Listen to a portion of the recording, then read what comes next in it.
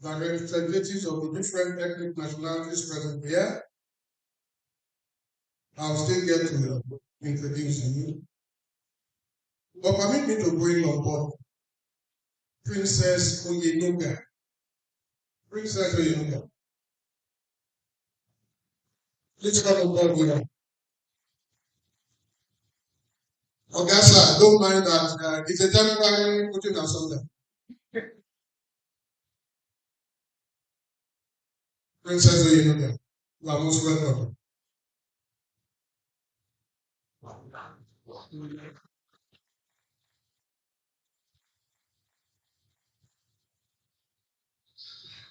We are expecting Alhaji Gombe, who is, he has been here, but he will still be back. We quickly went to see Governor Seyi Makinde.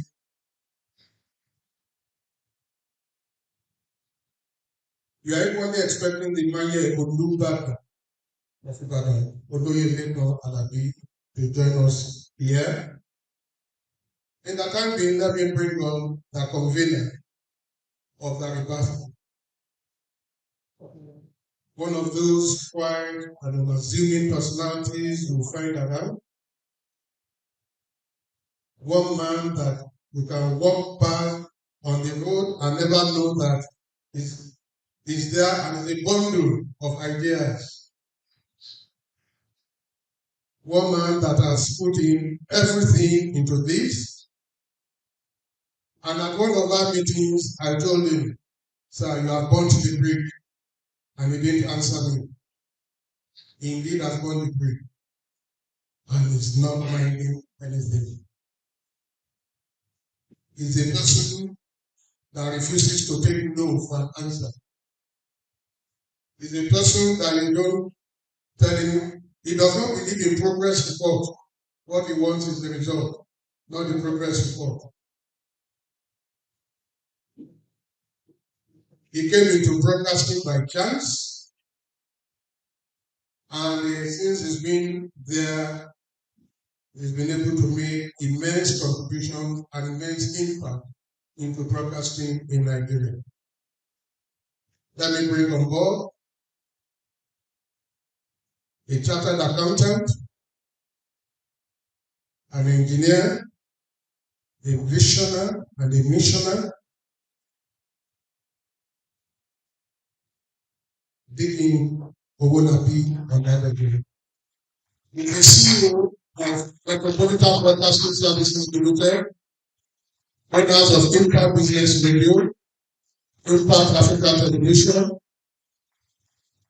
Impact School of Broadcasting and Communication, Impact Polytechnic, Adelayo Academy, Metro City Hall, and quite a number of others. Deacon Owolabi Onadebe, you are most welcome, sir. Let me also recognize the presence of some of the ethnic nationalities present here. Dr. Lomi Akpere is representing the Open Union. You are most welcome, sir. Mr. Kato,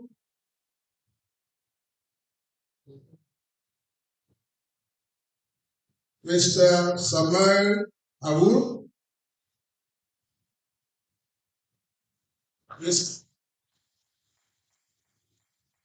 Mr. Oyenuga, sorry for the separation.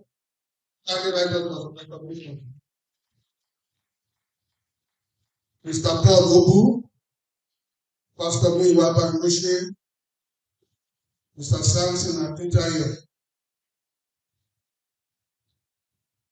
We also have with us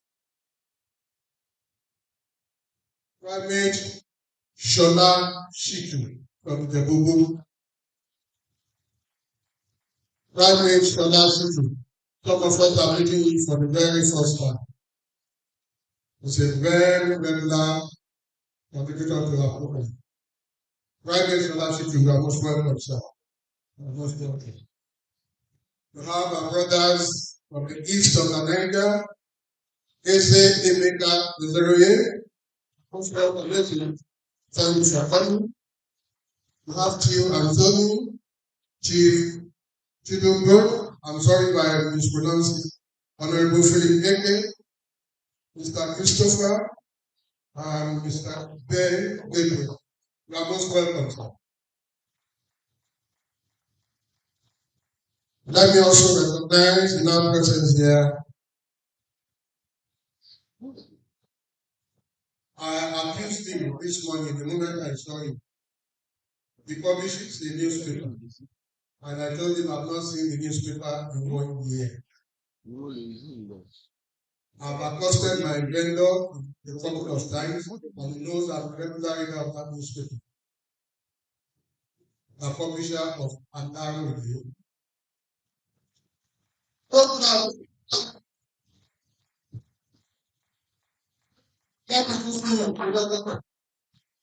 As a publisher of an Arrow Review, by your most welcome. Thank you for coming. Thank you for coming.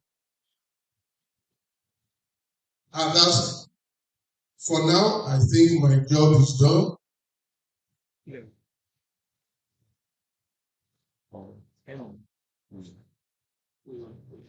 I have Reverend Adeoye Ismail, who is representing the chairman of the Christian Association of Nigeria.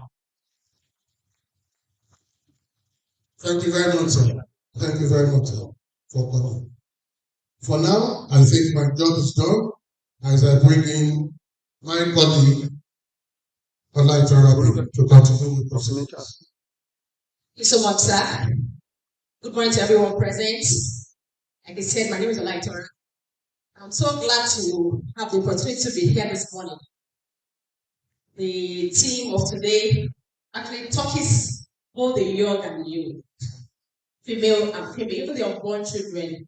Sometimes as a person, you look at Nigeria as a country, and you be like, what happens to us in the next few years? What happens to the future of Nigeria? And what happens to the future of the unborn children? Sometimes you'll be confused. Sometimes you will be unhappy. Sometimes when we move to shedding tears. Because as young as I am, I don't say I'm old. I know the country was never like this. So in the last 10 years, 15, 20 years, and thereabouts, life was actually very good. Though then we had challenges, we had our difficulties, we had our trying times, but as such, it wasn't as bad as this. So, I feel so glad to be opportunity to be here this morning. As we move on with the program, we'll start by reading the first stanza of the national anthem. We rise for the national anthem now, please.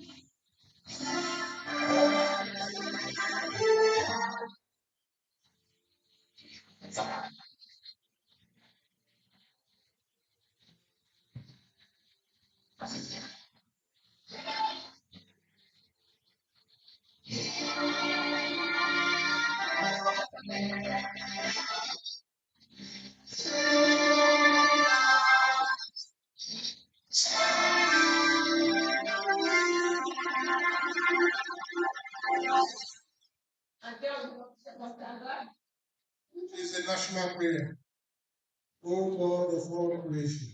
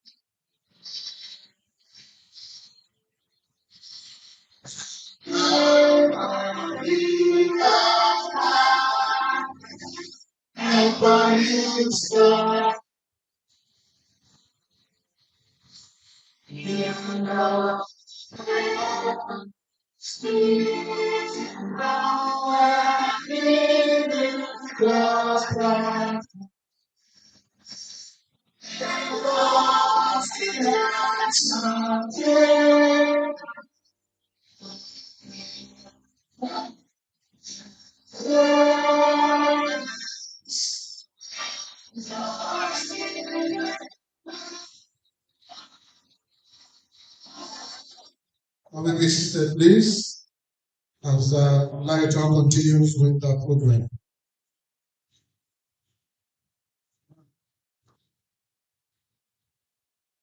We'll definitely get around to recognize you as well, but Lighton is taking over from me now. Yeah, once again, I welcome you all to this beautiful. I think it's a time to welcome somebody very special. Why my colleague, my father, my mentor was talking, was saying something about the king, and under the day I said, you didn't remember to say he's a vegetarian, full of humor. And there is one particular thing that I see him as a person. I tell God, no matter how great I have in life, always grant me that gift. He's actually helping. As a matter of fact, you don't know him as a person. If you meet him in our midst, you will think he's our colleague, or probably our friend. He has a way he calls us. Sometimes we are Shukura, sometimes we are Surani, sometimes we are Kausara. But all in all, there is one beautiful thing about him. He's just a down to heart person. Permit me to welcome my Oga at the top. My Oga Shukura, Oga Kausara, Oga Surani, Oga Lighto, Oga everybody. Oga Kabiru.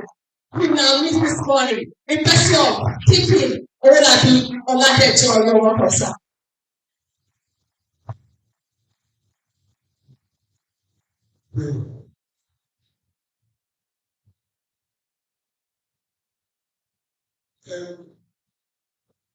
Kábíyèsí,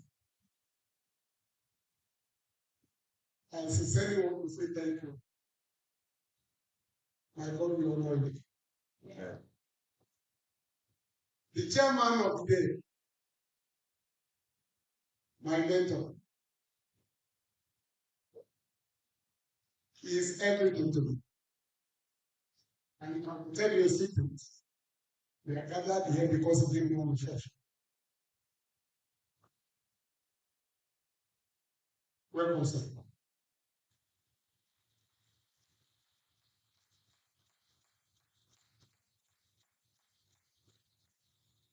Come, I love you.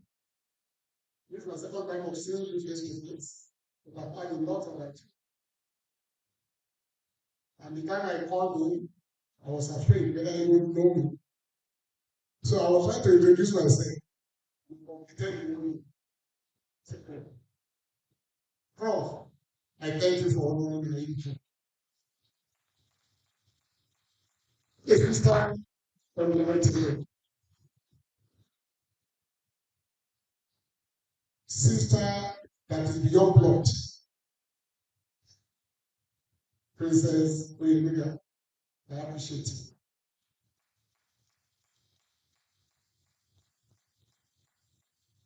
I have my Oga here, Alaroye. My Oga in everything. I've known the people God know in the face. Thank you. For the ethnic nationalities here, I want to specifically this permission to myself to say, I want to challenge you, not to welcome you. So, my welcoming you is actually fun. We are gathered here to challenge you. On behalf of the organizing committee, I welcome each and every one of us. I welcome those who are listening to us and those that are watching. We are listening. Like many countries of the world, Nigeria is facing maybe what I would call unique and existential challenge. This challenge will mean each and every one of us will have ask a question. Is Nigeria working for you? If yes, let's see what you can do to make it work better. Is Nigeria working for you? If no, let's see what you can do to make Nigeria work. And that's exactly why we are here. We are this symposium to explore how do we solve the problem that is tearing us apart. The Rebirth group is a non-violent movement and a network of support. We believe in Nigeria, and we believe Nigeria can be greater than it is. But for it to be great or even greater, you and I must have to accept responsibility to rebuild this country, the foundation of the church.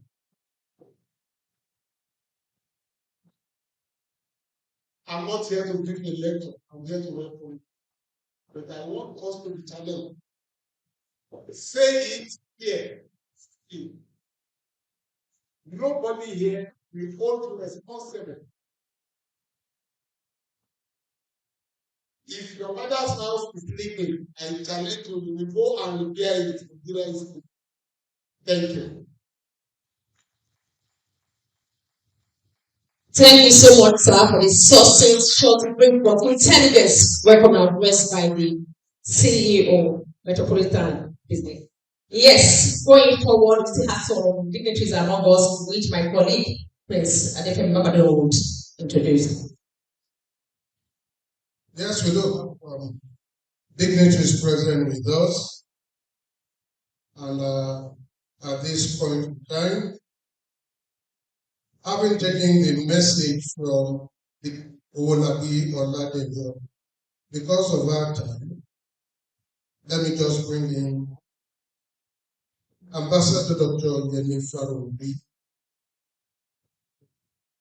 who I said has been a mentor to all of us and who has been a pilot for so many years.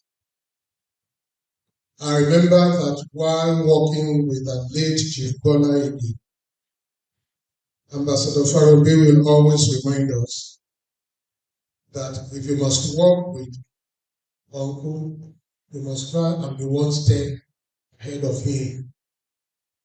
So he kept us on our toes, and up till this moment, he keeps challenging me, particularly with his vast knowledge when you talk about development communication.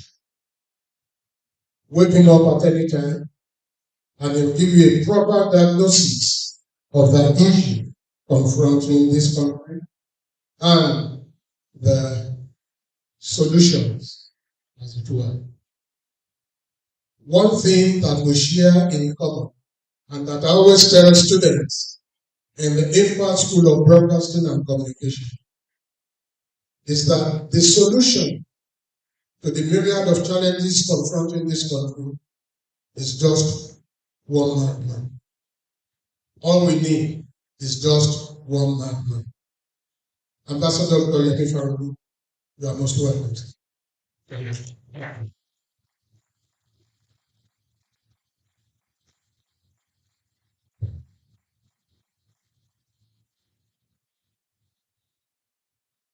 LBSC,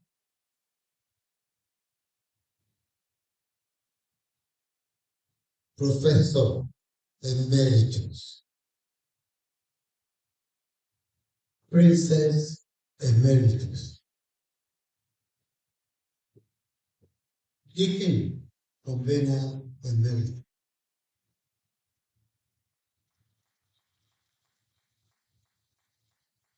A lot of you very distinguished people, particularly my brothers.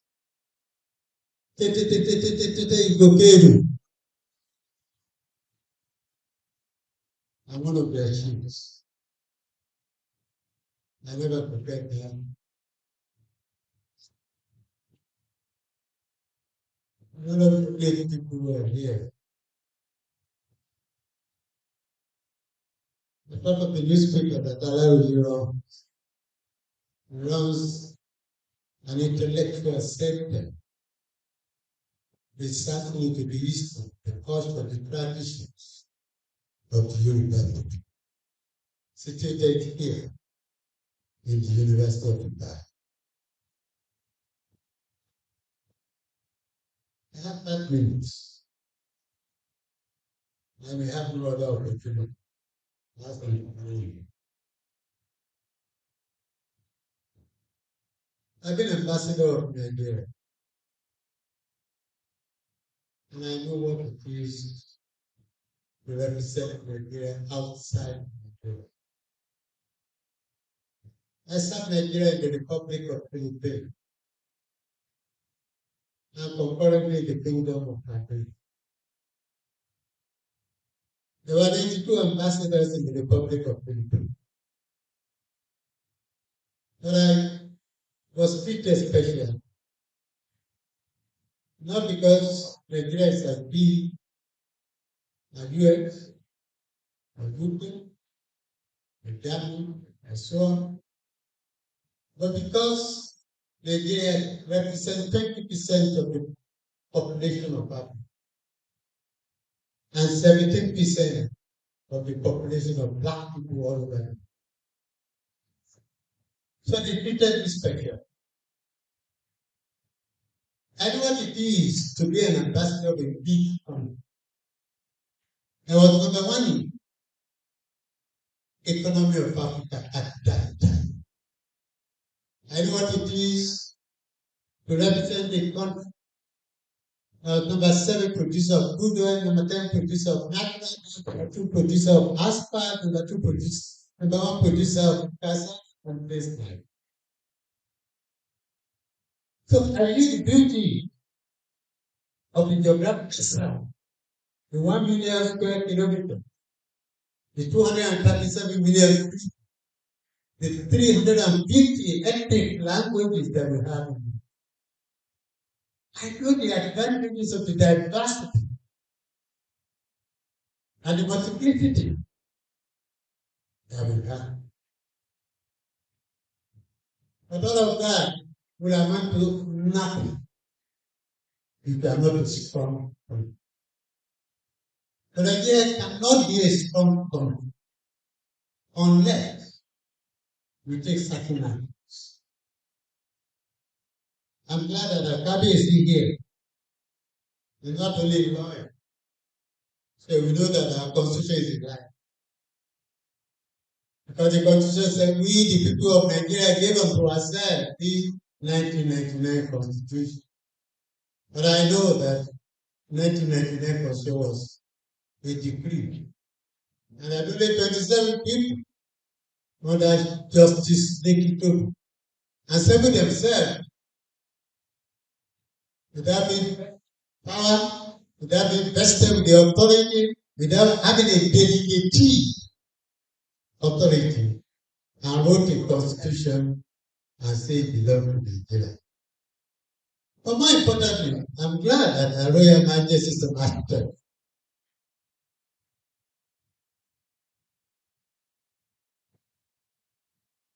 Every here in Bishop, Archbishop,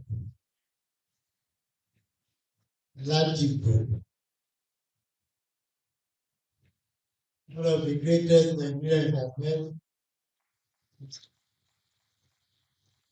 Not only is he a preacher, he's a teacher, the counselor, he's a prince. I don't know if I combine all of. But I was talking about it. If you have a story building,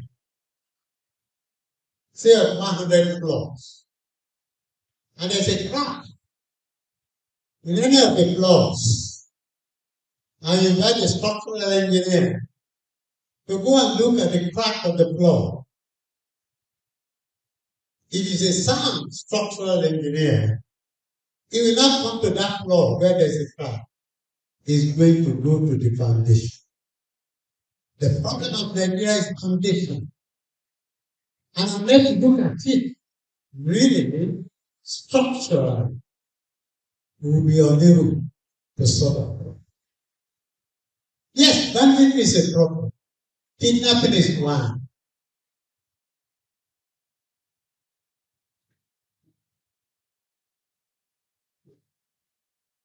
Economic depression. No fuel. Or when there is fuel, there's no money to buy it. Inflation, 32%. All of that are problems. But really, they are symptoms of the problems facing Nigeria. Today, we are gathered to recognize our heroes and to recall what is standard in our national anthem that the labor of our heroes' past shall not be in vain. What has happened to the agricultural revolution that my colleague Obama stood for in Greece? What has happened? What has happened to the industrial development that Sadona gave the north? The pyramid of grandmothers, the coconut, the cotton. There used to be 2,350 textile factories in Nigeria using cotton produced by northern Nigeria. Today we don't have 5 textiles. What has happened to the medicine from the north? What has happened? What has been educationally inspired revolution that Awolowo brought to the south? What has happened? Why is it that our yesterday is better than our today? Why is it that our best is yesterday? Why is it that today, yesterday, why is it that tomorrow will be better than today? Why is it that we put out of family father into practical son and daughters? Why can the East not be able to produce a God as eminent as Michael Obama? Why? Why can the South not be able to produce an Awolowo again? Why can the North fail to produce a handful? The golden voice of Africa. Why have we failed? Why have we failed? And I'm looking at why we have failed. We'll be looking at how we can get out of the wrong. Why is it that in Nigeria, you call a bricklayer to be the fence for you? The fence collapses. You want to rebuild the fence, you will bring the same bricklayer. Why do you do that? Why do you recycle the same people? Who says that the plug, the political sanctity of this was far back as 1960? Why are we behaving like Michael Sparrow in Spain? Same song, same sound, no originality. Why are we not improving? Why are we suffering from medical poverty? You go to churches, the sermons are getting poorer. You go to mosques, the wazis are getting poorer. You go to university, the teachings are getting poorer. Why is it? You listen to speeches to the president, you compare with the speech of Baliwa in 1960, you start to wonder, is it the same country? Why are we suffering from increasing mental poverty? Why are we not asking ourselves? Why are we relying on some people's oil and claiming that it is all? It is an opportunity today to look at this. Why are we collapsed? And how do we get it? Because I believe it is possible to get it. we are most welcome to this occasion. And I thank the convener for the opportunity of standing here before you. Otherwise, really focus of somebody else want to be talking to you. That person, the chancellor of the Lead City University. But he said I'm standing for him, and I hope I've represented him very well. So when we are going to talk about what is going on, please know that what is important here is it is how do we get. As Penny said, if Nigeria not Penny, Dicky, convener said, if Nigeria has been working well for you, if it's been working well for you, then you are one of the few liars that are in this country. But if it is not been working well for you, which is what most Nigerians will say, let us see how Nigeria can work better for the convenience of all of us, to make Africans proud, and to make the black who thought that Africa would be that luminant star on the permanent. God bless you all as we continue. Thank you so much, sir. That was a wonderful one from our ambassador, touching all the touchables and speaking all the speakables. And from my own hand, I would say, we have a sick child. It's not a big that the child is sick, but it becomes a biggest group. You cannot identify the source of the sickness and identify the solution or the cure to that sickness. It should be a disaster when we apply antibiotics for a child against analgesics. So from me to you, ma, as answers, what is the way forward, and where exactly are we going to? Moving forward on the program, we call on people that will give us the good messages. Later, over to you. Thank you very much, Like, for that. One of the things, perhaps, Ambassador Farouk forgot to tell us is, and I'll take it with an analogy. Sometime earlier this year, I had cause to go for a thorough medical checkup as directed by my CEO. I did this checkup, and after 4 days, the results came out, and I had to go and show the result to my personal physician. And when he went through the results, liver function, that function, this function, and that function, he said, Femi, you have a good constitution. Good constitution. He said, yes, you have a good constitution. And I saw one of the things that we should be challenging ourselves on today, which Ambassador Farouk have told us is, as a people and as a nation, do we have a good constitution? If we do have a good constitution, why is it that we are failing? Or why is it that we are failing? If we don't have a good constitution, this assembly to be able to let us know what we must do to ensure that we have a good constitution. Where do we stand in the scheme of things? Where are we going?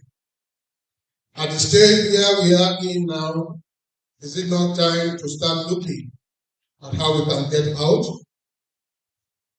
In those days in Nigeria, we had 5-year development plans, 10-year development plans, but today there are no development plans. States go cap in hand to Abuja every month to go and collect money from the federal government. That is what I call the feeding bottle. The mother will just give something to them. So as we go into the discussions, we'll be able to identify that. But before then, let me recognize the presence of the President General, the representative of the President General of Ohanaeze Enugu, Dr. Emmanuel Iyawu, that is Chief Ndidi Isiako. You are most welcome, Chief Ndidi Isiako. Can we stand up for the recognition, please? Thank you very much, sir. Oh, he's outside. He's taking an interview outside. Thank you very much, sir. We have also I don't know how to introduce him. Honestly, I don't know how to introduce this man. He's a bundle of talent, a bundle of wisdom, a bundle of history. And when you see him, when you come across him, he can just take you off, and there he goes.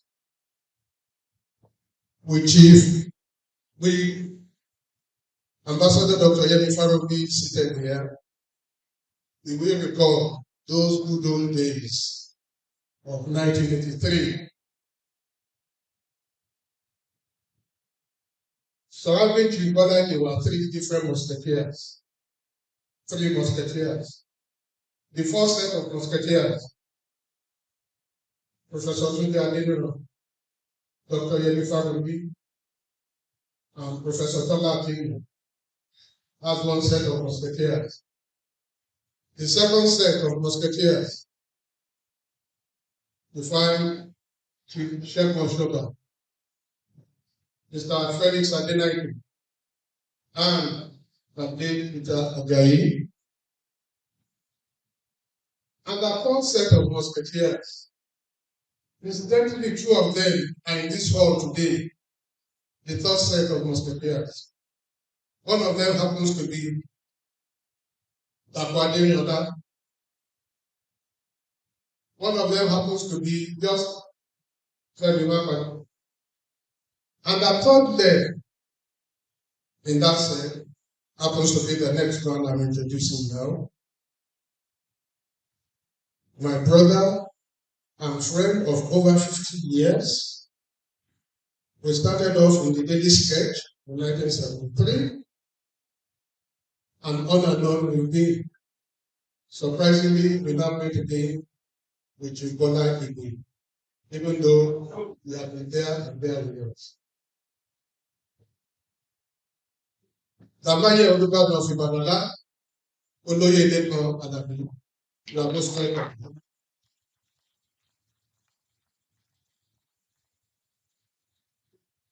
One of these days, we will come. Oloye, don't forget my and my bottle too. Oloye, please listen to me. Don't forget my and the bottle too. I hope remember.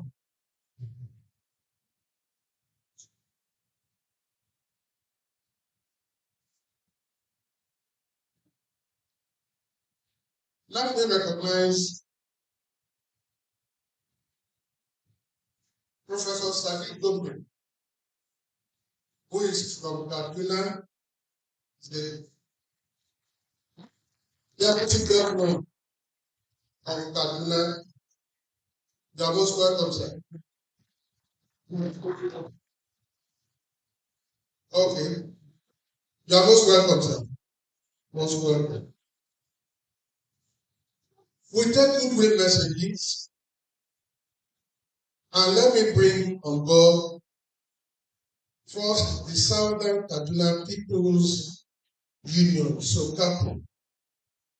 Southern Kaduna People's Union, for their goodwill message. Engineer Tabara, please kindly come up to give the goodwill message.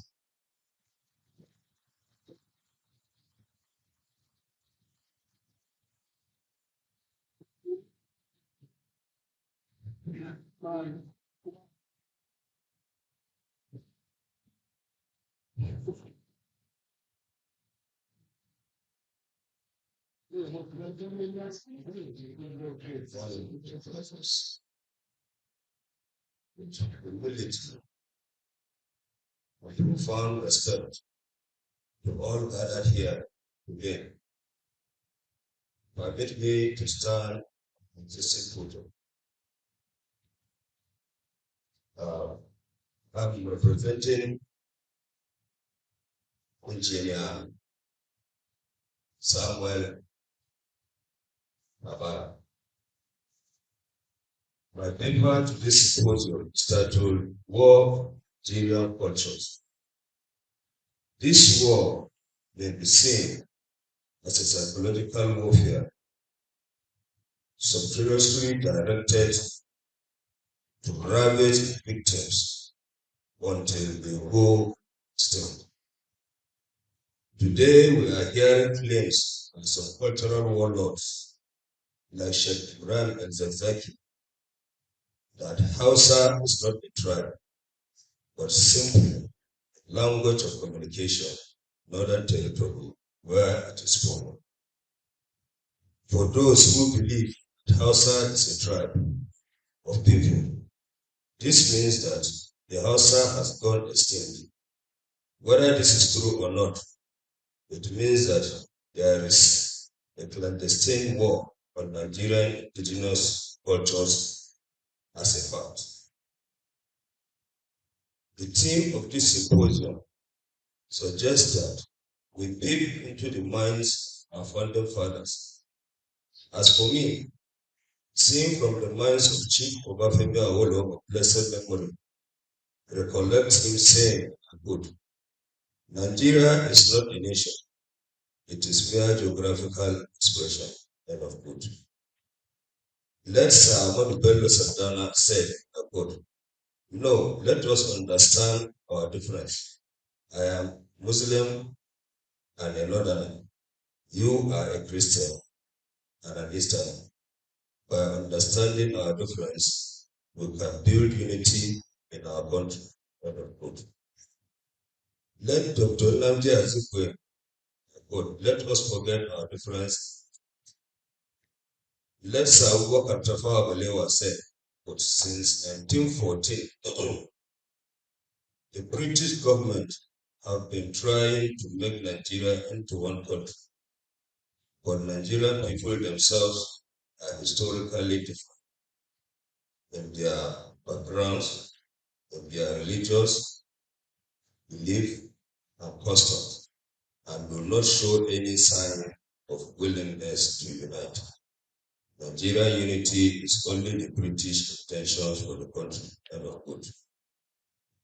General Yakubu Gowon, who fought 13 months civil war with the slogan, "But to keep Nigeria one is a tax," and also said, the basis of Nigeria's unity is not there. This shows that there was never a consensus among the founding fathers for the basis of nation building.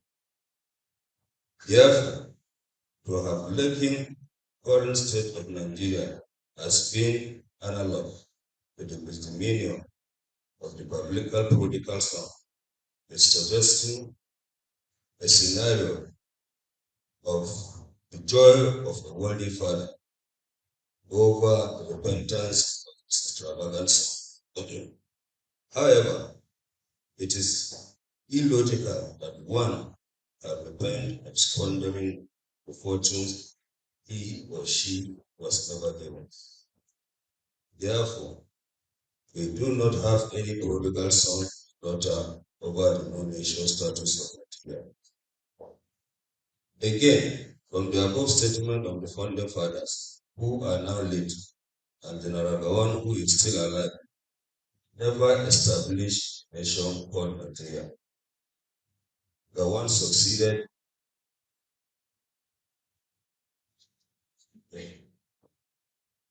in pushing Nigerians into living together by force. And the 1999 Constitution and orders before it enforced sustenance of the status quo. Where the founding fathers to be alive today, as suggested, they will not be disappointed because they never created a nation. There is therefore no surprise for them that there is no nation today. The surprise would have been for them to see Nigeria standing as a nation, not people living under coercion. You cannot lose what you never had or own. We are nationless today because a few insatiable greedy people want to own Nigeria as their family heritage and are warring against the native owners of the land for physical, cultural, and psychological fronts. The war on culture extends into the constitution section.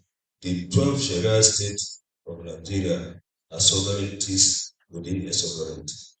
Secularity and religion cannot be all figment of imagination. Worsen because religion strives to eliminate secularity. Section 21A, the Constitution states that, I quote, the state shall protect, preserve, and promote Nigerian culture, which enhance human dignity and are consistent with the fundamental objectives, directives, principles of state policies. See Chapter 2 of the Constitution.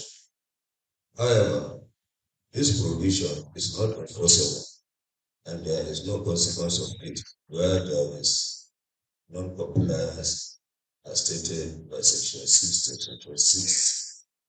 Thus, the judicial powers vested in accordance with the foregoing provisions of the section shall not, except as otherwise provided by this Constitution, extend to any issue of or question as to whether any act of omission by any authority or press, or as to whether any law or any judicial decision is in conformity with the fundamental objectives and directives, principles of state policy set out in Chapter 2 of this Constitution, and the attempt at nation building through federal character is encapsulated by Section 14, Section 3. Is enforceable, redundant. The law that is enforceable is no law. Chapter 2 of the same Constitution basis of articulating the second schedule, part 1 of the Constitution, and being the exclusive piece of legislation for the National Assembly, and same Constitution and same enforceable, then the competence of the National Assembly to propose change in it, looking at items 67 and 68, the list becomes possible. Consequently, the 1999 Constitution of Nigeria is, at best, a state captured, enacted, rather than an acceptable, workable template for nation building. This nation is reinforced by the incorporation of clause of restriction and derogations from fundamental rights expressed in Section 45, subsection 1b, that says, and I quote, nothing in Section 37, 38, 39, 40, and 41 of this Constitution shall invalidate any law that is reasonably justified in a democratic society for the purpose of protecting the rights of other persons, end of quote. Who are the other persons when the native owners, geographical expression called Nigeria, were not even mentioned in the entire Constitution? Our case has not to do extravagant brutality, prodigal son, but as well street, local and international robbery, conspiracy, to rob the native people of Nigeria their land and resources. Sovereignty belongs to the people of Nigeria, from whom the Constitution derives all its powers and authorities. Section 14, subsection 2A. The native indigenous people of Nigeria derive all its powers and authorities. Never bargain for this Constitution, its legitimacy, or otherwise, then topic for another day. Conclusively, permit me to submit that in our quest for nationhood, our best bet is to rely on only legitimate document for this matter, which is the 2014 National Conference Report of Foundation. Thank you and God bless. Thank you so much. Thank you for that good message. We really appreciate you. Moving on, we'd like to acknowledge our online participants who are there to watch us live and direct as the program progresses. And that's to say that you can also watch us live on Impact Business Radio, IBR 925 FM, on our Facebook, and Impact TV, on all our social media, and also on our Impact Television. We are there live as we run the program. Moving forward, I would like to acknowledge the presence of the presidential candidate in 2023 election under Kowa Party, in person of Dr. Shino Fagberu Biro. Welcome, sir. Byron, 2019, I have here 2023, I'm sorry. Thank you, sir. And we also have Prince Ayo Oladibolu. Thank you so much, sir. So sorry about that. Those I have here. And I have His Grace Ayo Oladibolu. Thank you so much, sir. Do not forget, we are online. Facebook, Impact Business Radio, that's IBR 925 FM in Ibadan. On our, we have Impact TV, Impact Television, on our social media handles like YouTube, Facebook, we are there live and direct. Before we call on, good message from Khartoum Alumbe Italy. You're welcome, sir. Over to you.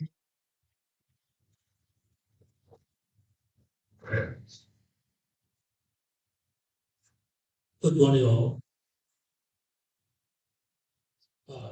My name is Sumaila Sadi Auta, Chairman of Hausa Salsa Development Association of Augusta. I representing Hajia Kalsuma Olabi. The global message is Nigeria has to self-emancipation. Please permit me to stand in on the existing protocol. I extend my very passionate greetings to organizers of this event and a special appreciation to my fellow houses near and far.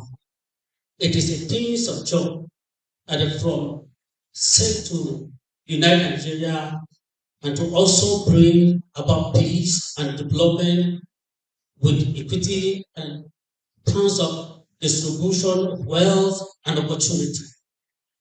I believe that the outcome of this meeting will be evidence benefiting to the native people of Nigeria, excluding the Fulani. This gathering will only be meaningful and achieve its aim if it is guided by the truth, not fear, hypocrisy, selfishness, self-aggrandizement, or goods, or greed among us. We must be guided by the spirit of patriotism over our native land and people. It is interesting to mention that the Hausa are the most abused, short and changed dehumanizers of native of Nigeria for over 200 years of Fulani dominance and still counting. We are brainwashed. Western literacy and education only to be used, misleading and exploited by Fulani, and for the very few houses that manage to get Western literacy and education, they are being marginalized in items of opportunity in areas of employment, and further they are school administration. They are also denied for the courses of their interest in the further study. They are denied their joint career employment in government, in private organization, including the military, police, paramilitary, law, medical, etc., etc. The information is necessary to you against the backdrop of lack of adequate knowledge of the houses and prevalence of mutual distrust between you and us. We apologize over our previous attitudes towards you, and we forgive your past. Uncomplimentary attitudes towards us. We are now starting to build a meaningful relationship on a new page. May God help us. Amen. It is working noted that the Igbos and Yorubas are agitating for the separation of nations for themselves. The Igbo have a genuine reason to want to separate because the Nigerian state has been very unfair to them. Even since the Fulani masterminded civil war against them ended being very unfair to them. Even since the Fulani masterminded since 1970 until today, opportunity the Igbos believe that the Hausas were behind their tribal,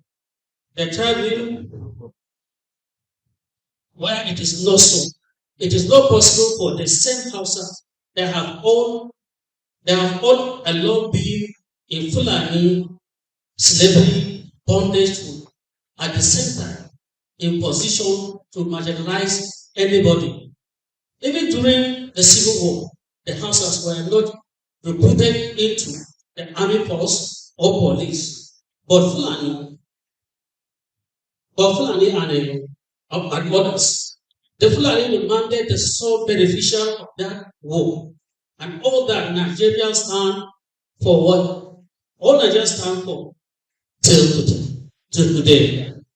The Yorubas also have genuine reason to want to separate from Nigeria because to them, the northern Nigeria, which is self-dominated by the Fulani, even as a minority group, is more or less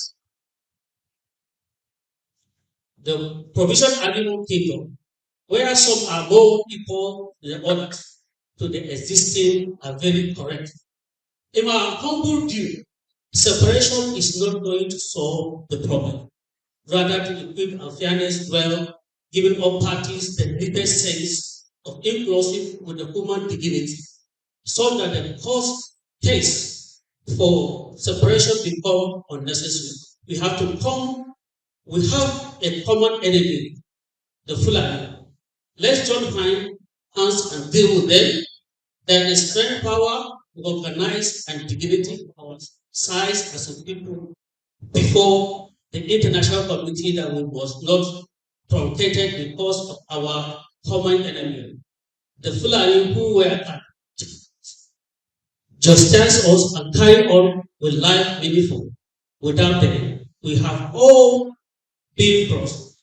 We have been crossed by the Fulani, and that is who we shall get right of them and have hope. As today, Nigeria have clearly understanding of the distinction between the Hausas and unlikely the past. Devious identity called Hausa Fulani was found out by the Fulani, which they used to intimidate and manipulate other Nigerians. The finance.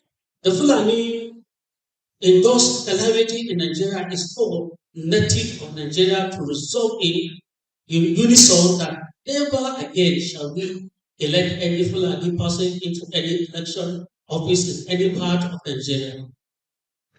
I believe in resource control. There is no barren land in any part of Nigeria.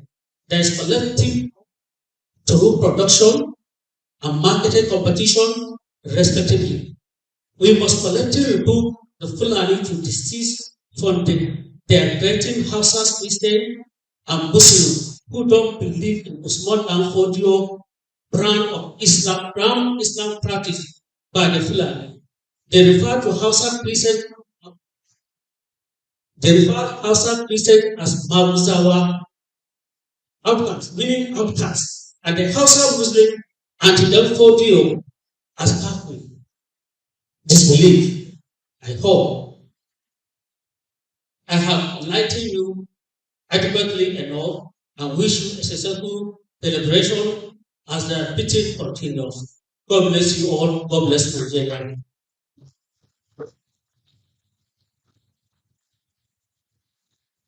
Thank you so much for a wonderful job. Well done. I really appreciate you. It was so comprehensive and it actually touched all the touchables.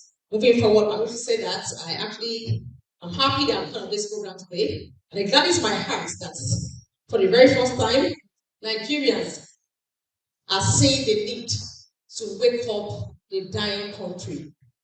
And as we are doing this, I want to say this. There are cases of kidnapping, banditry, corruption, fraud, and all the likes. These crimes are not committed by angels. They are all committed by myself and yourselves. Meaning Nigerians are the one killing our country. Hence, what do? I think it's time that we tell ourselves to kill corruption in Nigeria, we have to kill corruption in our mindset. Thank you. Femi, over to you. Thank you, Lighton. We are getting somewhere. It's time to tell ourselves some home truths.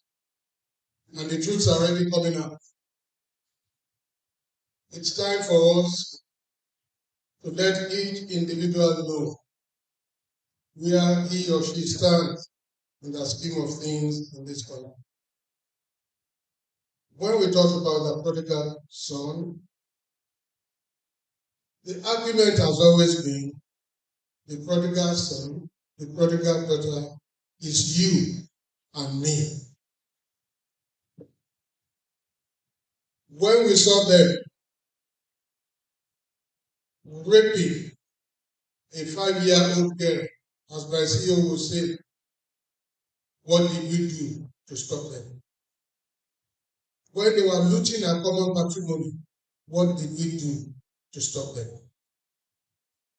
Some people say Nigerians are very resilient.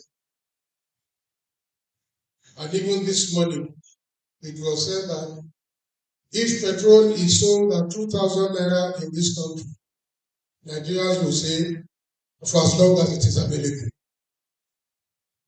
For as long as it is available, that you can just drive into the filling station, buy and go away. That is who we are as a people and as a nation. Permit me now to bring on board our guest speaker for today. I already said something about him.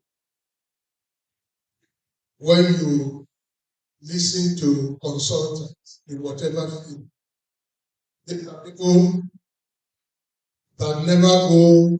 There are some people you see on this hand, and when they go for that, they say, and on the other hand.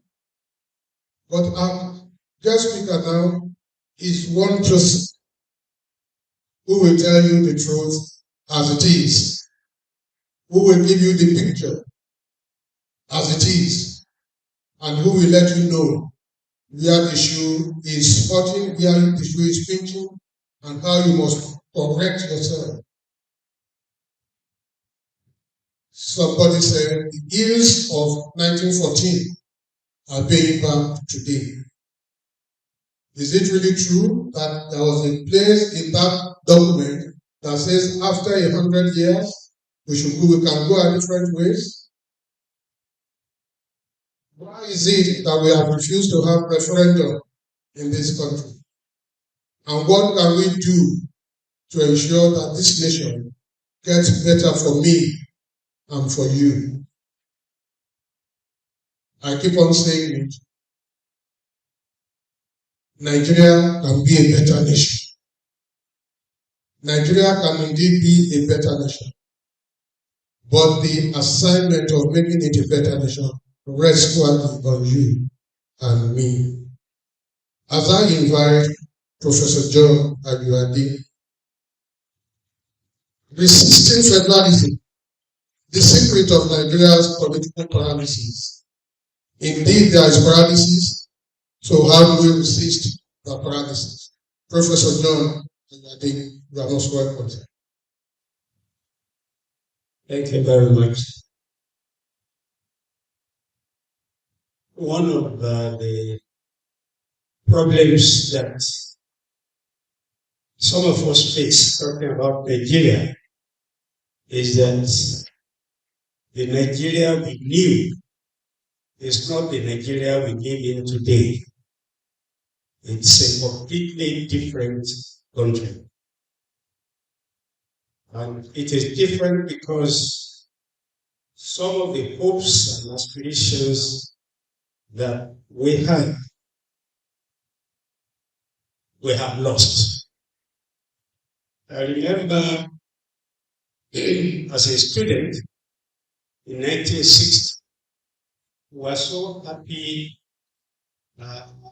seeing the British flag taken down and seeing the Nigerian flag hoisted.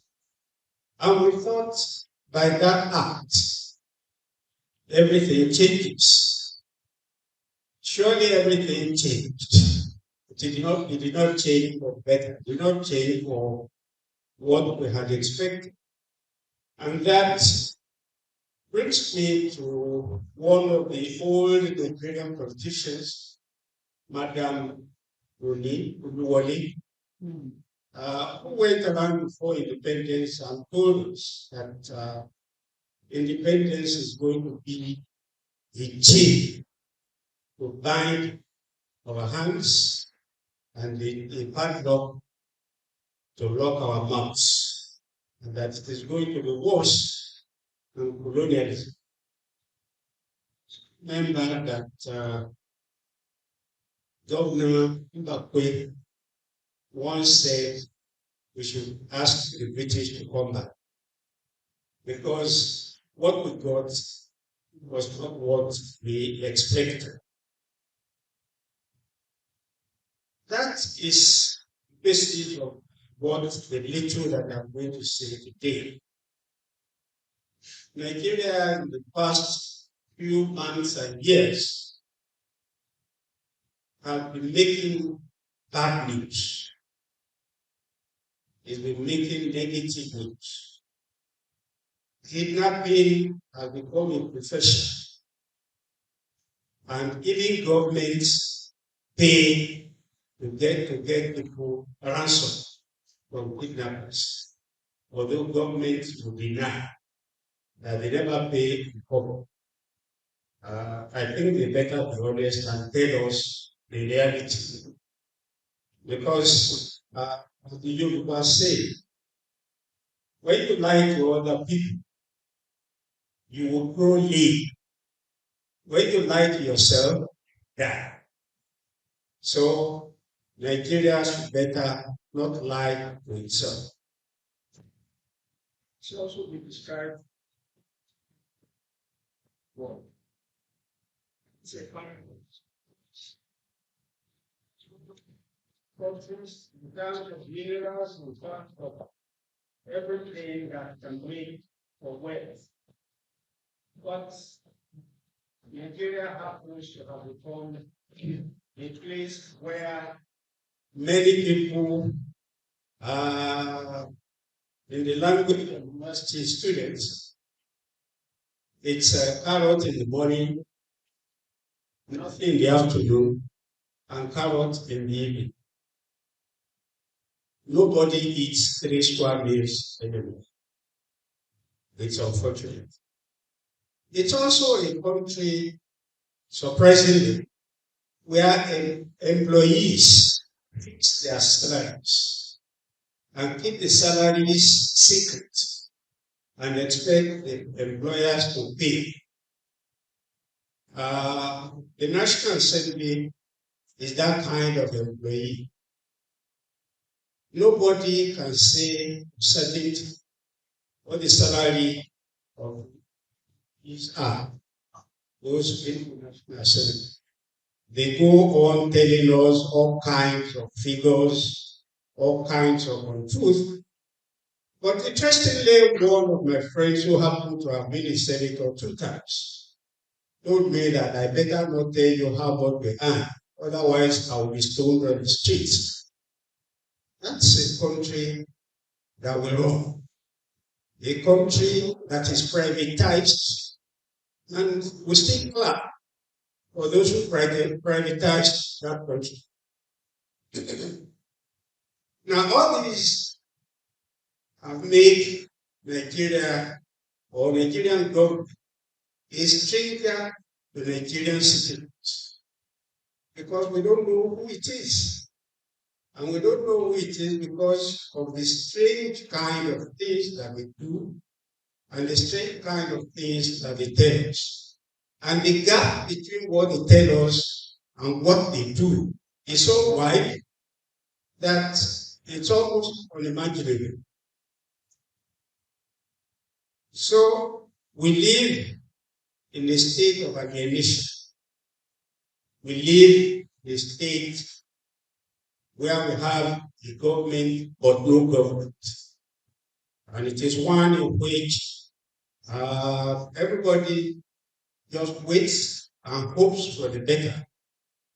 But the better has not come almost in a lifetime. Now, the alienation that we talk about is, in a way, a carryover from colonialism. I grew up hearing people say, you don't sweat when you do government. That's a state of alienation because nobody sees government as our government, although we say it, but in reality, it's not true. For government to become a friend of the people, government must become physically and substantively close to the people. Government must bother about the people. A government that does not bother about the people definitely is a cheat. A government that is so distant cannot know what the people feel, therefore cannot do what the people want. So a government must be physically close to people to know how they feel and to do what they want and what they need. Now, the situation that we're faced is one in which government, and of course, because they don't live with us, they cannot think, they cannot know how we feel. And of course, know that once you elect people, they relocate, they move to government reservation areas, and to fortify themselves, they hire guards. And to make it worse, they also buy Alsatian dogs. And you go near them at your own peril. Those are the representatives of people. People that you can no longer move near. People that you can no longer talk to. In personal experience, they once told me that I should lead a delegation to congratulate somebody who won election as governor of a state. And fortunately, because I know who they are, I said, okay, book the appointment and then invite me, I will come. For 1 year, they have not been able to book the appointment. The man has become a masquerade. And it's worse than Odu. So our elected people who live in GRAs and they are inaccessible, and they think for us without knowing us. Nigeria is a big country, 356.6 thousand square miles, with 250 ethnic groups, speaking over 500 languages. That size of country is only governable through a federal system, because a federal system is the only kind of government that brings government close to people. You don't government people in absentia. You don't govern people from a distance. In fact, in Europe in those days, in the days of the Habsburg Empire, the Habsburg Empire was so big, it was almost the whole of Europe. The headquarters was in Madrid, in Spain. And people ridiculed that empire in those days by saying, if death is coming from Madrid, I will be immortal. Because death will not reach the end of the empire forever. And so, when a large country chooses to operate a unitary government, it will self-deceit. It's unworkable and it's a lie. So, Nigeria today has been a pretender to federalism. It is not a federal country, and it is not even a republic, although we call ourselves a federal republic of Nigeria. A republic implies a people-based, focused, people-directed government. That's what the Greeks meant when they talked about a republic. Nigeria is not that. It is not a federation, and the late Ezekiel described Nigeria as a feeding bottle federalism. It is one in which, like babies, the states get paid. They must go to Abuja to receive the check. If the check is late, God save the states. And so, it's a feeding bottle system. So, the first attempt at making a federation was in 1954. And in 1954, there were 3 regions. And the 3 regions were said to have formed a federation. The Secretary of State, Little designed the Constitution and gave it to us, whether you like it or not. Of course, take it or leave it. And of course, to leave it is to make the British happy, because you are not free anyway. That Constitution enshrined one rule why a federal cannot succeed. The rule is that one part of the country was bigger than the rest put together. And therefore, that part of the country decides all issues. If issues are going to be taken on the basis of population, size, and whatever, only one country, one side of the country is enough to make that decision. Of course, making that decision means that the government was government of the region for the region and the rest of the country. So, any federation in which one part of the country can take all decisions in spite of what the others think is an unstable federation. In fact, it's not, properly speaking, a federation. The second reason why The 1954 Constitution was also not a federal constitution because it cannot work. That Preston King, one of the experts in federalism, argued that a country in which one part of it, one dominant part of it, is more monarchical than democratic, definitely federation will not work. It will not work because a monarchy is a centralizing institution. A monarchy is unitary. A monarchy is not a federation, it's anti-federal. And therefore, in 1954, the dominant religion was a monarchy. It paid more attention. In fact, the British also made sure that they come to the point that nobody else mattered except them, as and the rest were just followers and passengers in the government. So for those two reasons, Nigeria was not a federation. Apart from not being a federation, even when we operated it as Brazilian, a federation in which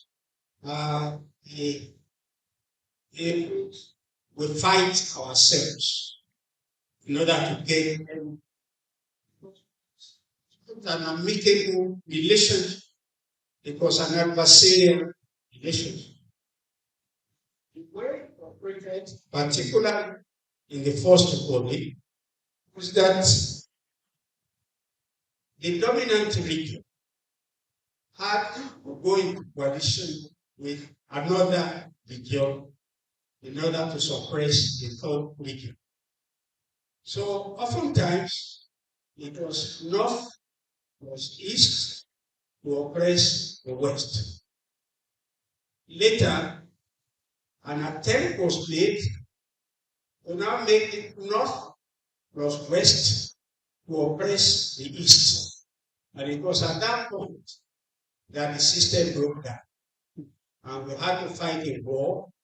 And even at the end of the war, we patched it up.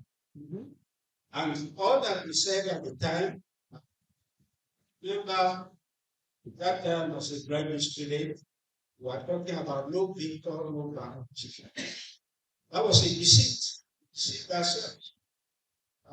It was an attempt not to talk about what brought us to the state that we were. Definitely, all of us lost in our. Nobody won. All of us lost. And a war in which everybody lost is an insane war. Insane in the sense that, and we started congratulating ourselves. And that part of congratulation that we did is part of the same sin that we're suffering today. So, federalism, the way it was operated in Nigeria, is what the Romans called divide et impera, divide and rule.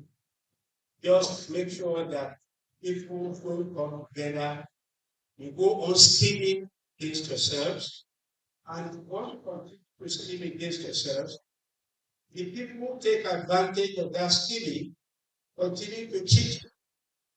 So it's a diversionary kind of government in which we now allow the people to fight against themselves while the thief continues to plunder.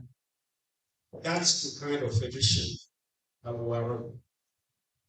It was also a federation of rat race. Federation of rat race. And in the universities, we always tell ourselves, if you're going to win a rat race, just take rats. It's only a rat that can win a rat race. And so all of us Nigerians are rats. So the North one is a big rat. Even when it used to go, the East was a big rat. But the other rat will not even allow that rat to enjoy that status. And so it was the situation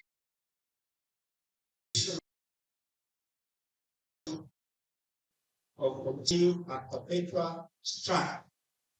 So governance was facing it, fighting, scheming, underground, backstabbing, and so was the order of the day. And today, we are making another one. Poaching federalism. Poaching federalism.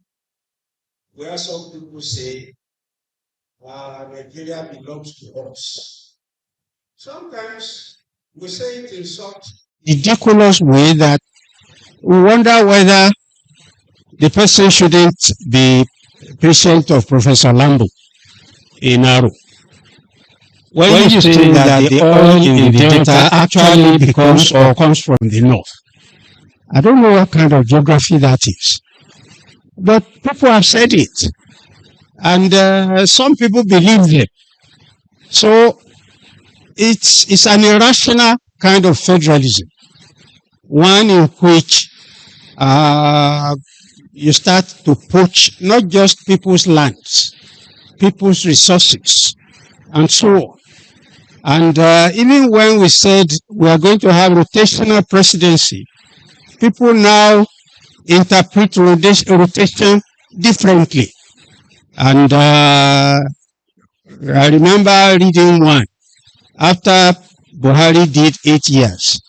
Some people said the North has not completed his term. And he did a kind of arithmetic that I think, if somebody in primary one said that, he should definitely be incarcerated because he will be a very bad adult if we allow him to grow up.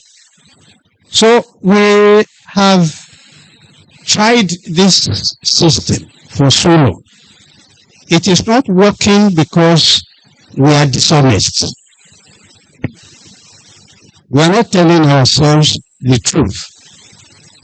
And so today, I want to say that for us to get back into line, we have to do a few things so that we can get out of the wilderness which we find ourselves. The first is that we must all agree that we want to establish a federation in which all states and all people are equal, in which nobody is second-class citizen. From personal experience, I worked for 6 years at the Center for Democratic Studies. The post became vacant, and it was during Abacha's time that it became vacant, and they were to appoint another Director General. My letter of appointment was written. It was on the table of the Secretary to the Federal Government for 3 months, and he did nothing about it. He did not sign it. One day I decided whether it was going to work or not work. Whichever way it went did not matter to me anymore. And I went to the Secretary to the government and I asked him what's going on about the appointment of the Director General. And he said, government in its wisdom has appointed somebody and the announcement will be made soon. And of course I knew who it was, and I said that cannot be wisdom. And the man said, you come to insult me in my office. it could not be worse. So I told him, this is not your office. By the way, this is not your office. Government office. I had dealt with a secretary to government in this office before. And I don't think that it has changed. And the man said, he then asked me to get out of his office. And of course, I told him I'm not getting out. He then told me, okay, if you will get out, I'll get out for you. And he walked out. So it's, you now appointed somebody for an academic position, you appointed somebody who is an administrator. And somebody that I myself employed. And somebody who was in primary 6 when I graduated from the University of Ibadan. I said, that cannot work. So that was the situation, and I eventually left the presidency. I left the Center for Democratic Studies. And of course, they went on, and the man couldn't manage the place. Eventually, at a Federal Executive Council meeting one day, General Abacha asked, tell that professor to come back. And fortunately, I was already on my chair at the University of Ibadan. And I said, I'm not going back. I don't say good evening. I said good night. It's unnecessary. So, and that was the story. That was the kind of system we were running. Now, we must establish a federation in which all states are equal and all citizens must have equal access to what we call our government. Second, the federal government must be a small and smart one, not the kind of Frankenstein that we run today. A government that is too big becomes a unity government. It does everything for everybody, and it's an octopus. It's a Frankenstein.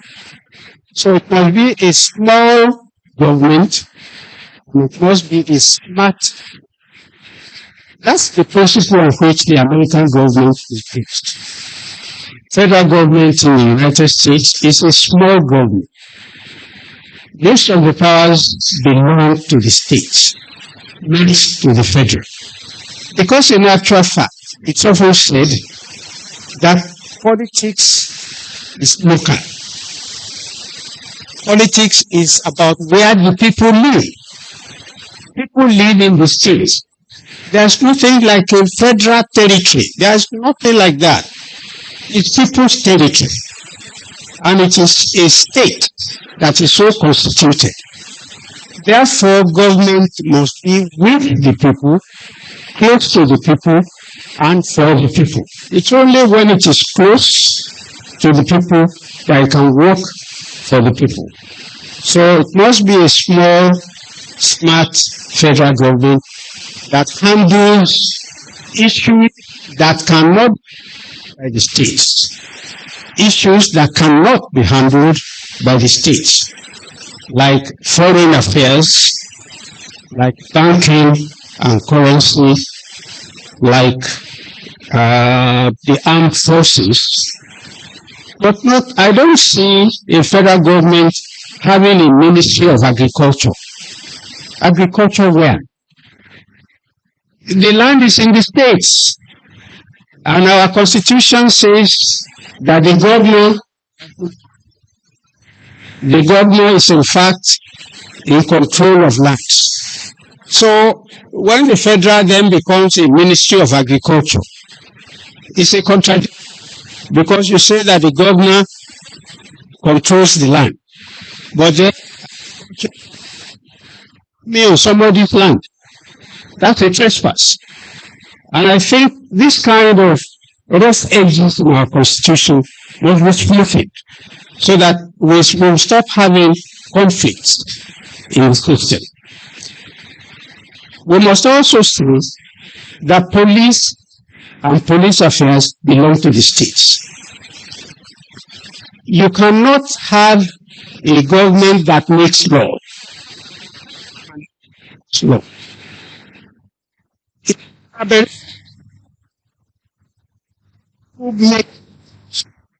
Must be able to interpret and enforce. Now the states will make laws. You now run to the police, which is federal, to enforce the law for you. And of course, that has created some in the past. Governor of Rosati Central State or so at the time went to Maiduguri with police escorts. And because he had done a few things and said a few things, they withdrew the escort while he was on travel. So it was left so if there were bandits those days, have been a distinguished key. So you cannot go on running this kind of haphazard government and expect that you will have results. Now, Albert Einstein said that if you do the same thing over and over again, and you get the same result, it is insanity for you to continue to do it. Nigeria must not be insane. Let us change the things that we have been doing, which are not working for us. So police should at worst be shared between the federal and the states. And those who are arguing that there will be the police IG, I don't know who advised him, said it will be misused, it will be abused. Now, are the people in the states different from the people at the federal? Hasn't the federal also abused police powers? I mean, it was futile for him to argue that. Because of that fear, you cannot take it from where it rightly belongs and give it to where it doesn't belong. It's simple. And then derivation, which is basic to fiscal federalism, has to be adjusted. You cannot go on exploiting minerals in a place where the people suffer all the degradation and people suffer all the climate change and so on. And then you ship it out to faraway Abuja. The people must benefit from what God has put under their soil. That is a simple logic. It would amount to imperialism for you to go on exploiting resources of a state and then you carry it out under whatever name. And you now go and give pittance to the states. So I would suggest that under no condition should derivation be less than 25%. It can be more, but not less than 25%. Now, it is only when we adjust the system in such a way that people's welfare is taken account of that there will be peace. No country can develop in turmoil. No country can develop in warfare. No country can develop when people are spending more time thinking about how to fight the other side rather than how to produce. And so we must create a peaceful atmosphere. But above all that, it is also important for us to have civic education. Let's first and foremost educate all Nigerians. Let us first of all educate all Nigerians that good government is in our interest. And that the only way for us to have good government is for us to have good citizens. Because the people who make governance impossible are also some kind of citizens. When I was in primary school, they talked to me about good and bad citizens. Some of those characters, it does not matter whether you call them distinguished or you call them honorable, are bad citizens. And we must, everybody in his constituency must take care of their own bad citizens. Thank you very much.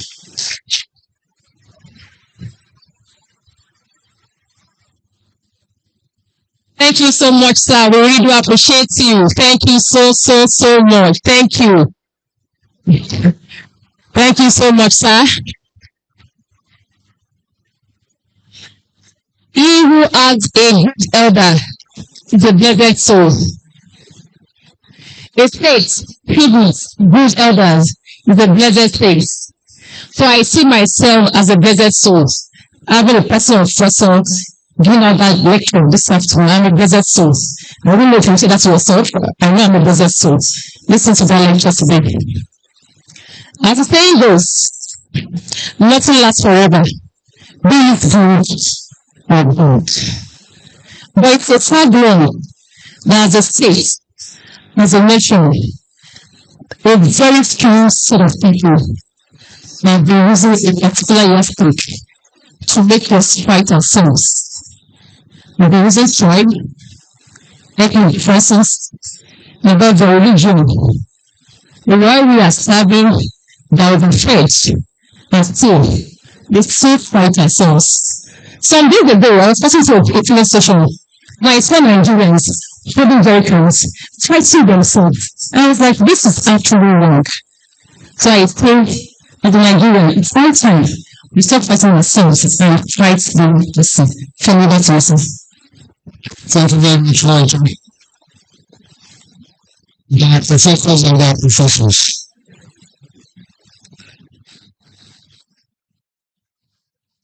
One professor you are doing was copying. I noticed that in this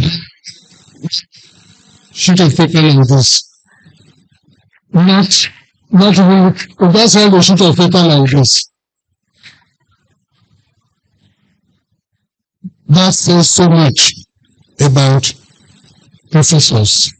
That says so much about teachers. I remember a story one of my friends who was in his class told me. This person was actually he was here for the master's degree program. And anytime Professor Yadin went to take the seminar, that was a 3-hour lecture. He said even after he's left the class, they will still keep on writing. They would not know that they will not lunch after 3 hours. So please join me in giving him.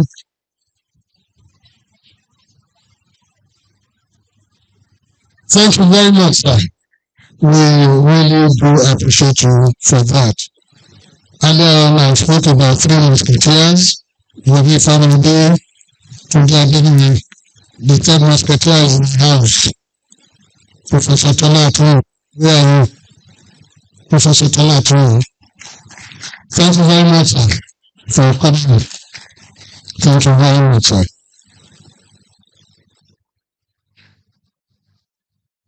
The next item is also an address, the keynote address by Professor Usman Bugaji, who is equally represented here.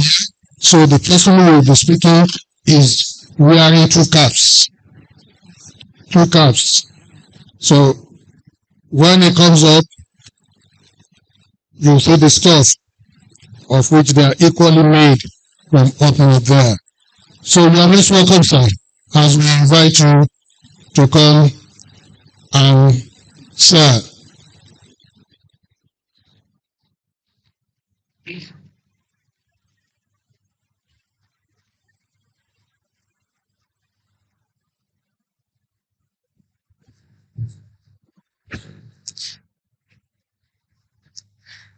dear neighbors and TV,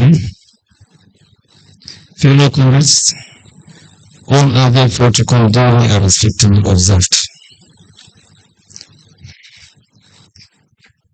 When really I found myself into this type of government, and particularly at the University of Ibadan, there was finished university and the rest of the country. The center of excellence, and the one that produces the greatest of a number of distinguished, eloquent intellectuals, which will be any other institution in the western part of the world. I always find on top whatever we need to be discussing to be judged.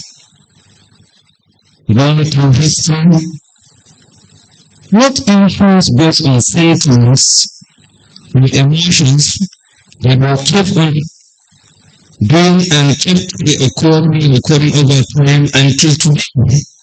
We are where we are. I am sure you can talk about that. I'm just forgetting myself. Going through to some of us, we are present people are talking of constitution. It's the media constitution. It's not people constitution. It's not this. I left over it. When I have my reverence, I will stay here and I am ready to be educated. Person I regret of ever having from me generally in constitutional review committee. The distinguished Nigerians, professors of law, captain of industries, and many others that were selected with the great intellectual, business politicians, academia, and co are the ones. Be it because it's under a military empire, so doesn't change it from done by Nigerians with different backgrounds, of different expertise, and so on. So we cannot be deceiving ourselves. It's a constitution under Abacha, under Ogun, a military constitution, is under. When we have the great friends in Nigeria that were selected across the belt, and at times, even ancient part of the nationalities were asked to nominate members to that constituent assemblies or constitutional review committees. So I think the issue is not just about the structure, it's about those that are running the structure, the managers of the structure, and so on. It's just like politically, whenever I have an opportunity, I used to say, those that crafted the Nigerian constitution, particularly the review of 1999, they did their best in such a manner that if you are to aspire for the office of the president, there are some certain basic criteria for you to satisfy for you to be elected. One of the key criteria is having 25% of 24 states, having 25% of the voters in 20% of the population. Whereas they give us an impetus whereby there is no way a northerner or a southerner will just emerge as a president because he's a southerner. There is no way. Because when you are a northerner, you are coming from the region that have 19 states, you need 5 more states outside your region to be able to be elected. If you are a southerner, you are coming from 17 states, you need 7 more states from the north for you to be elected. Which you must need at least 2 zones from the north. If it is not something of the basic state plus 1 from another zone.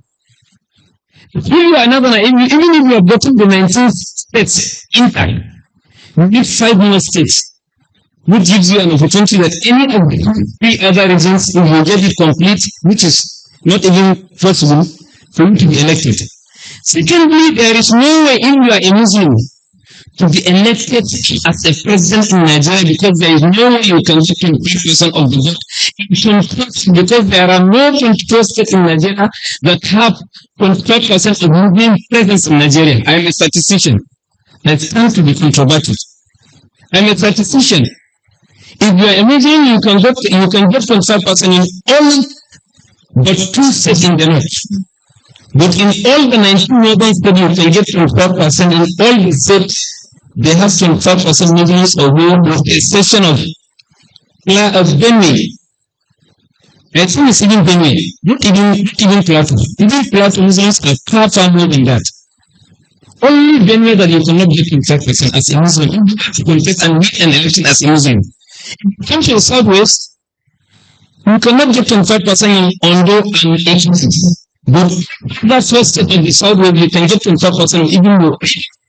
Most of the states in the Southwest Muslims, I can say based on my statistics, are majority. In Osun, they are majority. In Osun, in Ogun, the same. So that means if you have 25% in 78 states of the north and 4 states of the Southwest, that means 21. So you will not be elected president of Nigeria, no way. Because the entire South and Southeast, there is no way you can get 25% because there are no 25% Muslims in any of the South or Southeast states. It's even easier for a Christian to get 25% in 24 states in Nigeria, but certainly you cannot get the majority of Muslim votes. There's no way. Because a Christian will get 25%, all the 17 states of the West, of the South. And you can get 25% in Kaduna, Flato, Southern Borno, and so. So that means it's even easier. He was just the prophet, the constitution say you must get 25% 25 states. Nigerian must participate and exercise his franchise with every elect who will be his leader. So the onus is on us Nigerians if we fail to exercise our freedom to live up to our responsibility as citizens, as elected citizens, to elect competent, with good characters, with the capacity, with whatever. If we decide to elect the kind of people we are electing, we will remain where we are. It's about everything, it's about leadership, everything about our problems centered on leadership. It's just like what Nigeria did in 2023. In 2023, yes, Bola Tinubu was elected president, but with how many numbers? This is the first time in the history of Nigeria. And I'm going to give the numbers. That a president will be elected with less number of any other president elected ever in the history of Nigeria. One, he was elected by 8.7 million. Out of 24.something million that voted. Meaning Nigerians in actual sense, they are not happy with the ages of Buhari and the APC and the monumental failure of the government, and they decided not to vote for APC.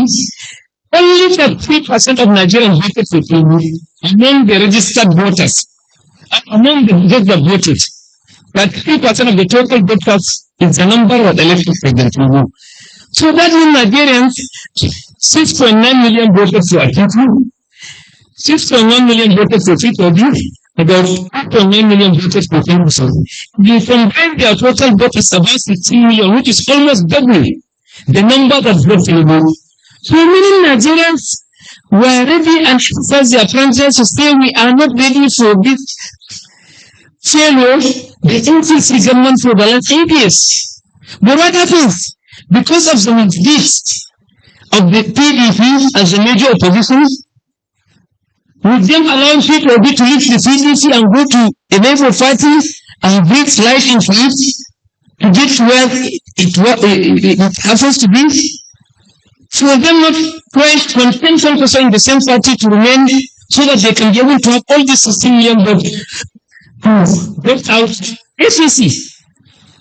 So in reality, the common Nigerians is not their problem, it's our problem, particularly elite. Everything about our problem in this country is elite. Elite will fail to have an elite consensus to say what kind of country do we want to have. Is it the issue of trying to stay here and discussing Fulani, saying Fulani, everybody in Nigeria, every friend said Fulani? There is no way you cannot expel them out of Nigeria. I am a proud one. And I know I was in this hall in 2017. Myself and Brad were on this item with a program that took place here. And I saw the organizers. Dear places. The first person that read that in the first 2 years was a monumental failure, and the government is clueless, and we have to do everything possible in 2019 to get it out. Not minding I'm a Fulani, I'm a Muslim, I am coming from Ghana. Because I follow the statistics. This is a Buhari that if you are talking of Fulani and Co, go and see the most wretched state in Nigeria today. If we want to say the most wretched state in terms of all indices of human capital development in Nigeria today, first, Katsina, Zamfara, Sokoto, these are the worst state today that whatever you can think of development, go to UN agencies, ask their data, see what you can see. They have 80-something% out of school children, 97% poverty index, below poverty level. When in Lagos or you have 90-something above, only 3%. The reverse is the case in the north, in particular. In Northwest today is the worst hit by insecurity, is the worst hit by out of school children, is the worst hit by poverty, is the worst hit by lack of healthcare development, is the worst hit by lack of infrastructural development. The fact that Buhari spent 8 years as the president. So what does the Buhari 8 years benefited Katsina people that he came from? What does the Buhari 8 years benefited the Northwest that he came from? He made them and left them the worst of zone in the entire country.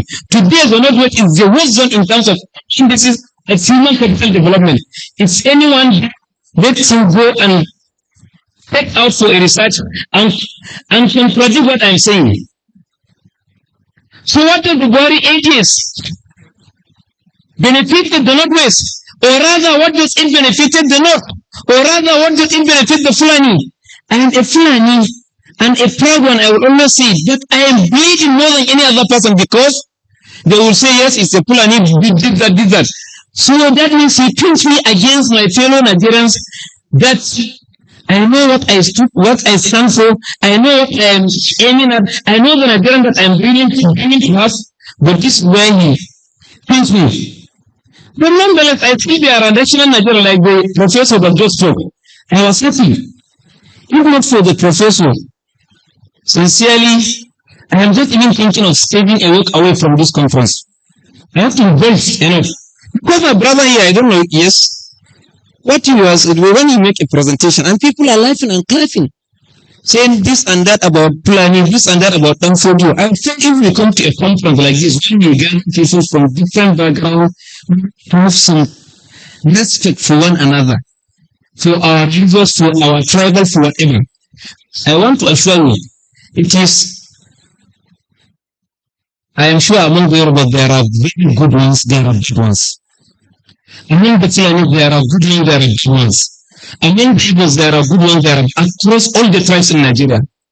So if we think we are among the good ones, let us unite with the good ones and fight the bad ones that deny us to progress. If you know history, you are talking history. Let me take us history and elite. Among those that rule Nigeria from 1966 at independence today, Tafawa Balewa, 6 years. Tafawa Balewa was a Jara, a minority tribe, not in the north, even in Bansis. He was a minority of minorities. But Tafawa Balewa was the president for 6 years. The one, him, a minority from Plateau, he ruled for 9 years. We didn't care in the north to say we are the majority, you cannot be. We say, okay, go, you are. For those that are old enough to know this concept of Gawan coming as president, he didn't even participate in the coup. He just came to pacify them. Then they say you are the most senior northern officer as electoral colonel. Just sit there on the chair. You are the commander in chief. You don't know what happened? He wasn't part of the coup. And like what my brother is saying, Fulani masterminded coup. I think there is need for an apology to that. If you don't know history, let us take you down history lane. 1966, coup that took place, all the officers that were killed by Akintola, even him, It's because he was a friend to the North. That was why he was killed. All the people that were killed were key northern officers.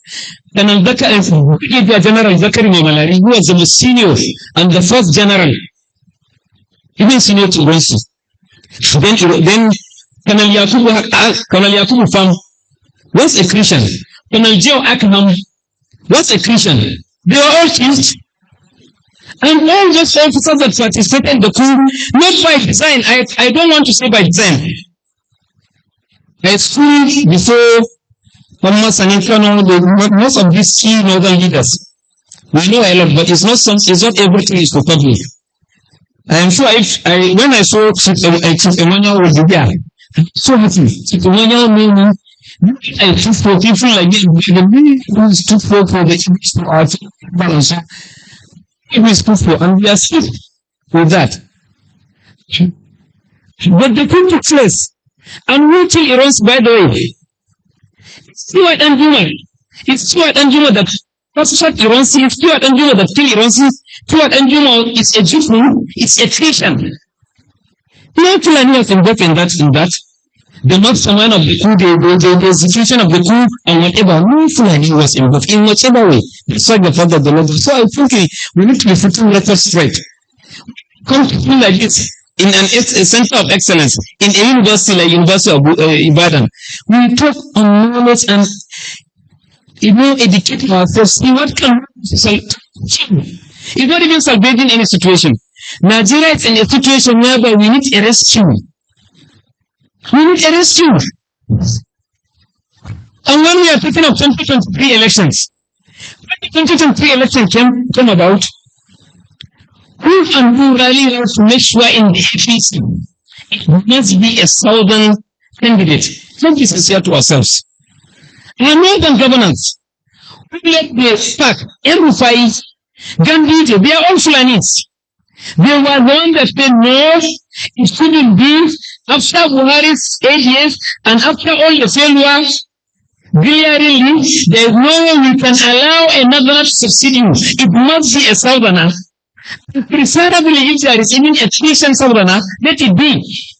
There is nobody in this country that doesn't know how Buhari and the party leadership under Abdullah Adamu went against the emergence of Bola Ahmed Tinubu. He just bulldozed himself. And because they don't even know what to do with power, because they are clueless and they don't know what power even means, that he got his way right from primary level. But challenged by the vice president, who is a Christian from his own home. There are Southwest candidates that contested along with him. Among the leading ones was his prodigy, who was the then vice president, Rebirth Subongo, contested against him. But all of them say no, it must be him. When the president and the party were rooting for Amin Lawan and so, we were all part of whatever. Then Bola Ahmed Tinubu, despite whatever, 8.7 million Nigerian voted for him. And it was the only candidates that got 25% in the 19 northern states. And apart from the 19 northern states, only the Southwest that was able to get 25% in all the states. But he got 25% in all the 19 northern states to emerge, to certify the third criterion. Secondly, he got 67% of the total vote that he got of the 8.7 million from the north. Primarily from the area that you are taking, House of Fulani areas, the northeast and the northwest. I think who was another, a Fulani, could not get 25% in even 13 states in the north. You get 25% in 12 states. It's out of their myopic thinking, political miscalculation, as I was said by Chubo Okadiman, that he refused to do away with Ayub, which was the condition given to him by the Sheima Kindiblu, the Wiki and Co. When history was clear in 2015, it was only 5 governors that led PDP and brought it down, brought Jonathan down. 5 governors. The same 5 governors led your party. When you even have only 13, you said you are going ahead with that. Arrogantly. You forgot you allowed Fit Obi to go, you allowed Konkoso to go. When even in 2019, Konkoso and Fit Obi were in the same PDP. Fit Obi was the running mate party in 2019. But they lost the election to a woeful failed government of Buhari 2015 to 2019. Then yet in 2023 you want to contest against another candidate from a different region, and you said you want to go with your house divided. So whose fault? It's nobody's fault. So the issue is, please, I want to go into proper solution for us. The issue is in Nigeria, it's not about tribe. It's not about ethnicity, not about region. At times people felt, particularly you from the north or rather the plant as well, leaders or elites, we always say we don't want separation of Nigeria. People felt because we have anything to gain from Nigeria.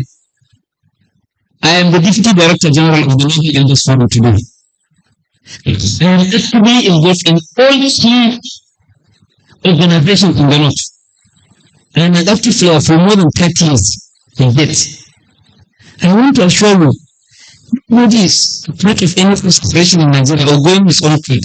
But the problem, even if you have an Abuja Republic, the EPS, modality and so, what can you say about it? Who will be himself with the Yoruba from the Ogun? Who is the original Yoruba? Even here they say this one is the original Yoruba, who many is the big and so. Go to the south. Is it the Ijo? Is it the Sekiri? Is it who? If you go to the Igbo from Igbo will tell you it's the original. The one from Igbo will tell you no. From Africa will tell you they are. So we can continue to bet today. We have 646 ethnic nationalities in Nigeria today. 646. In Taraba State alone, you have almost 187 tribes and nationalities in Taraba State. If you take Taraba and Adamawa alone, the two states have almost half of the total ethnic nationalities in Nigeria. Two states alone.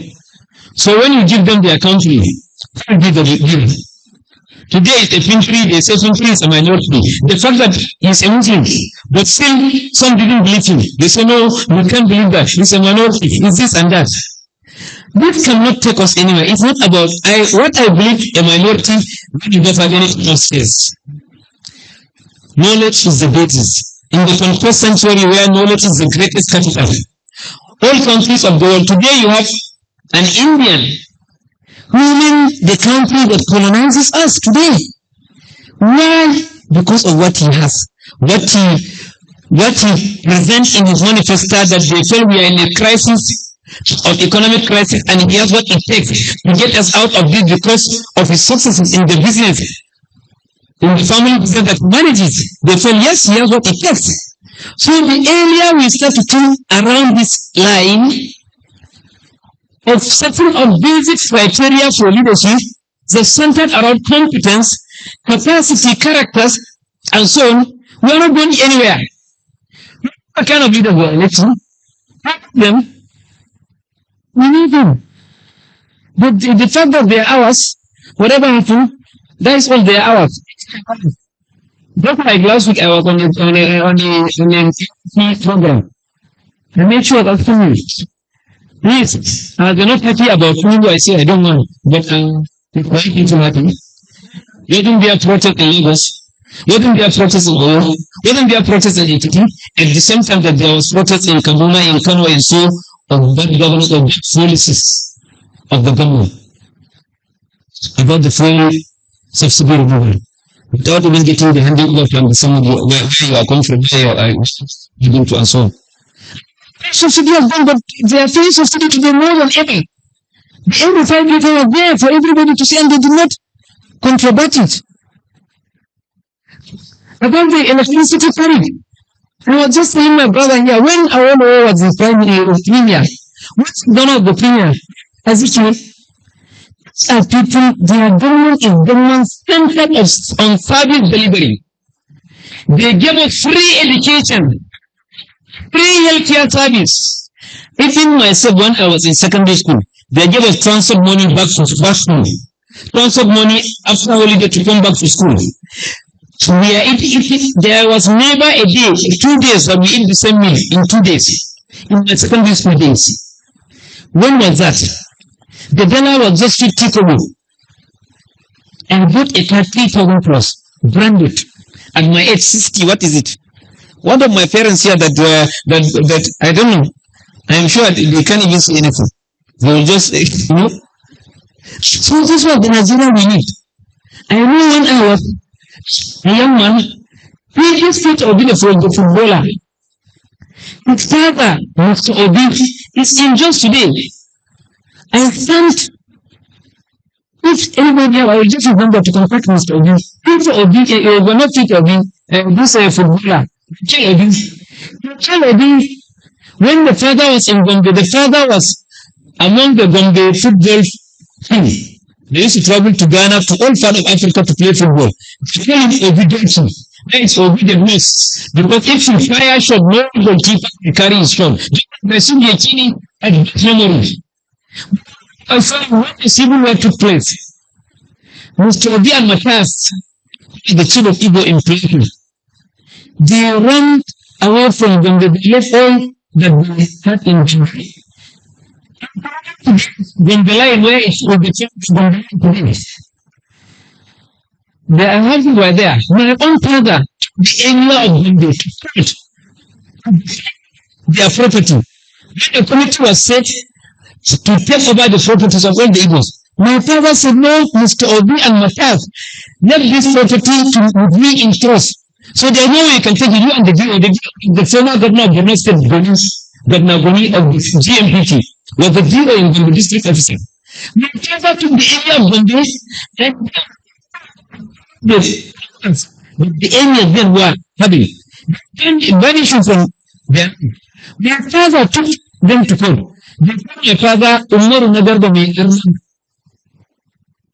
That is my father's name. That is what they used to call him. Their property. My father was collecting for them for 7 years after the civil war. Then he realized he was told they were injured. He came to them to search for them. He got them, Mr. Obi and Matthias. Your property are there interview. The cars that you left, I removed the tires, I hung the tires on some stones. They are there, come and check it. Wallahi, I'm a Muslim, I'm swearing by my God. If not me, I will go out of this one. Then they now tell my dear, I was collecting the land and keeping for them. And they say, let's divide their own. My father said, no, in Islam, there is no way I can talk to Uncle because, no, take your money, it's your own money. My father gave them back their own money after 7 years collection of it and so on. And he gave them back their property. He took them with his own money. He has to come all over the West to hire a lawyer to go and defend the case. But he didn't even charge even the case, the amount he spent in executing the case. It was the Nigeria, the son of Drew and Ned. When they are going for Christmas, he will bring Michael or his sisters in Kechi and Co to our house to stay. And my mother used to beg them on Sunday and say, wake up and go to church. My mother will ask one of our brothers to take them to church. After church, they will bring them when they will be eating in our house and everything free. When my mother is going to holiday in Adamawa, they will take us to their house. We'll go and stay there with them. And until when they come back, we'll spend our holiday there. And on Friday or so, in the morning, they will say, come on, it is time for prayer. Get to your house. This was the Nigeria we inherited. It's not about anything trifling and anywhere. It's just that you know when to do. Politicians are deceiving you, telling you these sort of things, and it will not going to take us anywhere. We have elite consensus to agree on what to do. It's not nothing a secret. Mr. What is the name? He just took me to Governor Shiri. I just saw Governor Shiri about 10 minutes to come back. Discussing with him on the role that they are to play as leaders, because the onus is on them. The fact that some of us, whatever we will say, the leaders here, whatever they will say, is something else. But governors, senators, and so on, they hold the eggs. But I told him that, listen, this is your 50th year. This person will be an ex-governor. If you didn't care to correct the, it will also affect you. If it is the insecurity, it will affect you. You come and be buying fuel now. Government is buying fuel for you, subsidizing everything for you. At the end of the day, you come and be suffering it along with us. So, something that was very sensible. He said, Prof, my issue is that what you people are fighting, I appreciate it, and I want you to continue. We want devolution of power so the state will be left alone to do a lot. Just like what Prof said about police, about resources, control, and Let me tell you, I don't even care from what is coming from the Federation account. Here in Oyo, there is a company that was taking our lithium and making 500 or more million every month. But I'm not getting one kobo from it. So I have to stamp on them. I say, is that so? Then I now, as a mathematician and statistician, I say, Your Excellency, do you know what 500 million is?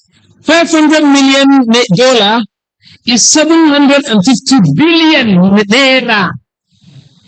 750 billion naira. And this company are not Nigerian company, talk less of being a Fulani company. You are here. You are here. You allow them. The most basic irony about Nigerians, they will be fighting. I don't want us to be speaking Hausa. I don't want us to hear Yoruba in my area. Yoruba, but we'll be speaking English. The fool is speaking English. And you know, this is neighbor, this is brother. By speaking, I don't want to hear Yoruba because they're speaking Yoruba. I don't want to hear it. You want to hear Chinese. You want to hear English. He doesn't care. Where are we heading to? We have to come back to the basics and do the needfuls. Change our electoral, reform our electoral process. Elect leaders based on their competence, capacity, not because they belong to our tribe or they belong to our region or they belong to our region. What it takes to rescue the situation and proper solutions. Why not? Out of that, just like now, I'm giving example with Ibuhari. He took us more than 100 years back.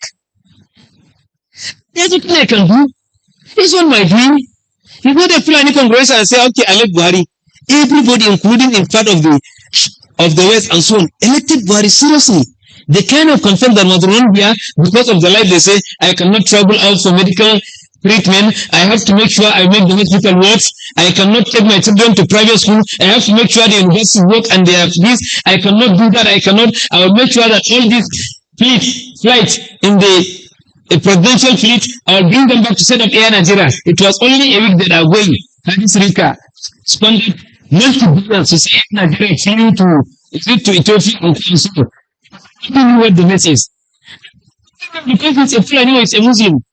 That is rubbish. In Islam, I was taught it's better to elect not even a Christian who was a pagan. Who is you. If he has the confidence, the fairness, and character, don't elect a Muslim who memorizes a Quran who is from my tribe and so on is better. And maybe in a situation, Islam teaching me to say, okay, the best thing is for even a drunkard, he is a warrior.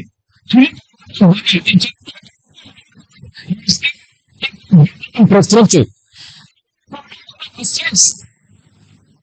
So that's the same thing that we are now saying. If it is about knowledge, about book, about qualification and code, I always say this present administration, there is no president in Nigeria that came on board with the qualification that Bola Tinubu came on. Why? He was an activist. Under Nadeko, he fought and did what and run out of the country for his dear life because of pro-democracy activism. He was a governor of the most cosmopolitan state in Nigeria, which is Emina, Nigeria. For 8 years, he was a distinguished senator elect. Even his wife was the first lady with the best of credential in this country. His chief of staff has the best of credential among all the chief of staff we have in this country. A former speaker for how long? A former deputy speaker, a former speaker for how long? Name them. The best problem was a former governor for 8 years, a former banker, a former a distinguished senator and co. The problem with the best of credentials are the people we have today. Who knows the best of economics? Where are they today? Where? So we are deceiving ourselves. We should not be deceiving ourselves. It's not about who is there, where are we, let us think through. We have to have an elite consensus. No, it's not about leadership eligibility, leadership suitability and capacity well spelled out with some requisite, criteria that can make us to elect leaders, not from the party level. And if we realize after all this that we can't go anywhere in the separation and the debate, it doesn't stop us from after being brothers and so. It's not like what the Sadona say. Between true friends, brothers, shall I say, we have to speak to one another frankly. Lack of frankness breeds suspicion. Suspicion endangered mistrust. Mistrust leads to enmity. Enmity will be the basic that will destroy our very fabric that bind us together. So we have to understand ourselves. We have to respect ourselves. We have to believe in ourselves, forgive ourselves, and know that we have a common enemy, a common problem. Elites. Political elite, business elite. The only set of elite that are a little not too complicated into the problem are the intellectual elites. There have been some of them we saw when in election declaration and poll, when professors, Jega introduces bringing in professors to be returning officers. We know what has been happening. Professors being returning officers, you know what they have been doing. So that is the only aspect that try to compromise elites, the intellectual elites. But the business elite, like they don't go to the Adetola, the wallet, people go away. The problem, even if government increase electricity tariff to 1 million per unit, so not bother, because whatever they produce, they will not it on to us, the masses. We have to pay. And nobody segment them or regulate them in terms of price fixing and so on. So they don't miss anything. And by the way, they will even borrow from the same government, build the refinery, and so on with billions of dollars at a subsidized rate, whereby they are selling to you not at a subsidized rate, the dollar. So what is the meaning of the unification of the forex? What is the meaning of the removal of subsidy? What is the meaning of the hike that our university or the charges that they are giving to the universities in terms of electricity enough? Just today, my children came back from Sudan. Just Sudan here, I have to take my children to Sudan. Why? Because the system is not working here. But they came back for me to fix them in University of Abuja. Today they are charging 3 times the amount that they are supposed to pay. Father, because the electricity is what we are paying today and so on. What can I do? So the problem is engulf everybody. So my advice is the better all of us come to say, yes, we have a problem. What is the problem? These are the set of problems. So how can we do away with it? In the majority, come together and see. So I was praying that we need an Igbo president. At least it's the only one that we've ever tested. We have an Olo, we have a Shonaka, we have a Bola Tinubu today, we have a Buhari, we have a Abdusalami. Abdusalami, Baba Ibrahim, this. Because of good Fulanis. Beside Yaradua and Shagari, you cannot fulfill one to say, yes, it's a real Fulani. Even Buhari, his origin, I am sure you are not here for the banana history system. He is partly from the Nigerian system. Partly. Hausa from Niger. With a grandparents that are from the maternal side, Fulani, from the father side, Kanuris. That is a reality. So it's not a real sense that you can say this is a Fulani. The Fulani that we cannot disown. We agree. Ashagari and Yaradua. And I stand to be challenged by any Nigerian that if we have better president than them, that can tell them or that can say they have been better than what they did. After the Civil War, just 9 years down the line after the Civil War, we were able to trust our brothers to say, yes, we need an Alice Efemi, a vice president. It's never happened anywhere in the world. 10 or more years to America and see the North and Southern America, what is happening? For them to say, okay, there are some people that are even from the Vietnam side and so that they even bar them from holding public office because of waging a war against the state. In Nigeria, after 9 years of the Civil War, we embrace one another, we forgive one another, we have a vice president after just 9 years, and Alice Ikomi. We have been afraid that if something, by God, this thing happens to Shagari. So I think we need to do away with this kind of thinking. It's not about pride. It's not about religion, as I said. So please, my dear brothers and sisters, we need to be upright. We need to change the most basic thing is change our attitude, value system. Not so much is at the family level. So I'm sorry, I'm sure there are a lot of speakers. In fact, I have a paper, but I felt there's even no need to talk through my paper. Let me. But at least on behalf of fellow Fulani, I forgive my brother. I'm sure he's a lot of some Mind you, Bitrus Sogu, I was the one who gave him ticket in SDP. I was the national secretary of SDP with Olufalaya as my national chairman. Papa Shorati, Ayo Adubanjo, whoever goes to their house now, the way I used to work in, like, no even Yoruba will tell me that he's more at home than me with them. Some of you knew it. So I'm a real Nigerian, and I am sure there are many like us. The Jibril Aminu, the Iya Bakar, there are many proud Fulanis that have done proud things in this country. So let us not dispel them because there are some miscreants among the Fulani. There are many among all others. How many places that you go and find out that you hear about these guys in the name of Fulani and commit a crime to their own basic community, or Igbo or TV, these guys in the name of Fulani, or Fulani, these guys in the name, they're everywhere. So Nigeria, there is a lot of problem to do with basic systemic problem that we all have to come together. We that believe we are among the good ones to fight the bad one among us, to set the record straight and rescue the situation. Because the way we are going, only God can salvage the situation. And we didn't act quickly. Thank you, and may God bless us, and I'm very grateful for the opportunity. Thank you so much. That was a lengthy one. So it's actually lengthy, but logical, rational, and beautiful. It was a beautiful one. And as a person, I learned a lesson. On a lighter note, if you are too single here, and you are dating a subscription, be careful. Because they are full of facts and figures. And if you are married with your spouse to subscription, please be extra careful. Because don't forget responsible.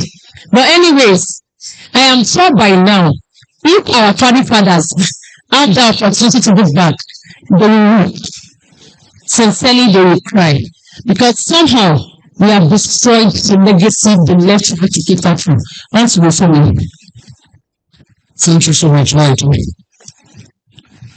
Wow. Thank you so much, sir, for your presentation. A word to caps, speaking for himself as Dr. Fadi Bugadi, and also representing Professor Bugadi. Please can we appreciate him as well.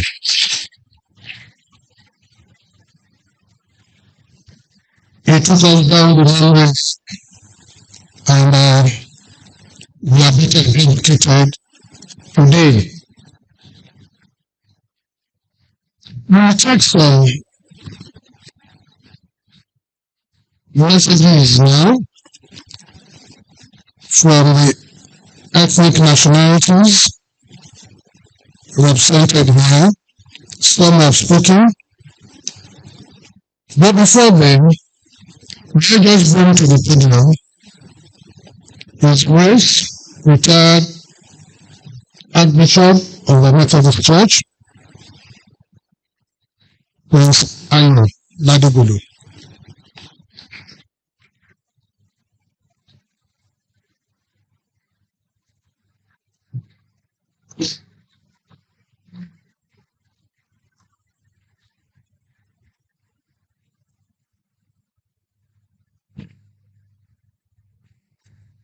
Thank you, sir. Please permit me to stand on the existing protocols. Now to express my sincere gratitude to the promoter, the organizers of this assemblage, and I want to thank God for giving me the special opportunity to share in this gathering where there is plenty of food for thought.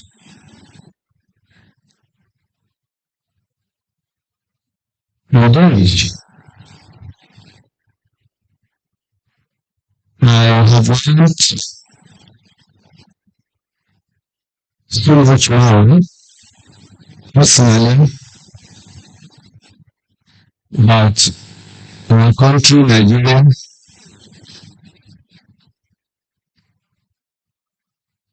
and some prejudices have been arranged.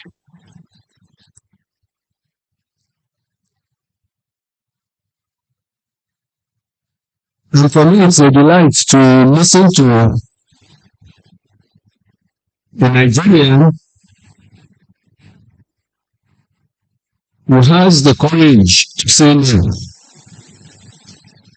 which I believe is one of the attributes lacking for many Nigerians. The courage to say no. To be here today to hear of a Nigerian who could go and confront somebody who is supposed to be an untouchable, and to be able to say, yes, if you want to work out of crisis, you are free to do so. And for the president to say, let the professor come back, and for the professor to say, no, thank you. If we have more Nigerians of that caliber, and of that mood, I certainly believe the evasive Nigeria that has brought us here today will become a thing of the past. And of course, not all Nigerians are Nigerians. And that has been made clear to all of us. Not all Fulanese are bad Fulanese. Not all Hausas are bad Hausas. Not all Igbos are bad Igbos. Not all ethnic people are bad. And we all can be better. We can be better. Find so to be.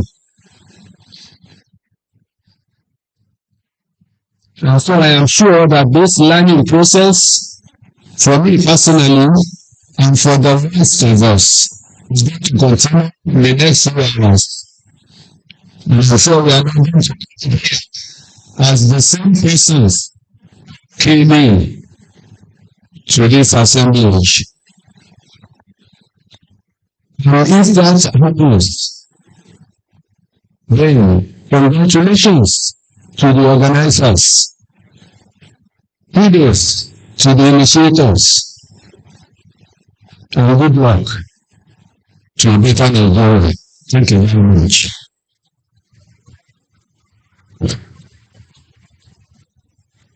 Thank you so much, sir. God bless you.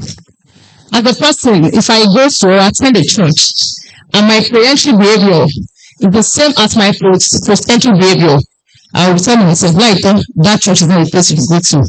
But this event, of course, I am certain that our preemptive behavior is different from our post-entry behavior. As a person that has learned a lot of things, I'll go to the next item on the agenda. Which is, can we invite our father, Abba, Architect Barrister Abubakar Adini, Balayo invite the International State to give us a good address. Cabinet, you.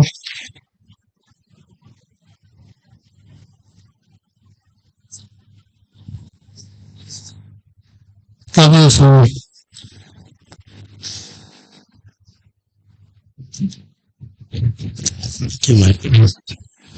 our crown is. Let me first of all thank God Almighty for making this be a reality for the organizers. It's a worldwide outcome. I'm so proud of them. Just like everyone who's there, everyone here, we appreciate them. I want to thank God. I want to thank our mentors, Professor Iwade, who has stepped up from about the same place is from Lebanon and I show. And I want to thank the great pioneers of the people from Ibadan and still around. I remember the time establishing this person in African, and I can't tell you something besides the architects now. The foundation of YUF, biology for me.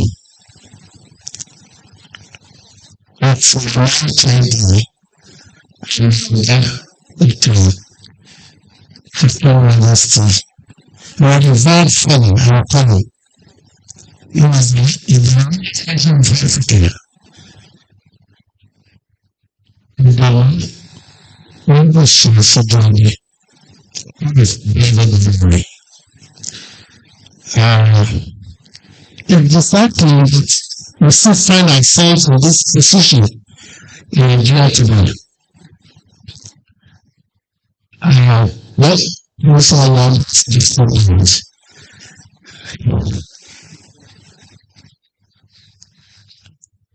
And I welcome our brothers from the past. Welcome back to that place. The center of the Muslim Empire or Kingdom of region. And you know we are brothers. Is that all right? Yes. Think of the same Ibadan. Where in your own brother sold your own brother. You are visiting. I'm talking of one sin. In fact, let's say Ibadan. Say no, you can't take my guest away and leave me behind. Didn't have to know. You paid the price to save this country from crumbling. You thank God so much. It wasn't the news. You have to thank them. The 70s we were growing. We go to Kaduna, we go from there to Gulf, from Makan, from Bedouin, from Kano, and then shot to Mussolini. Some of us did our MBA, some of these things, we started there. That was so surreal. You get to guess, you think you're in Europe. Where I felt it wrong the last 70 years. But they reminded of Liechtenstein Constitution. Not 54. 51 was interesting. One and all like that. And this same Ibadan, when you went to my school for secondary school, that's a royal college. Nobody cares up the way.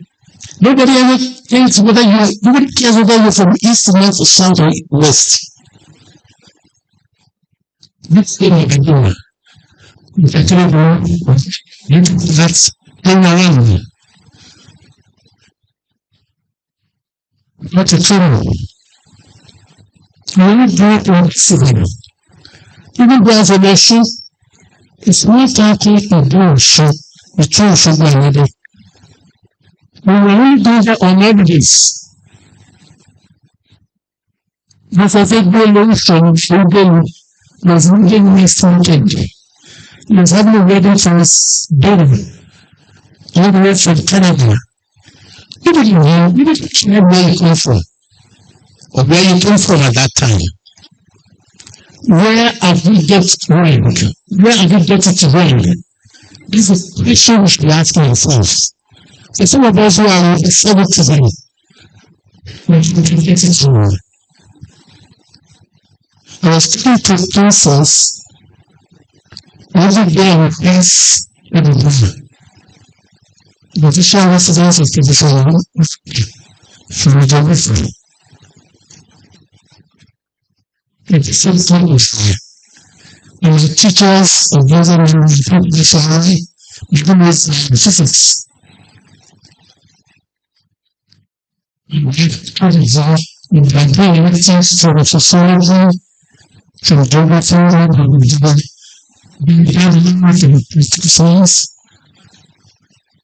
the fundamental of learning. That's just that time was talking the register with SJ. Where you come from? This same university,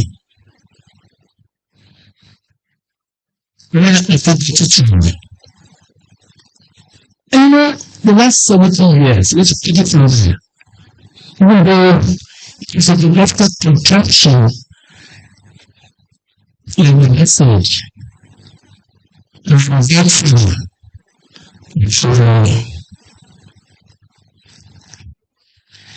during the time of the period of dreams, I was still. The meaning of getting from foreign results was free from the words.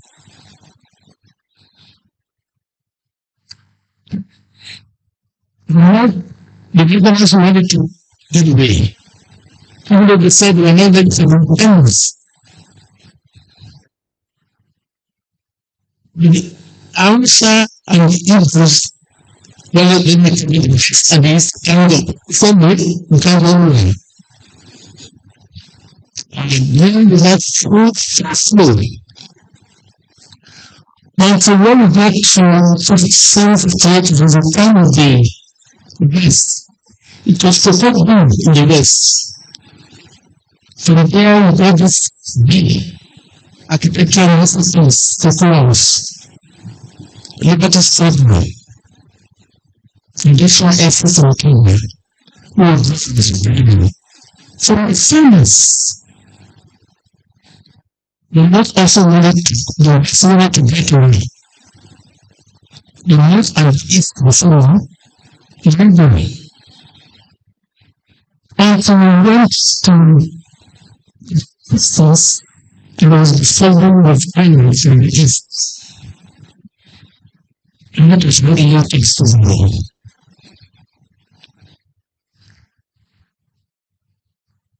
It has gone around the whole country. It's about 30 miles in Nigeria. And so was excellent, just looking up in America. It's going around the country. Because if you have a disease, it must be a symptom. You have to retrace and go back to the basis. Where did we get it wrong? Sure. If the forefathers were to come today, how do you address us? It was every level we know. The West was doing his own. This was doing their own. The West was doing their own too. Then every and we have to organize them. On the military adventure, the adventure is failing. And believe in military system and the people in Abuja. So I was looking to be a member of the 2014 movement. There are 742. There are 17 traditional religions there. It was a very job of the for 5 months of our life. How we supposed to believe all of this very important. Nobody cared. It was fulfilled by a group of women who was agitating for a national sovereign conference to take care of the ethnic nationalities. And once you go back, this question is very sustainable. We have a get of learning. It's been 10 years, 2014 National Conference for about when it was 100 years. The North and the South are organized. It was 2 years again. After I saw have the students in this country and in this country. Not what you realize. We're just fighting for our country to show that we are around in terms of not just act, not for courts, in terms of the role of the institution. By the way, it was after I came back from the national conference. I want to start here. I can't start my own. So thank you. I was a very teacher when I finished well. I was teaching a level of respect God. In the law, my principal professor was Babu Gomana. One day I was teaching in the class. I was so excited teaching. He introduced a friend to me. He said, who is you? We finished together HSC. So we came, I got my 4,800 naira by a brand new train, 504. So we went to United States and came back after 4 years. And told me as an architect. What we are always trying to be an architect.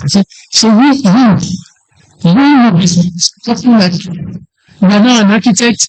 That day I just left teaching. I went to apply for scholarship. And I thank God to go. Then I go administration minister of Tobago. Gave me scholarship to go and do my PhD in solid physics. So when I got to America, I just came to architecture. And I said, because it's I was doing a guides, I was drinking here and there. Because they say you cannot get what you want, what is the what you have. And today, and I went to the ground something, thinking I would just come back to it's not possible. I stayed there for 25 years. Luckily, the last 5 years I was with Kofiani. I was managing properties at UN Plaza 2 by Nigerian House, 828 Second Avenue. What I'm saying is that it's still way. We've had opportunities. Why I'm crediting the organizers of this program, that's why I did the last chance for us in Nigeria. Whether you like it or not. We knew what happened in the Civil War, 67 to 70. And my brother, Professor for the Symposium, I already thought like the person is getting the opportunity after God. I want to wait until it's settled. And this is the family. They're just hanging around after our HSC between December and September before resuming. He gave me a small room to come and give to his baby. When we told her me at classes, and I got my first job with him. The first break. I thank you today, you know. We are always happy. Thank you. I thank God for their lives. The question again, everything makes us wrong in this country. My brother from the north just stepped away. It was not so respect. And I'm so happy with this experience. Pathfinder, our real leaders who are invited, we are lucky to have them. From the government, the bishop,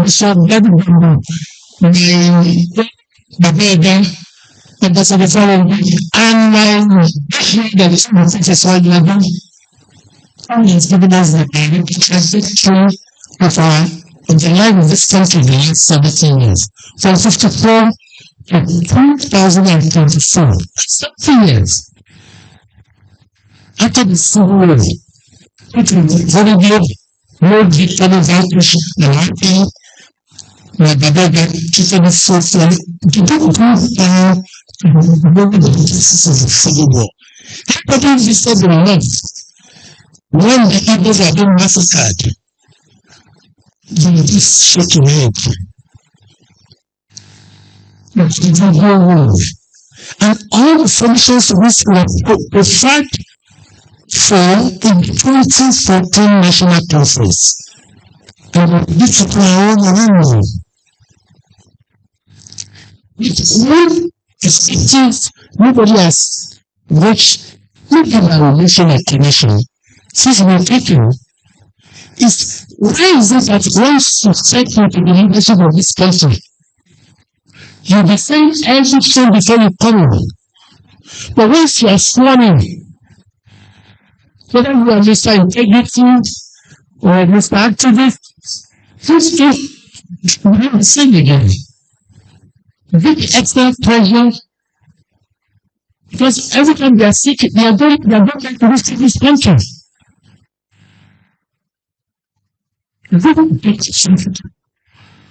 Which was face to face. I mean, it's the most, and Martin Professor said, the most qualified person here, and it get the president of this country, is the person there.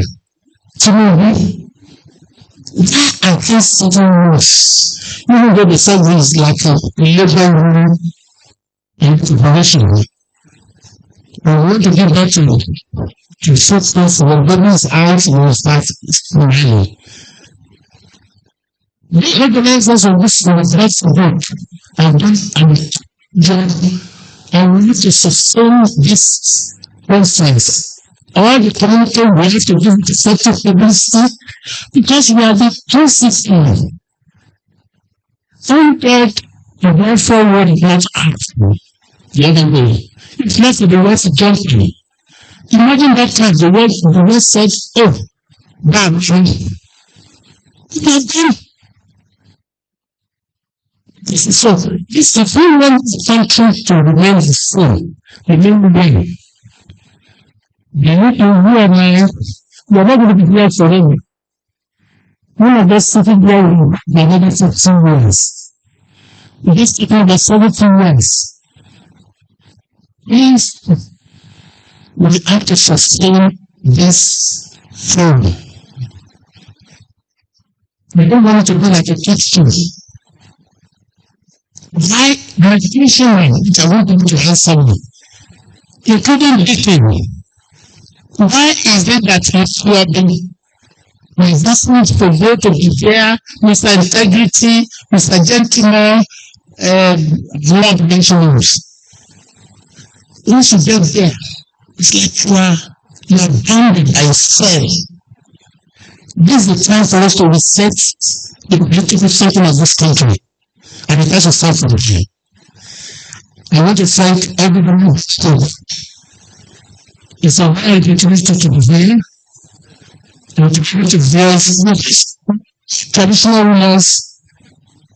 We will have our roles to play in see.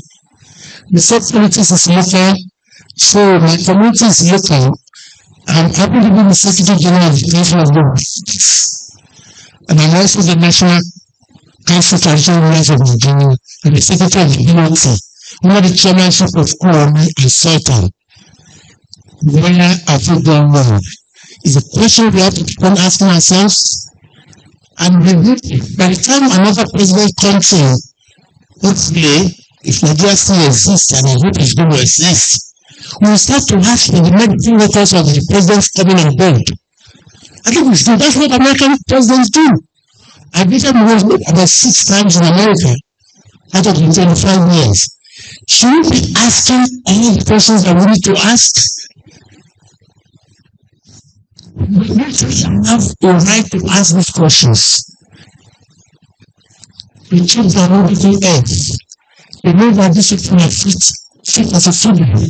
It's my brother. I want him to succeed. You and every other one of us have to support this group, this group. They are froze of the question, and I think the when it's aired on the TV anywhere, people will start asking the young people. Hope the listener persons are going to lead us. Mr. Panag and Orumila can be told to come down on this earth. Make sure we stay safe. God bless you all, and God bless Nigeria nation. Thank you. Thank you so much, sir. Kadi Okwelori, Kibata Okwelese, Kesh Yoba Ojekope. Permit me to have to say that in Yoruba language. I don't know how to translate it in English. That was a wonderful one. But he asked for his question. He said, where have we got it wrong? And I will say, did we get it wrong individually or collectively? Personally, let's check ourselves and get the wrong right.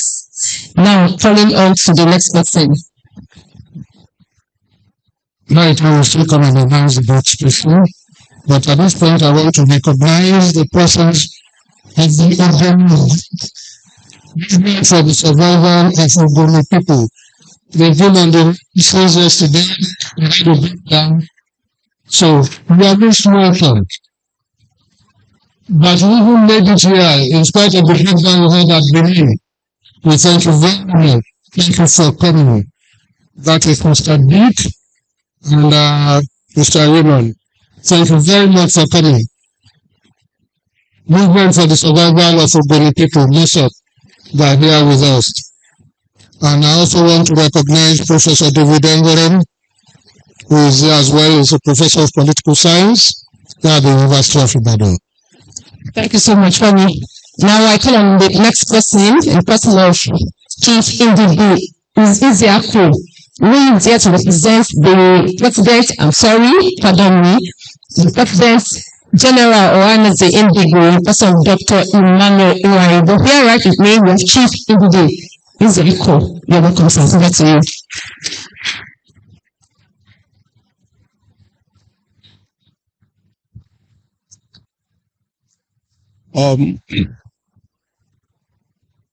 The chairman, the organizers of this event, and our mentors, ladies and gentlemen, standing on the existing protocol, I greet everybody in the hall. I am here on behalf of the President, Ohaneze Indigo Worldwide, Dr. Emmanuel Iwanyang, who is unavoidably absent due to a crucial meeting he's holding right now in Enugu. He asked us, the Ohaneze body in Oyo State, to come and represent him here.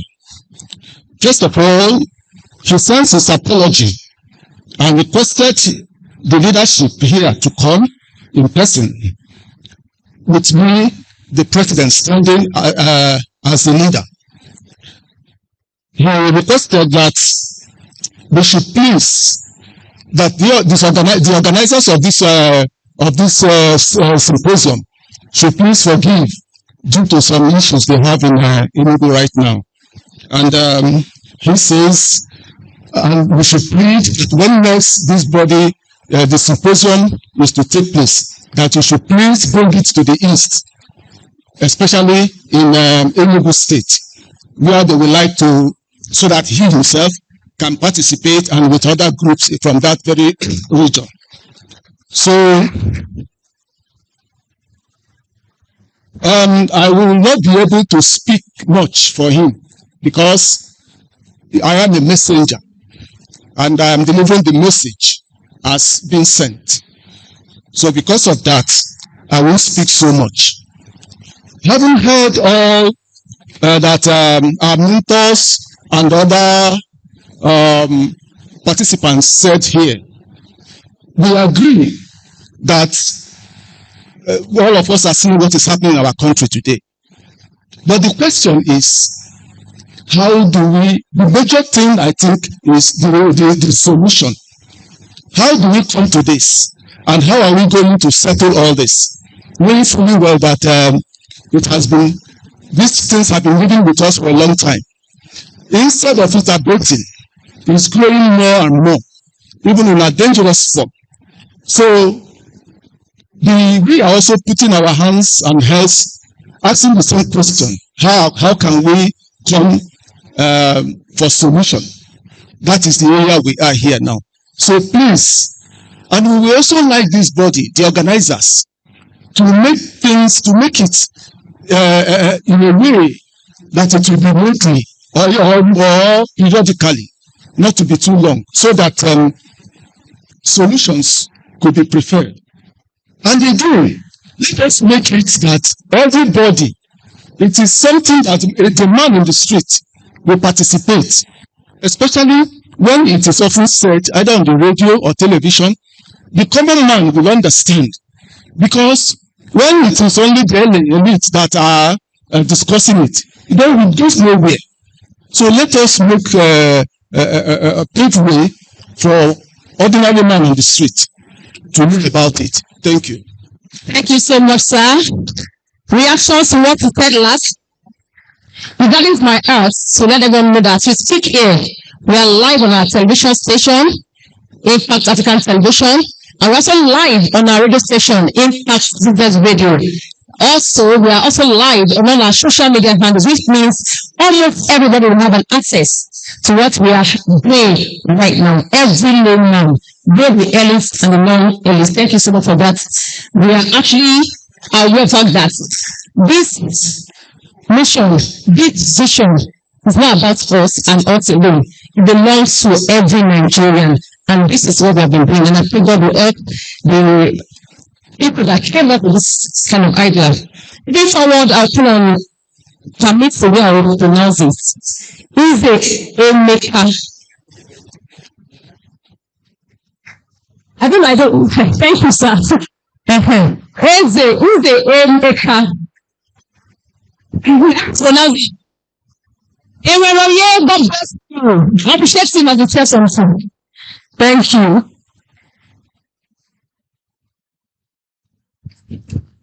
Yes, I'm already glad to help you. Is the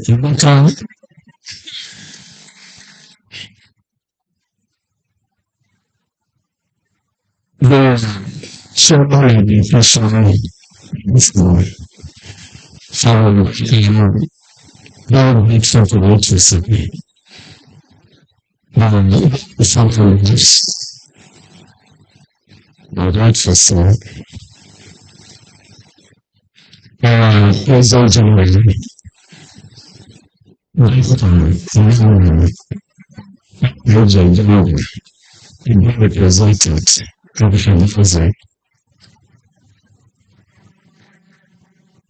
But about this, as concerned, give you the for this symposium. The one that I've been in this family, it is sound. I also like to recommend the secondary internet nationalities, results and reviews. So many people are speaking, and they studying. The transition from that, I think it was left. It's ordered me not to speak.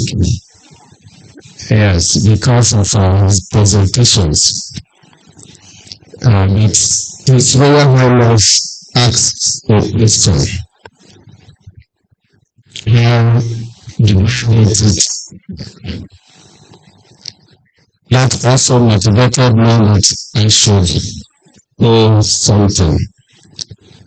I want to put the answer to that question. The founder fathers of this nation that have Nigeria, according to one of them, is just an invention of the British. Nigeria is just a normalization. Nigeria, in the sense of form, does not exist. Nigeria is solely a geographical setting. The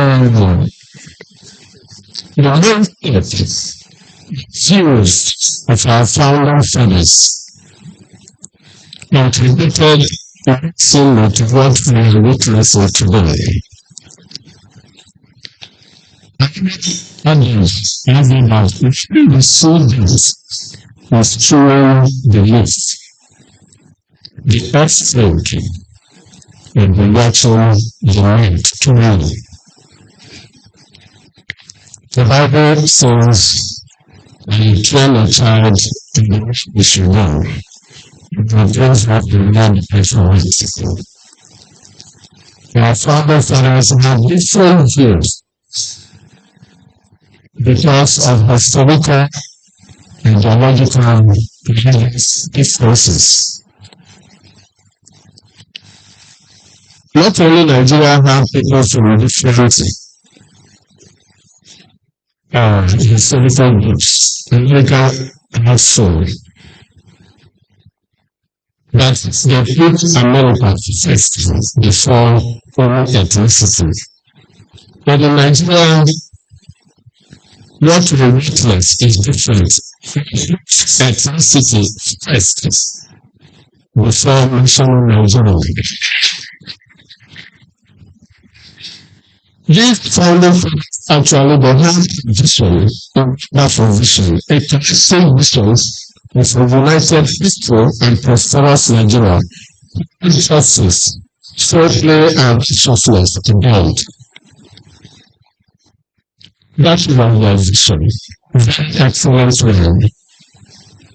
But with that vision in view, they have their different views as individuals. And I'm doing what we are passing through today on their different views. Because first of all, we have to believe that we are Nigerians. We have to be Nigerians first before we can fight and decide how to die for Nigeria. Let's mention the way the former vice president of this nation, Professor Ibadan, actually the situation we are passing through today. In 2021, during the 61st Independence Anniversary in the National Service and the National Economic Center, he said that today, yet again, our hearts have been touched by conflicts, religious and ethnic, economic challenges, insurgencies and banditry, usually backless, usually valleys, and many times. Even I think the situation today is worse than His Excellency pictured in 2021. The problem we are having today, like I said, is how we started. We started with our founding fathers, and at least our founding fathers. The Troika of Chief Abafumi Awolowo, the University and Alhaji Imadu Bello, negotiated Nigeria's independence from Britain. They were literally founding fathers.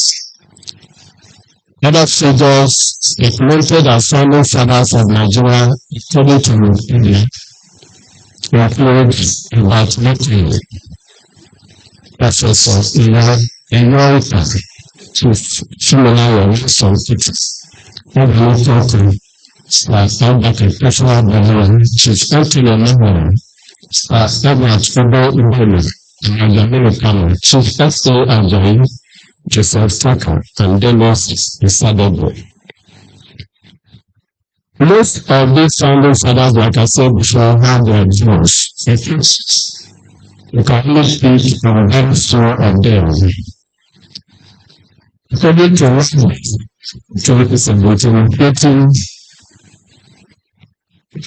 and back in 1948, it stated that since 1914, the British government have been trying to make Nigeria country, but the Nigerian people are historically different in their background, in their religious beliefs, and show themselves any signs of weakness. Nigerian philosophy is only a this invention and imagination. It is a mere geographical expression. But we are, because of time, I want to say that Nigerian nation, Nigerian project is not working. Everybody knows that it is not working. And When something is not, sit down, talk, and we'll decide how it is going to be. That was done in 2014. But up to now, nothing has been heard about it. So our submission today is that it is time to sit down again and decide the future of this country. Our suggestion is that Nigeria should be restructured and regional lines.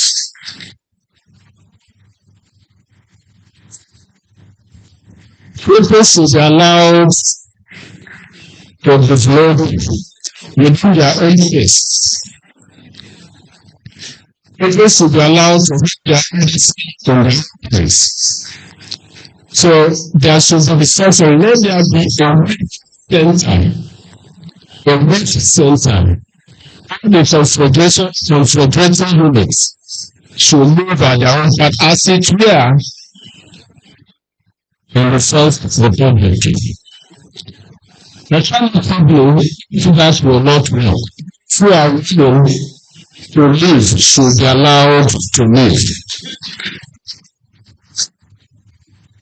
The southeastern part of Nigeria saw this over 54 years ago and decided to leave. They were forced back into a forced marriage called Nigeria. Today we thank God the clamor for self-determination is growing by the day. So if the means cannot work, let there be diverse. It is not only there that is going to happen. What we used to know as Soviet Union, we know how many countries that separated from Soviet Union, and it was peaceful. So let there be peaceful separation to end all this carnage. Before I go out, I remind you that I'm delivering a message from the President of the State, which was in the bishop of the African Nursery. There was kind of third of this concept of this nation. So it is not Jesus. And so how we are saying not end well. Yes, let it be followed up. Either with a structure or with separate. Thank you very much. Thank you so much, sir. For every event, there is always a lesson learned. And for every speech, there's always a point to be held on to. Thank you so much. Looking at the theme of this symposium, said if our founding fathers come back, how would they feel? I think the issue we have is this. Our whole ideology, as in the prodigal sons and daughters, who are the wasted their ideologies of their founding fathers, is that we are like word and opposite. Our founding fathers had the ideas of existence. They had existence ideology. But on our own side, we have competitive coexistence ideology of power and dominance. I want to be your boss. I want to be your president. For whatever it is. There are no more selfless leaders. No more empathic leaders. My own school of thought anyways. We move on. I might be right, and I might be wrong, but my own school of thought that what we have right now is quite different from what our founding fathers have in mind for us. Moving forward, I think we have to come on. I think the problem is Mr. Raymond. And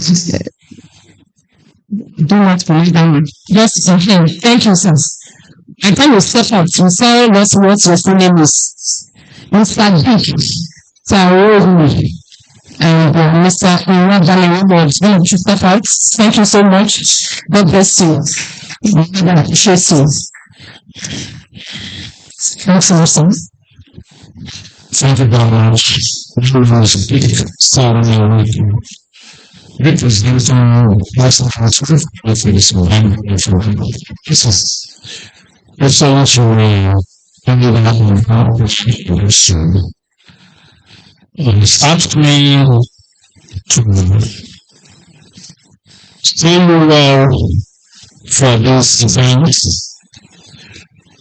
and importantly,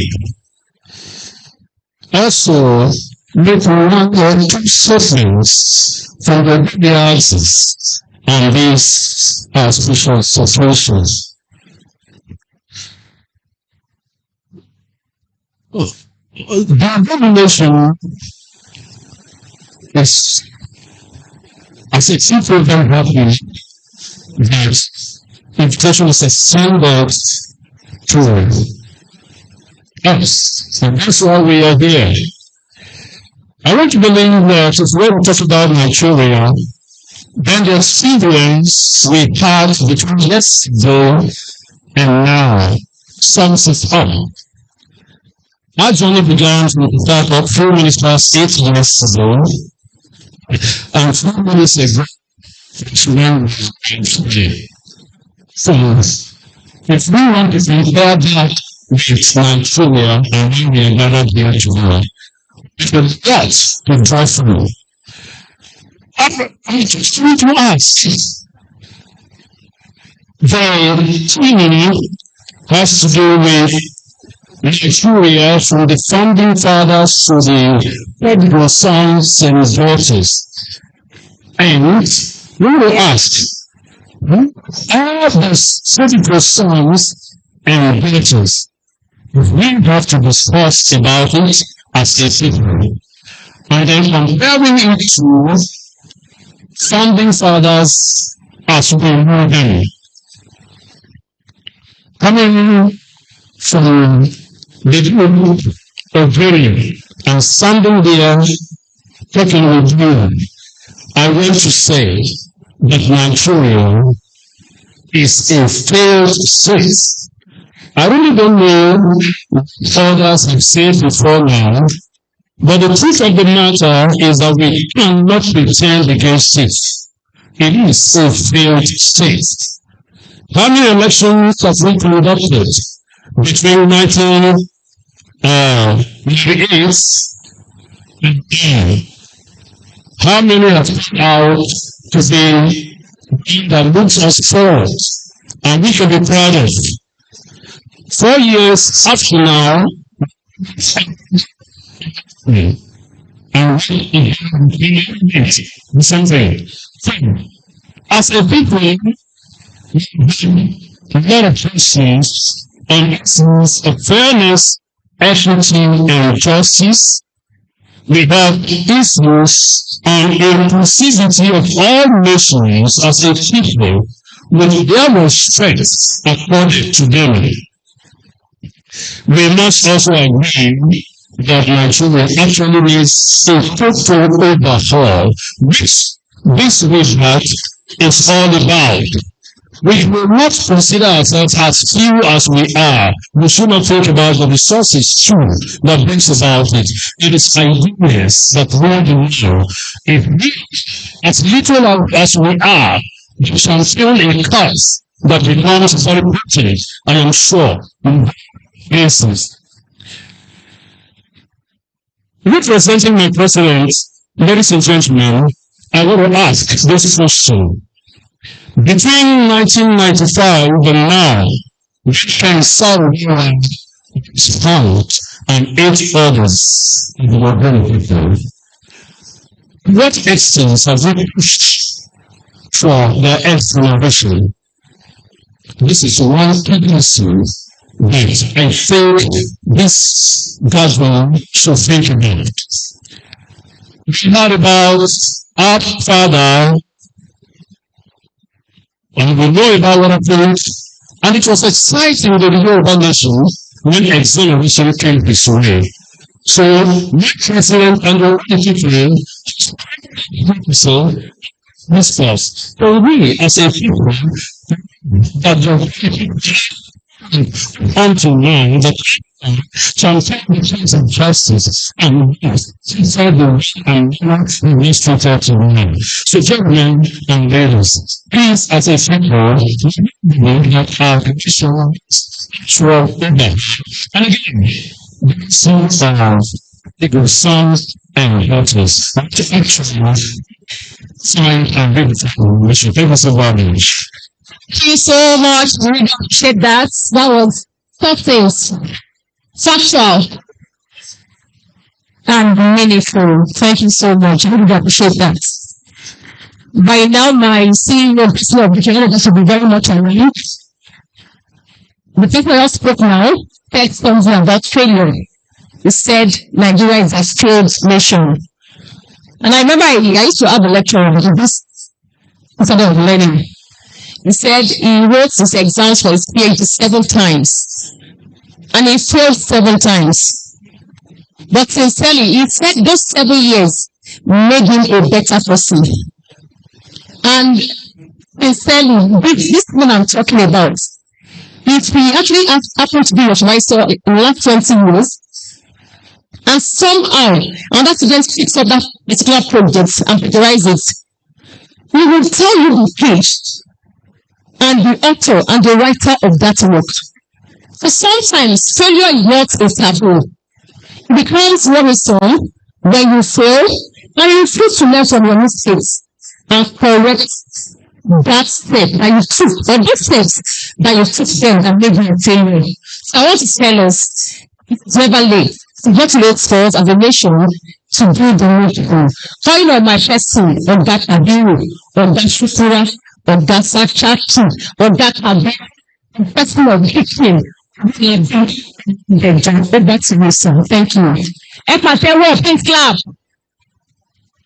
Where are the MBS clap? Clap, please. Thank you so much, sir. Imperative of Nigerian Rebirth. Good evening, this protocols do sound. I have a note, but I will only speak what is in my mind, not what I've written down. Why are we here? Let us ask a very simple question. Let us see whether we can answer it. Is Nigeria working for you? If it's not working, our founding fathers lived, and part of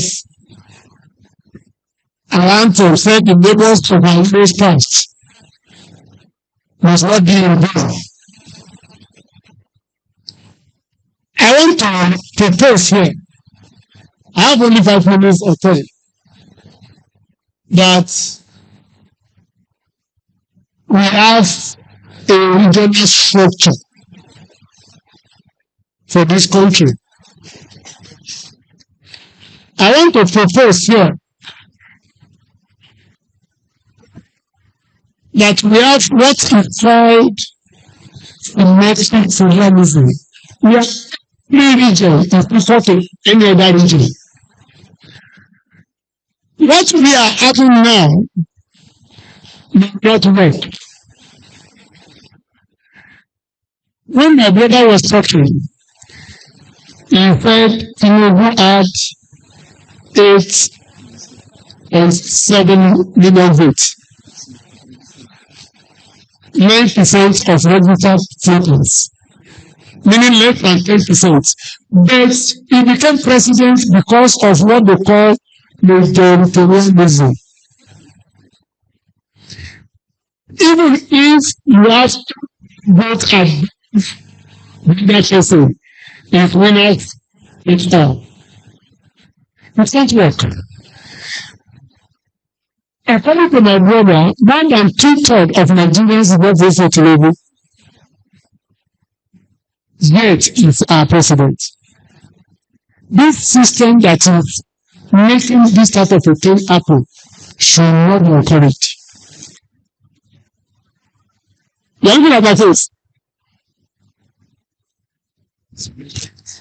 And the vote in democracy, the vote of Professor Ola Soyinka and the vote of a bandit or a Fulani Marauder is the same thing counted as one. Where? Now, this system cannot help us. We at the Rebirth group are proposing that we change back to regional structure. Let every region be able to dictate what they want to do. When Prof was talking, he was talking about agric. Federal government, I do not know where they don't have. So what is Ministry of Agric supposed to be doing? Sorry, contract. Good. When you need to go around this country and buy votes everywhere, it is going to be too expensive. I must recoup my money. I'm not much. For you to be governor, you have to vote billions of naira. It can't work. And you are moving from back to west every election. I'm not sure if for whatever reason we can last. And that's why I will want us to agree that Dr. Gombe is superior to Oladejo. That Oladejo is not superior to the Ogoni man that is there. So let everybody fraternize among themselves, form a region, and know what to do with their region. It is imperative that we restructure this country. And for those who don't know the definition, I can see, because we want to go into this thing, I don't want to waste your time. For those who don't know this definition, what we are proposing is simple. We have carved a role for the traditional rulers. We have carved a role for the professionals. And what we call presidency today is empowering one person to be judge over all of us. You can't wait. So we are talking about Central Executive Council that will have minimum 3 from each of the 6 regions. So collegiate, that's it. And it's now among these people that we will now be rotating who heads. I will head today. This my brother is my deputy. Once I step out, he steps in. We have this properly documented. And that is the meaning of national rebirth. Let us go back to the foundation. Even in the States, I cannot dictate what happens in every region. But we have a proposal that we make every governor become the regional premier of his region of Southwest. So nobody is coming from Ibadan. You don't need to go back to Kaduna.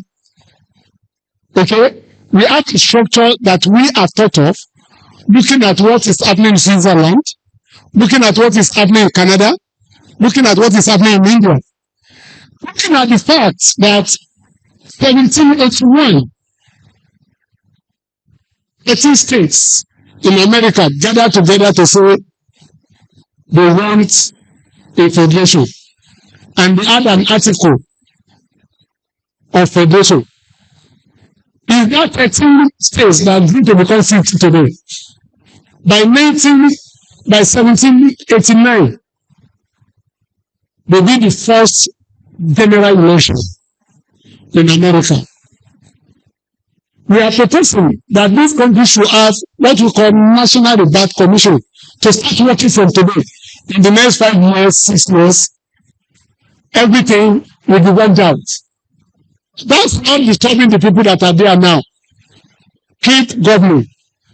Keep becoming your president, because there cannot be a vacuum. Okay? But when you are leaving office to be next person that is elected under the new constitution. That is our proposal. Thank you. God bless you. Thank you so much, sir. And as we go on to the next item, I call on Mrs. Solution Oluga to join the floor. Thereafter, the core of presidential aspirants 2019 should get set. We want to tell the data process in the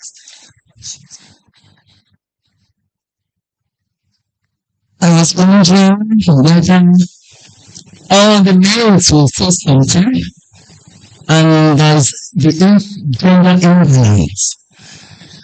But thank God I was called upon because I was waiting. Because this is part of what we have come to correct at INSO. Yes, I want to ask some questions.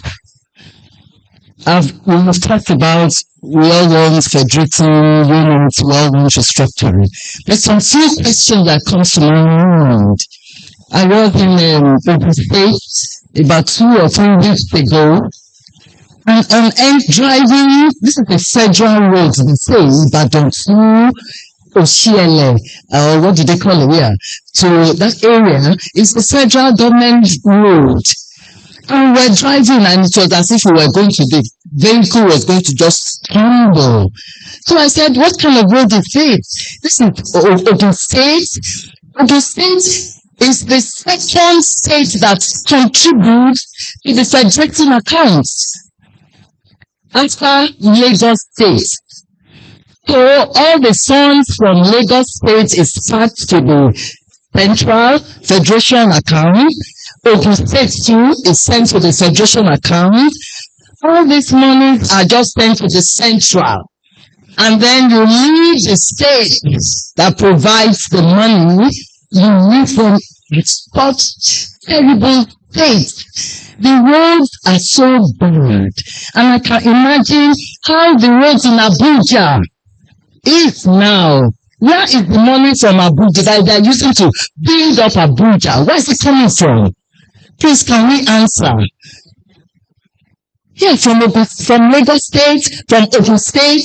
Yes, from Lagos State, Ogun State, all those states. If you rank them the way the funds coming into the federation unit, you see that most of them, just like my brother has said, the doctor from Kaduna said, most of those things, I mean, we know they all come where the things come from, but they are tied up and somebody sits up there as a god and then they distribute. You send the money up and then they now send this back to you. They now send chips. They now start saying, okay, they boil it like carrots to you, whereas you get hard, you make the money.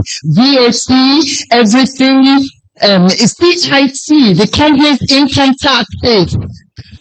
Both of the amount comes from Lagos.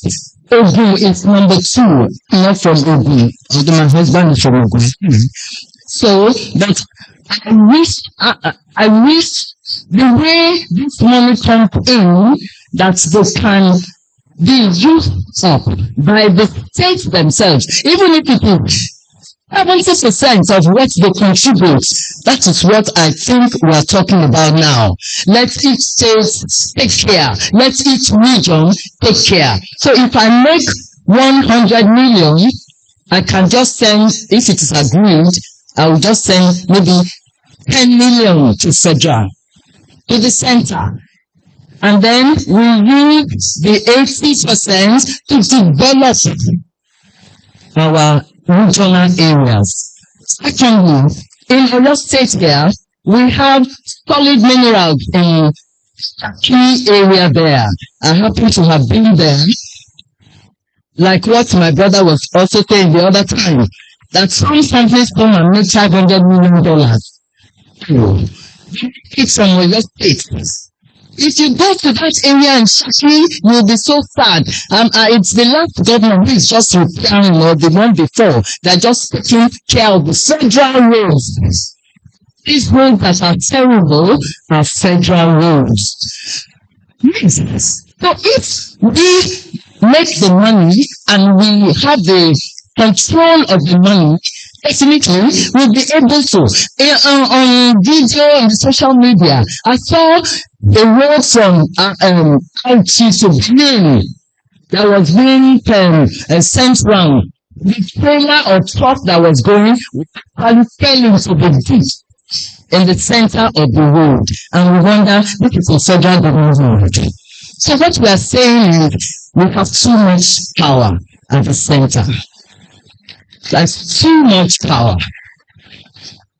Let us decentralize. Let us bring down. Power to the center should be decided at a minimum, just like it's done in other places. We have the presidential in the United States. We take what keeps us from the presidential system there. So many things they are doing, they are not doing. Like in the presidential states over there, the state dictates the salaries of the senators. It's not from the federal. The state, each state decides what to pay to their senator and what they pay to the House of Representatives. And at the end of the week, the legislature, they go back to their constituency. They go back. And just like what we have had, when they go up there, they become kingdoms. And they dissociate themselves from the constituency that elected them. They now become big ogas and barbaric, and you can't even enter their houses anymore. And they don't even come. Nobody even asks. You dare not ask them for accountability. They look at you as if, you are now too little. They look down. They look down on those they were begging to elect them. You know, when they want to go for election, they turn around, they lobby the you for you. But when they get there, they become legislators. And you don't find them anymore. And they now take the money and take it to personal interest. We send them there for national. I have another example. Somebody was not appointed in one state. Let me take, for example, Oyo State. He contested and lost about 1, 2, 3 times. And the next thing, there was a ministerial fraud. And they said the person is coming to represent us in that state. How do you agree with that? Somebody who was disqualified, who was not elected, is now the representative of that state. Oh, thank you very much. You know who I'm talking about. But yeah, so what we are saying is, let us go back to our people. Governance is our politics, and governance is about grassroots. It's about the people. It's about how do I take care of my people? How do I bring the resources that God has blessed us with? How do I use it to take care of my people? It's not about my family. It's not about those who are my compatriots, those who struggled with me. Don't you know those who struggled with you when we are doing election? We have to take care of them. No, that's not what governance is all about. Governance is taking care of your people. And when you can't take care of them, like we have said, then we have failed. So we are saying this afternoon we have agreed that we should decentralize. We should bring down from the center and concentrate.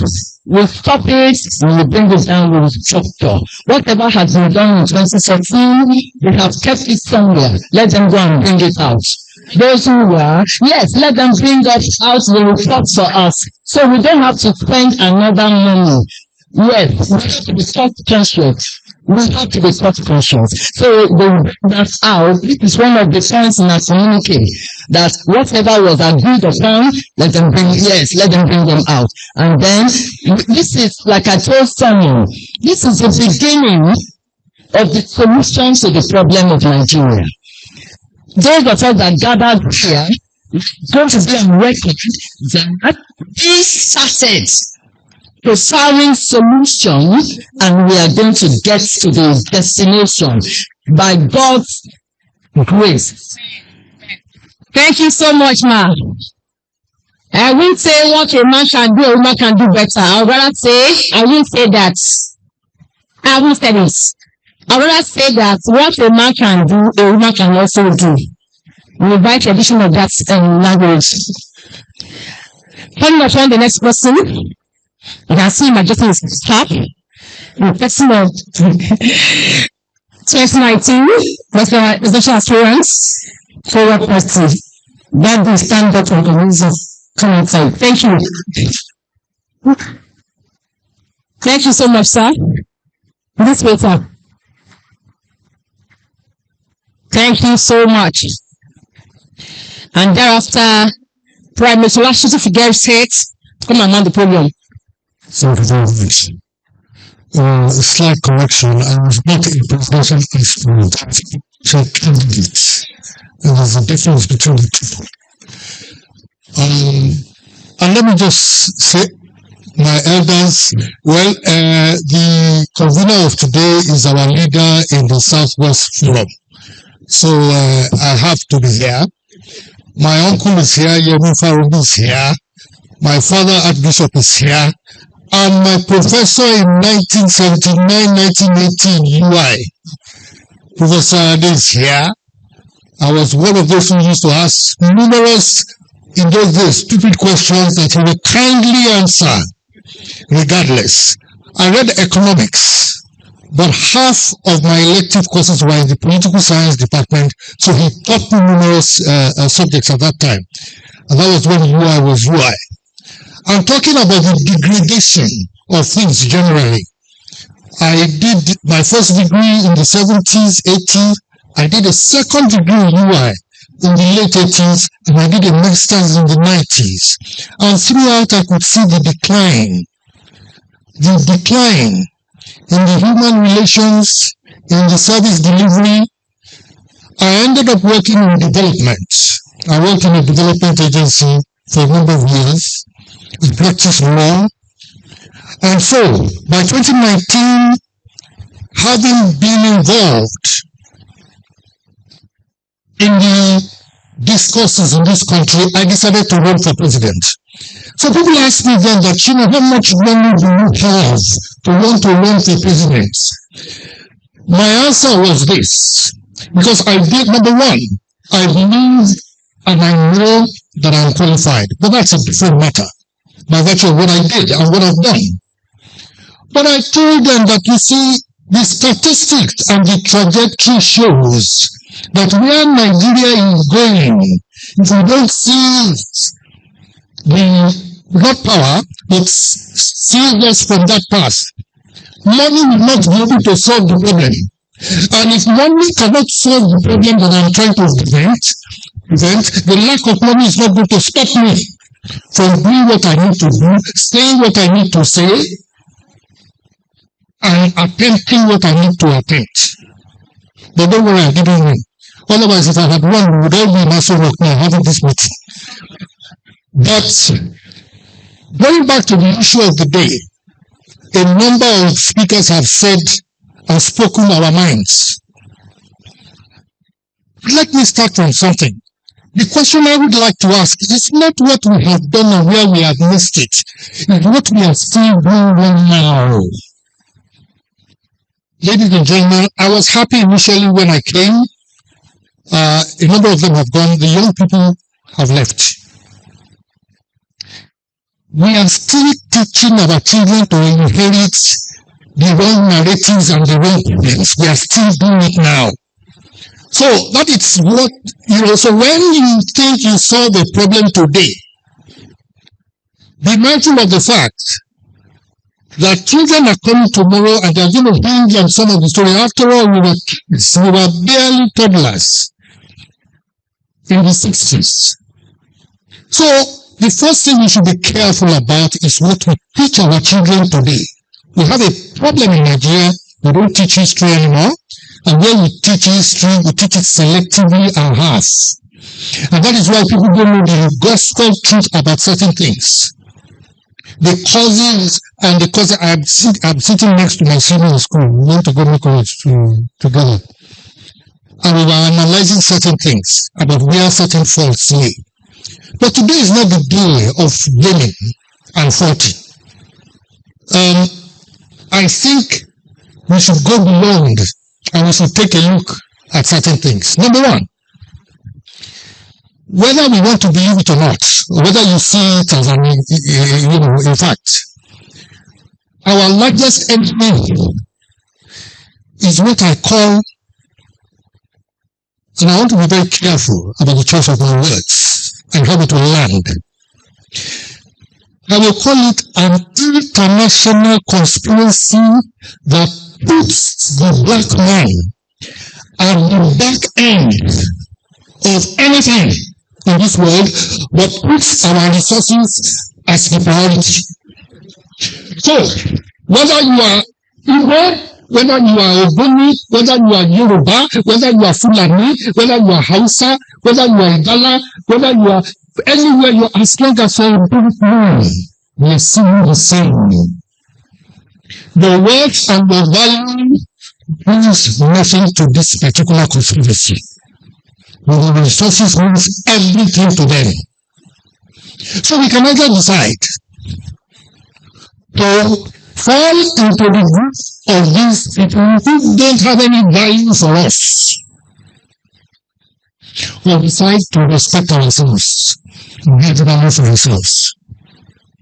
Let me tell you something. If the Yoruba man does not respect the Igbo man, the English man will never respect the Igbo man.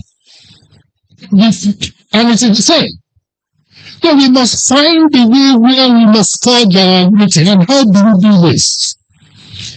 Number one, the contractual, the institutional, the fabrication, the mechanics of it. We've discussed about that through the constitutional review.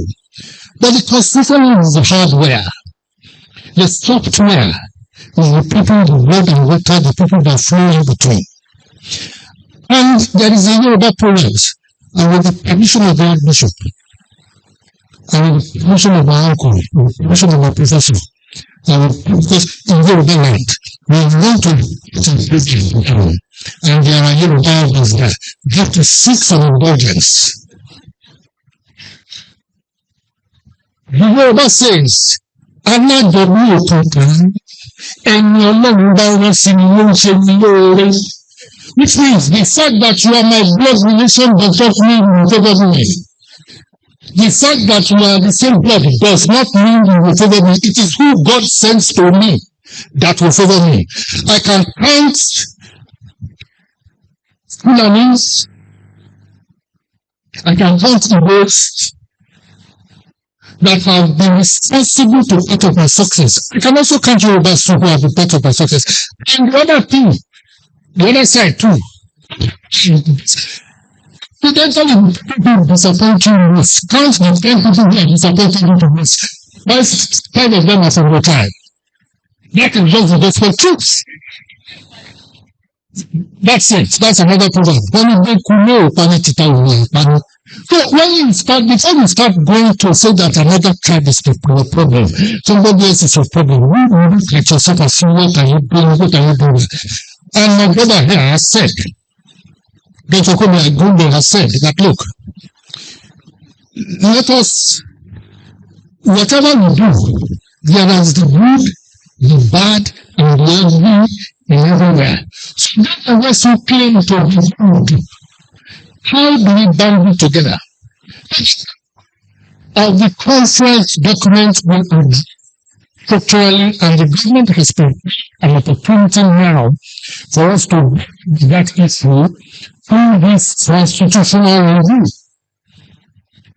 My forte is, because I worked in development, it's also regional integration and the dynamics and help of regional integration.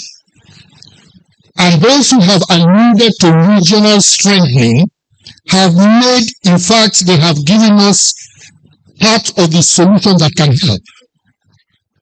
Finally, before it skips, when I saw my brother from his face, I got scared. My mother will be trying to sleep off the night, but it will come back with the special grace of God. So, my mother used to tell me something. And this will help us as Nigerians. We have to love ourselves, we have to respect ourselves. And my mother used to tell me something.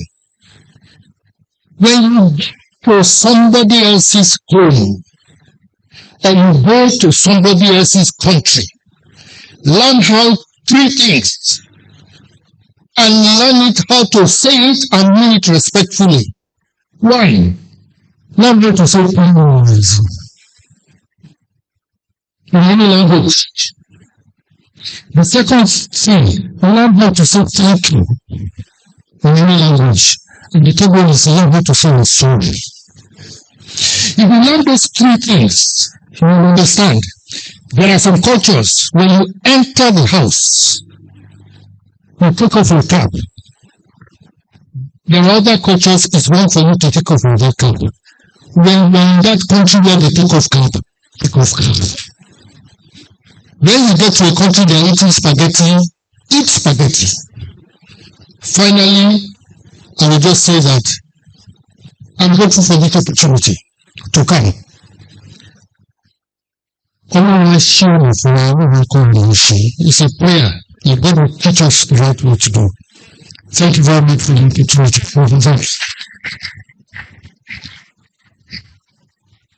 Thank you, Sashimi. Thank you very much. One thing most people will know about him is that his mother was a beauty queen. The father is looking that way. The mother was indeed a beauty. Even at 90, she was indeed still very pretty. One of our regulars on Impact Business we do Impact Africa Television is the next participant, and that will be the last participant as it were before we take on the community. Let me bring onto the podium Primate Shola Shitu for the Google. Because of the constraint of time, I will just allow 2-3 minutes to you, sir. Primate Shola Shitu from the Google.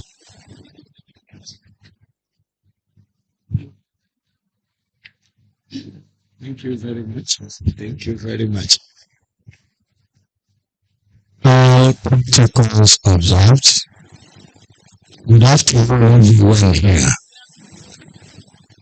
Before I say anything, I want to thank everyone if I could see. Please give me a minute to raise on the feet for an observation. We get easy before first. For an observation, we fight for this day. Stage, kiss of our family or if everyone is listening from me to witness, please open from this. Thank you very much. Please let us be seated. I am representing the Japanese, but before I go further on the issue of Rebirth, and therefore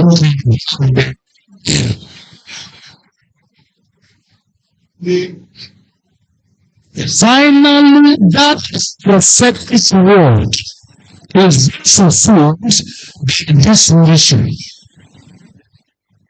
Finally, when he was releasing those words, he never saw the thickness, the mightiness of this word. But finally, that word is slipping into us. Do you have the powers to challenge authority? Do you have the mind to arrest powers? I listen to every speaker who is standing here. One of our traditional leaders was asking, he said, where did we get this wind? And people, how do we solve the problem? Can we single-handedly solve it? The answer is emphatic no. It is only a collective power that can do this.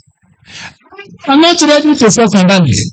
You want to worry do everything, you sound like a decision needs. Let me tell you this is what I'm trying to listen. When late Abiola was denied of his right. I will come on the truth. I was so much unlucky. At Federal Road in Bariga in Lagos, I was not lucky. I was among those that was apprehended because of agitations. I watched by my side when the thesis of my fellow colleagues was to remove the flyer for trying to fight for this country. I was shifted from Bariga to Bantu, from Bantu to Zontu, from Zontu to Ikoni prisons, from Ikoni prisons to Umuruge, to Ubashuku. I was later taken back to Kogi State. Under 4 days, I was cleared 6 civil yards because I was trying to agitate for Nigeria. We have in Symposium, I want to say, people, today. Listen, the righteous ones are no more there. From Tutu was courageous as John 30, and it took his people and agitated for 30 months. Where are the issues today? That's what we can to fail. Our brother is still in detention for now. Since then, the righteous ones are no more there. Negotiate what we have completed today. Who is going to enjoy it? Who is going to fulfill it? Who is going to make it a mission possible? That is the big question here today. Now, if we really want to get this definition to be a reality, we have to think back the courageous ones, which is me and you. Good afternoon, everyone. Thank you very much. Thank you so much, sir. That was very big and very powerful. Thank you so much, sir. Now, on a quick run, the turn of the report of the chairman. And are you very much around to step out? Thank you so much. It was very short, very powerful, very brief, and very meaningful too. Thank you so much, Commissioner Shitu. That's all, sir. Listen. This is what we observed. I will be taking not less than 2 minutes.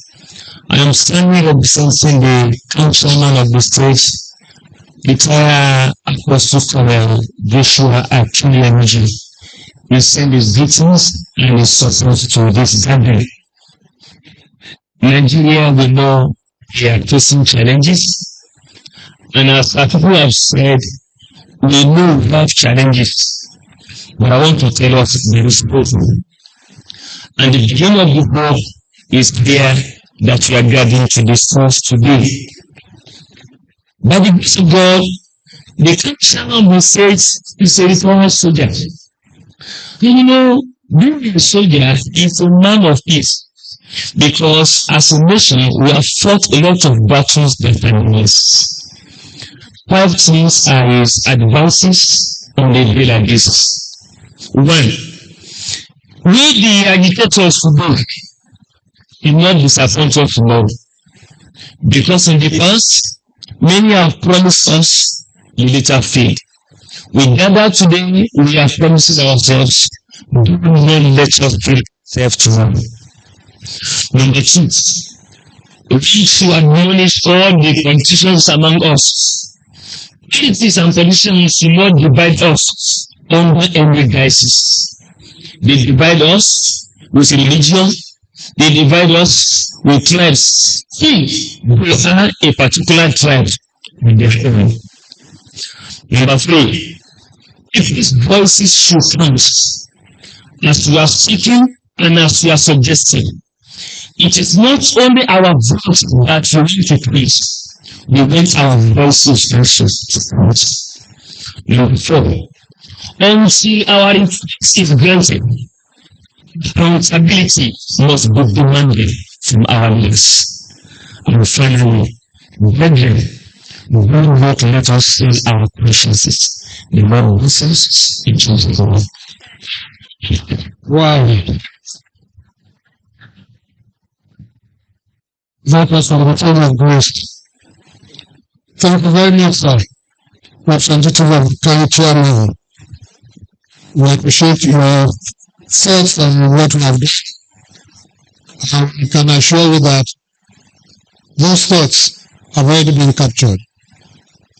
Right now, I want to hand over to the chairman who will lead us into another session of discussion. Very shortly, though, so that we'll be able to maximize our time. His Excellency Ambassador Victor from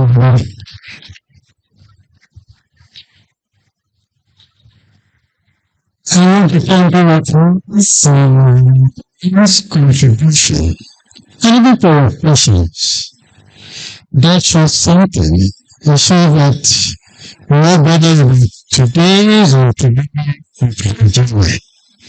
So what we want to do is to do some summary and aggregate to where we have the same today.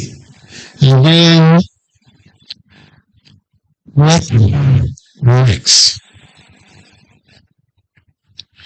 It seems that all of them are saying that either yet to do or the today we are not impacted.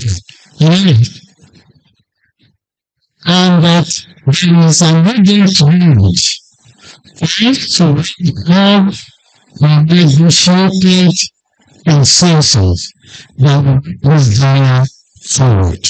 Is that right?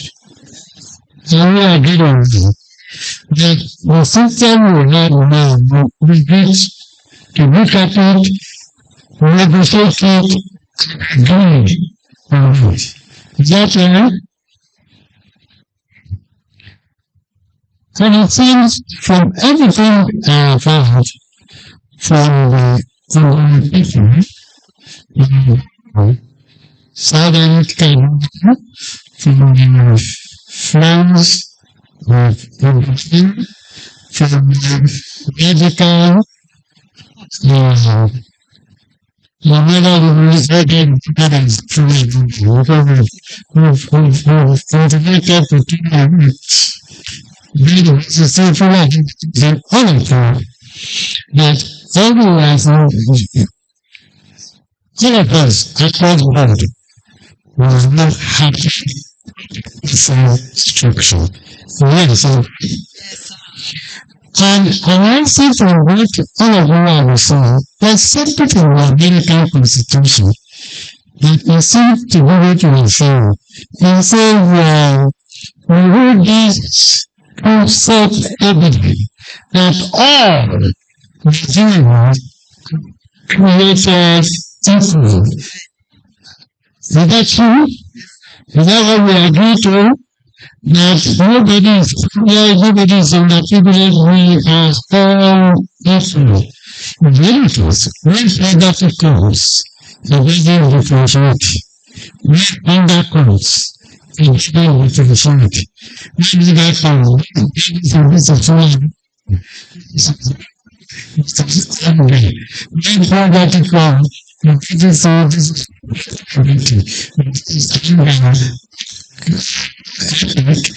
so it's that all nice way treated will be accepted and treated as equal, especially of the same country. In various ways, the world have talked about restriction, either because of the fact that our founding father didn't know, or because the sons and daughters, the people are not even sure what this particular something okay, and that the professor had said because we migrated to show federalism, but that the structure we are is to be sorted. Is that true?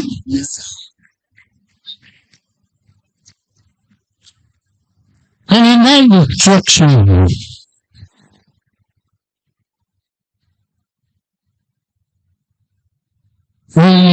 from everything I was learning, We also to think that the power of the center is too much.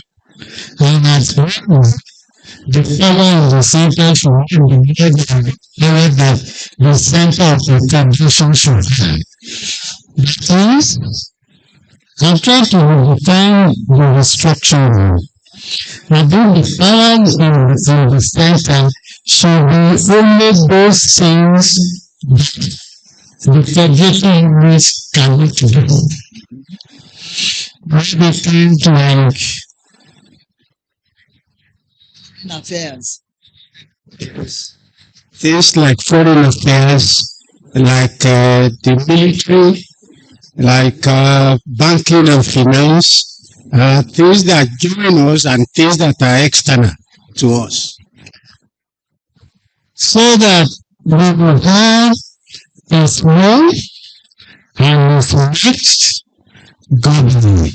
So we will have a federation. Usually, when we have to go to the future, everything has been very people just say the structure, but people don't do it.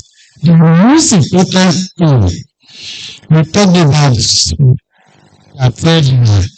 One of the most federal processes should the rest of the scholar to the government. The council is federal root. So we should keep our central government smart and small, and we should those functions that the federal can do. Sufficient upon that, the resources allocated to them, which stands at 50.9 and 7% was gone down. Because the functions was gone down. Are we agreed? Somebody out there being federal because when the constitution said that the name is somebody government. Personally, when you listen to the president, he said he was looking for 50,000 hectares of land. And corn. And 50,000 hectares of land to plant wheat. And so, who are the people who do it? The people are not the federal. The people are really in the local government. So, the condition of the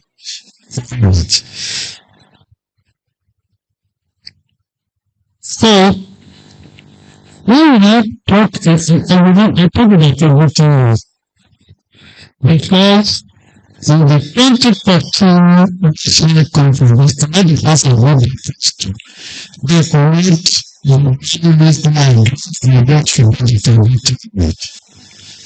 We saw one of the 400 resolutions that and it is not in one of the 400 resolutions that every day we are to the distributing 2014 report state. But we are the same way because we have seen the reason why the center became so good is because the federal terrorism became problem.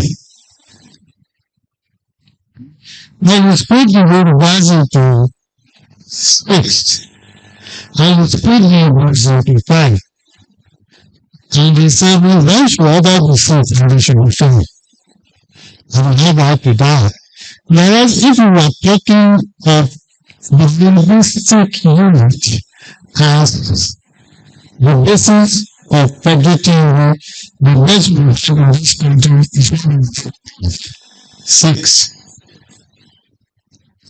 So what we're talking of what happened. So a lot of people are saying, why don't you that does results into the predicting unit? Such a becoming resolution. I don't know what to call it.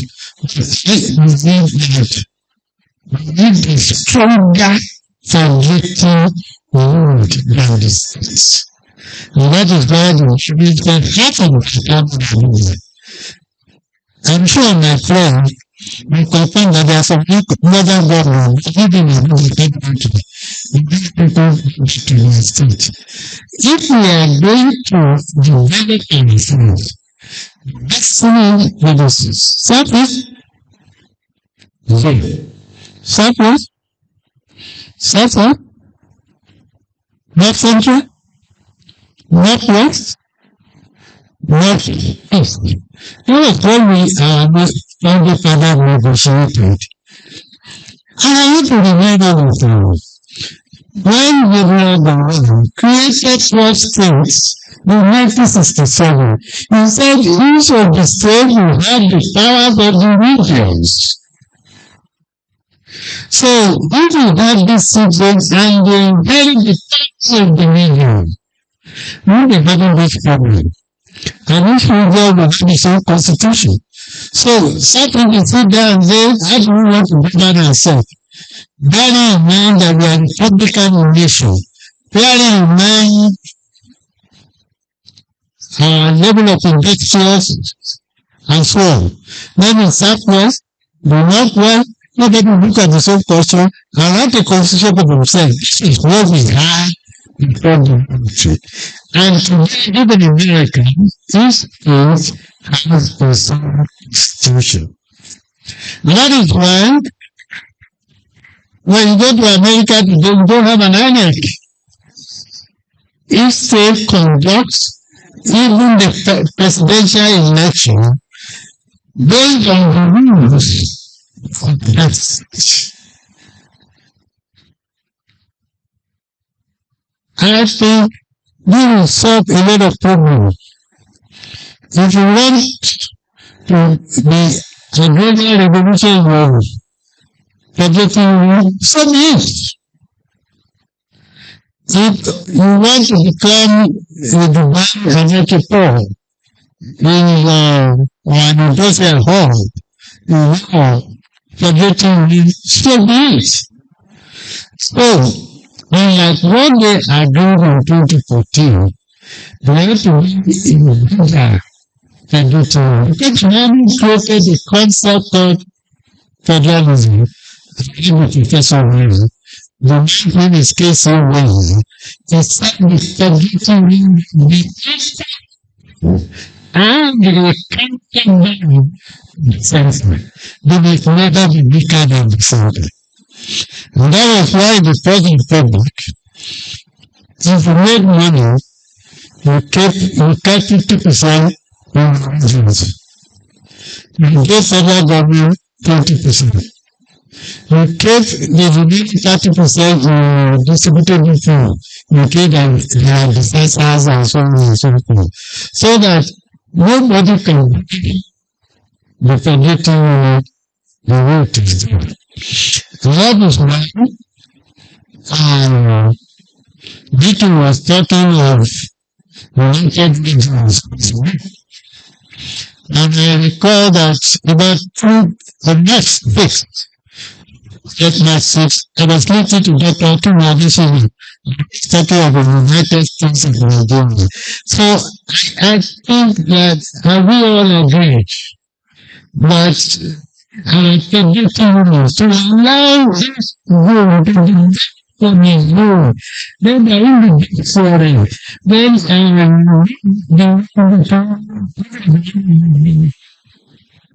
no, the one who doesn't have state will not be a problem of federal government. So I don't know whether to call it the journalism. The basis of federal government should be subsisting zones. And that each zone should not be free to decide on how to govern itself. They need a presidential system to report. But that's money. So, presidential system. So, institution, they are only parliamentary. Every other country presidential is to have parliamentary. We don't want to campaign. Sit together and make a government. So that's the kind of situation that I think will reduce tensions and every argument. Of course, one of the things that makes me trouble, and it makes me, and I've looked into the expected many of this. I was campaigning that there should be state police. I think that people are going to choose. I say, if the government can really state police, but the government, the first president, he wants Nigeria. So,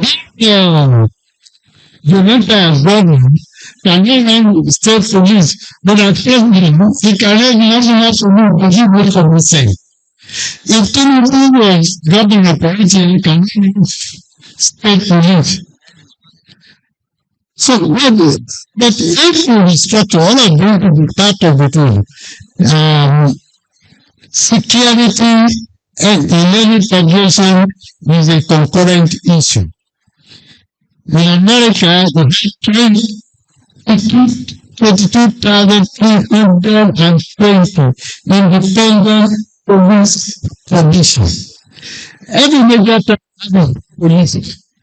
Every bureau has its own police, in addition to the state. But that didn't stop the federal government having its own police, its own national guard. But their duties will be restrained. So that will have been taken care of under the structure. The problem we're talking about security in this country will not have been a problem. When somebody sits in Abuja and is talking about the local government in the federal, the people can listen on the map. And he decided to send to me a DPO who is from Symposium, who doesn't speak my language. And he said that he gave me a name to who doesn't speak the language, doesn't make sense. So if we all sit down and rearrange this structure in agriculture, in health, in education, the sense of federal government in primary school or in secondary school. At the university level, we learn implementing standards, saying these are standards of education. What is their business? So these are things that will be taken care of when we take the zones as. Can you imagine what would have happened if we had a southeast region and those who manufacture Ogunike, were they achieving the today we are importing. We will have at the time, Ada was exporting 3 million shoes every month. Today they are not. If they be left in their own, and those of us who are making Nigeria will have been making our own. Those who are making kindness will be making school. And then when we find that there is no regime or zone country that does not have economic capacity. Now everything I talk about the government language. What happened to them? Now we are importing vegetable. Give them sunflower. Sunflower. Now people have been getting it from the zone. I was getting someone who used to be in the two world. I don't know if you are going to Malaysia. You are going to Malaysia with me. When you are descending to Kuala Lumpur Airport, when it's from Nigeria. Yeah, they are. As you are descending like this, you will just see the plantations. And they come here to Benin City to gather all farm fruits. All because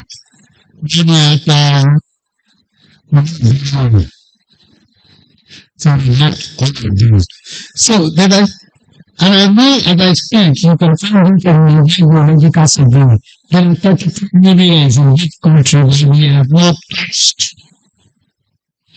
because we are all choosing after people. We talk about Shaku is called into. That's why you have the gemstone, the best gemstones in the world, and anybody. Now what is every told you? It's laterite. They are carried away as laterite as well, and this much is to be as gemstone. He has able to make up in the sort of which. No kind of person can do that. Now, for the ones who can do it, the one giving them myself doesn't know when. With the same problem we are having them high. Go there and see the Chinese keep climbing over and by government is support. And the same thing go to federal government and Pastor State. You see vehicles go to Beijing, lying, the suspicion, the carrier of the the true language. They have enough. But the only way to get it is if you privatize this industry, because what really they are trying to do is if the media data of the machines is not inside man, then so this is the beginning of the we really follow it. The American president doesn't care about which people can be wrong with Jesus. We need to have the president to the central government. So a lot of our problems today, including military, even though we have illegal money, we have no it. Because illegal money is illegal. Banditry is illegal. You know, they used to fly helicopters to the valley to carry our boat. If you go to Ibadan, you see the Chinese floating down. These are real issues. And we don't need India to come from around to solve them. It is just that we as Nigerians are not to read it. So, we can be like rules of traditional rulers. I think this was the way we should decide that. Because traditional rulers should bring it from zone to zone.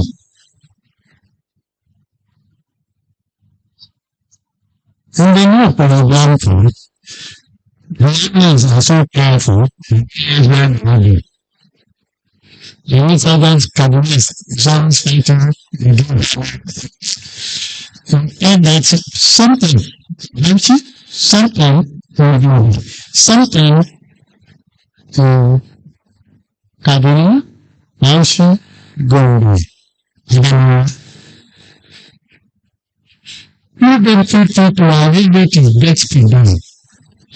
Legislate for this because this is what you do in your culture. No legislative to it creates action. The issue of this is to define the tradition and the culture of each zone. Are we together?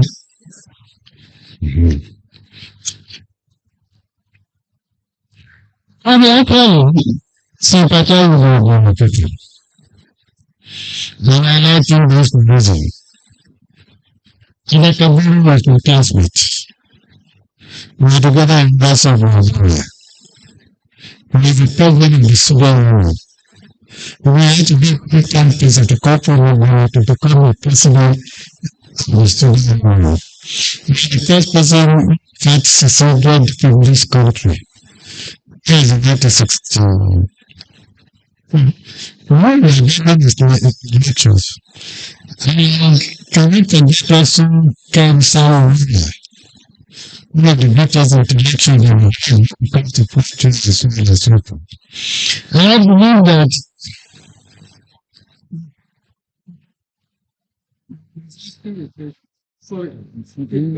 that be the question I will answer. I think that we want to begin to sympathize with them. We never got just on Sarah. Nobody joined us, particularly those of us in the Southwest, to get justice for fucking America. There is a supplementary Southwest, South, Left Central, and eventually who got documented and some families. And the one got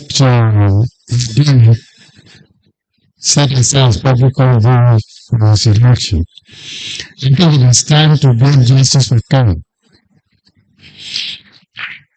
And I think we should be worried about, I think that the kind of concern should be revisited. And justice, that is the essence of peace, should be done to him and his people. Why do you I think that's possible. You have to start to something that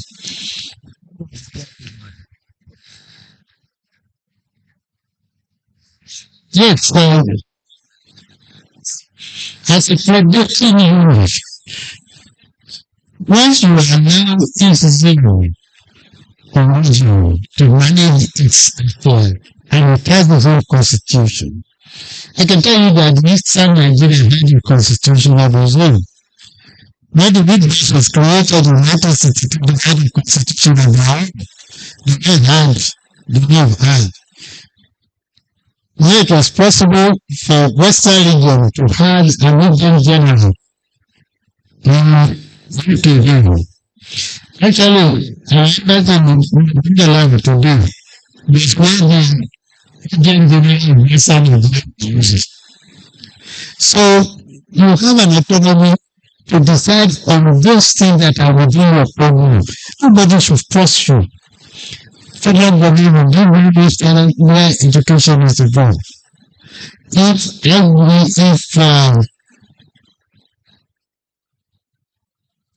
So you are, when I give you example banks money in Philippines, something you can government. They said no education system. One of the business of it, feel free to it. But there's one thing we never really discuss, but I know is hidden. And that is the quality of our constitution or our practice. We never talked about hardware. But no, yes, I do. But you see, these countries like a computer. How will be talking of hardware? Well, it's also talking of software. Computers.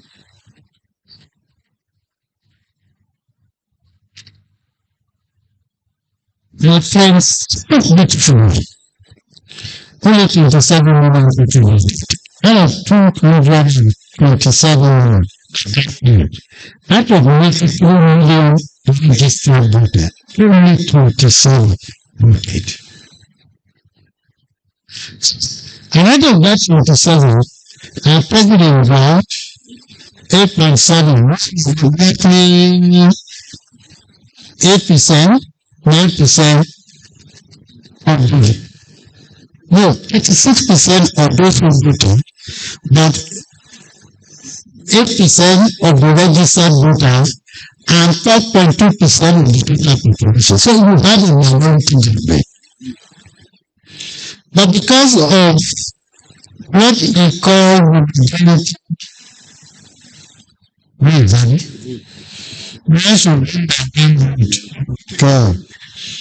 so even the 4.2% of the total population and about 8% of the registered voters and 36% of the voters. You see how they make a problem on behalf of all of us. So we have to look at our political recruitment system. So we ought to talk about courageous people, and representative, talk about integrity, people are transparent, people are accountable. These are elements that we must begin to insist on to the next session. Because that's why our people are no longer voting. It's not that they don't want to vote. They don't trust the people who have voted. They look at all of these, 6 of them. Half of this, people are going to choose out of these two. That is certain difference. And never attempted to contest presidential elections that they were asking for money. That means there's also something in the voters. I know that the Kenyan who became the president of America, Barack Obama, didn't have money to compete effectively with the Republican candidate. But the people voted them to be sure anybody voted 1,000 votes. So why don't we want to the level of who could test the nation, but we need also to begin to program this. In the days of our in the days of our in the days of our we donated money to them. We donated bicycles. The best some of us these places. We didn't want to do candidates had to receive money. We all had articles that were prevention to the money. So today we have to improve the level of candidates in the political recruitment. Because when you are done all of these things, it is also the same people who are there, you are not going to get the show you want. Professor was involved in the Center for Democratic Studies. I'm sure there are times in which he spent a very useful part of his life training people to be answerable, to be accountable, to be transparent. But at the end, many became undecided people. I was in a party before, and they wanted to select candidates. I'm talking about candidates. And they said, each of the candidates, excellent, should be bank finances. But I've had a lot of one candidate. All of these things also must change. Because even if you change structures and you don't change the mindset of our people, you will see we have a beautiful house that within years will destroy it. The probably might take me, if you bring Americans around, within 2 years we deal with you. If you take me to America, within 2 years, we have the evidence of presidential candidate, you know, this. So we have to begin to elevate the quality. So as part of our resolution, that the Nigeria will begin to look at the quality of people who put into position. I don't know that many people remember that Sheikh Shagari was supervisory counselor of Sokoto, supervisory counselor for education. As a matter of fact, that's why he had to contest for presidential election. No, he was a federal commissioner that day. When he left, he went back to Sokoto local government. Go and check this. And he became supervisory counselor.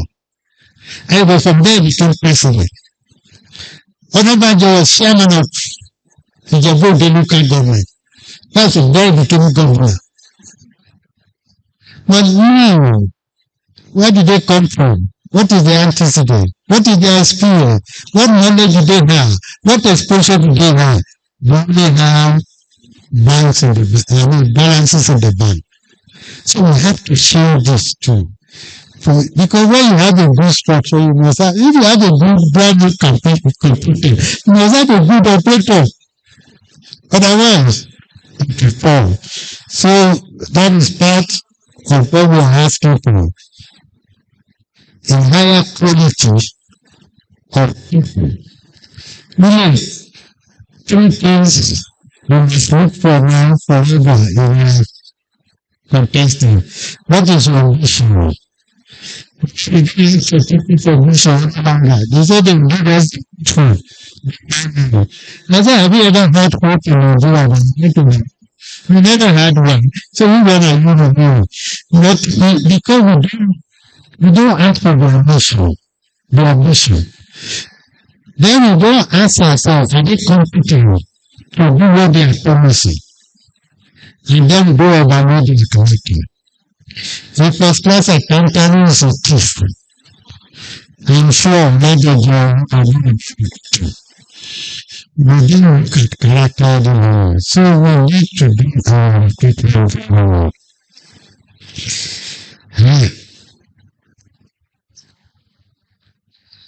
Any other thing that we forgotten? Yes.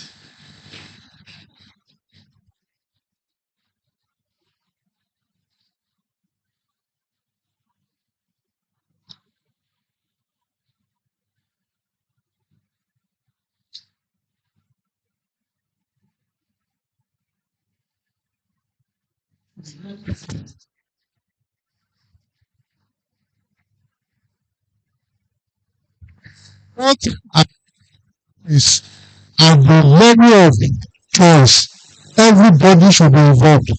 Somebody whose primary certificate was being asked and he could not produce. All of us at that level of so at least that is citizen participation. Yes, thank you. I agree that somebody didn't have school certificate. But somebody had a degree. Then didn't need to secondary school. Is there a difference? But that is because the citizens, that's what he's saying. The citizens are not asking the right question. We are bothered about whether university is Chicago or Chicago State. But we couldn't establish whether it was Bobby College or not. We couldn't even establish whether it was St. John's or not. But somebody. So this is yes, Baba. No, I want, because we are summarizing, so I want.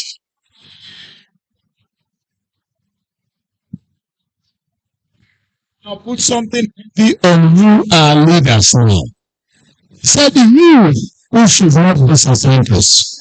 Now, leadership in the past will disappoint us. Now, in this respect, we have had information. So, you people, what is the confidence you should keep? Are you sure you will not disappoint? There is a friend of mine, his name is Peter Jackson. He had a theory. He said the farther away Nigerian is from government, the louder their noise against corruption. But as a new government, they stop talking about corruption. But that's why I said we have to look at political recruitment. There are people who are criticizing the fact that 87-year-old lady the Minister of Interior Affairs. But the reason why the rules. They are telling the accountant general who was the reason to intervene, but the reason they can be the ruler is because they are not the ruler. So we should look for those who are not looking for political posts as the key to our common growth. And I think we can, if we start right, we will not get 100% success. We didn't get 100% success in the days of World War II. But all the story of Malam Americano, the Federal Commissioner for Communication, and he went to give him money. And he went to Minister of Finance and paid the money. So they now wrote petition against him that you are taken back. So then I go and said, if somebody is taken back, it can't be Americano. But I think the evidence I took back, then he just said, the receipt of which I paid the money. So there are people like that. It is the interest of the voters to look for people like that. So, whether you should trust those who are sitting here, it is your duty to investigate who they are, to see whether you can trust them. But when I read was in the presidency, they denied him a leave. The president called him back. He refused to take it. So he has demonstrated. So those are the kind of people we should look for. Anybody who has summarized all we have said for us? Now come and read it out.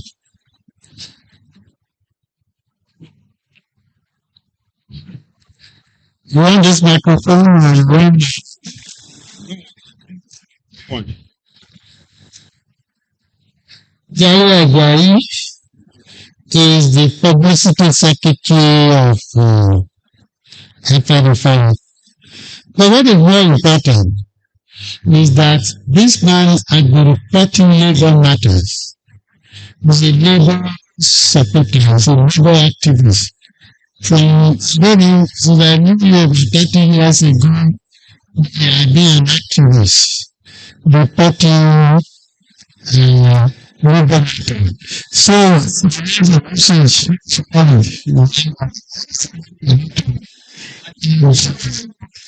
so they come go ahead.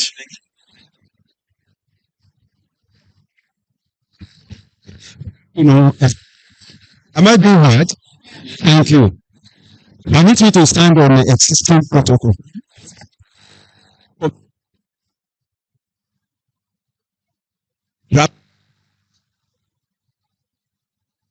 At the end of it.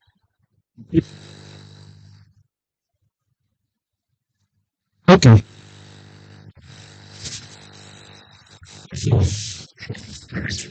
Communicate issues at the end of the symposium on the 2024 and University of Ibadan in Ibadan.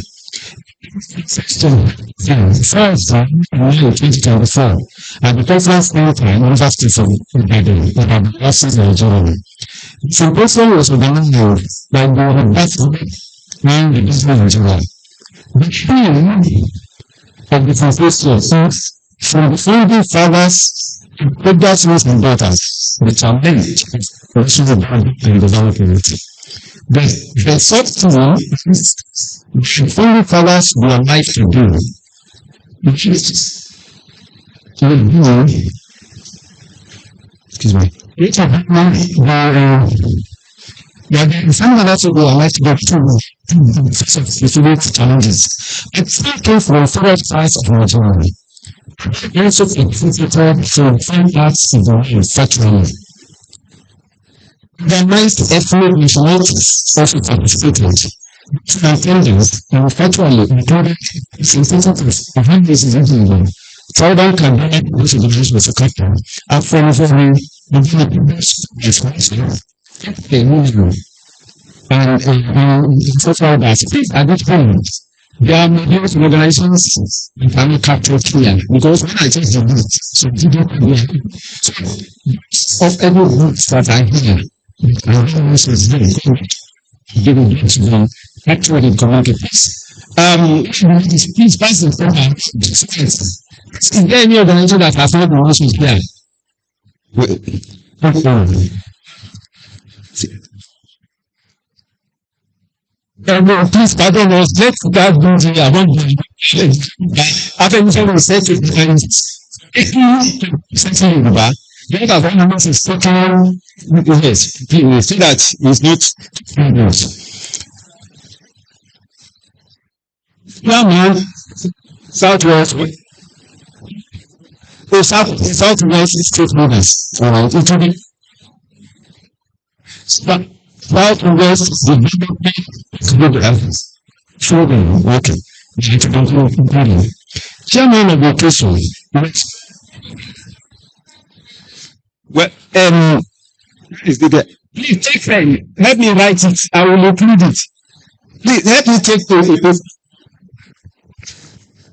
Yes, what's the document? The paper is first round. All of us that are here will append our signature, right? So once you sign, it means you agree with, or at least you attended and you are there when the decision was taken, right? And I'm happy to announce to us that we'll give it to Ramis. I should. My brother here is saying in the next 3 months, we should convene again in Kaduna.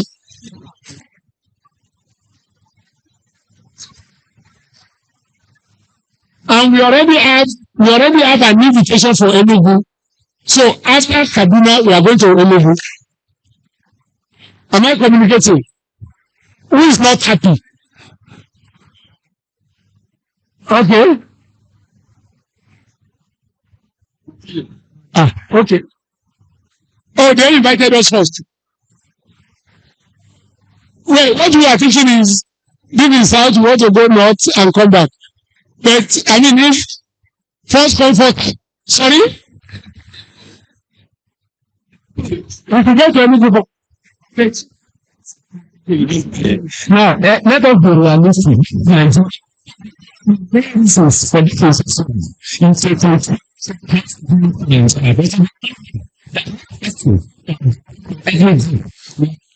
to be supported together. So, king of a handshake across the Niger. This is South, Ibadan, part of the southern part of the country. We want to preach with our people. As a matter of fact, when the President General of was told us yesterday, we are actually ready, the frontier. But since our people were here, we are pleading with you.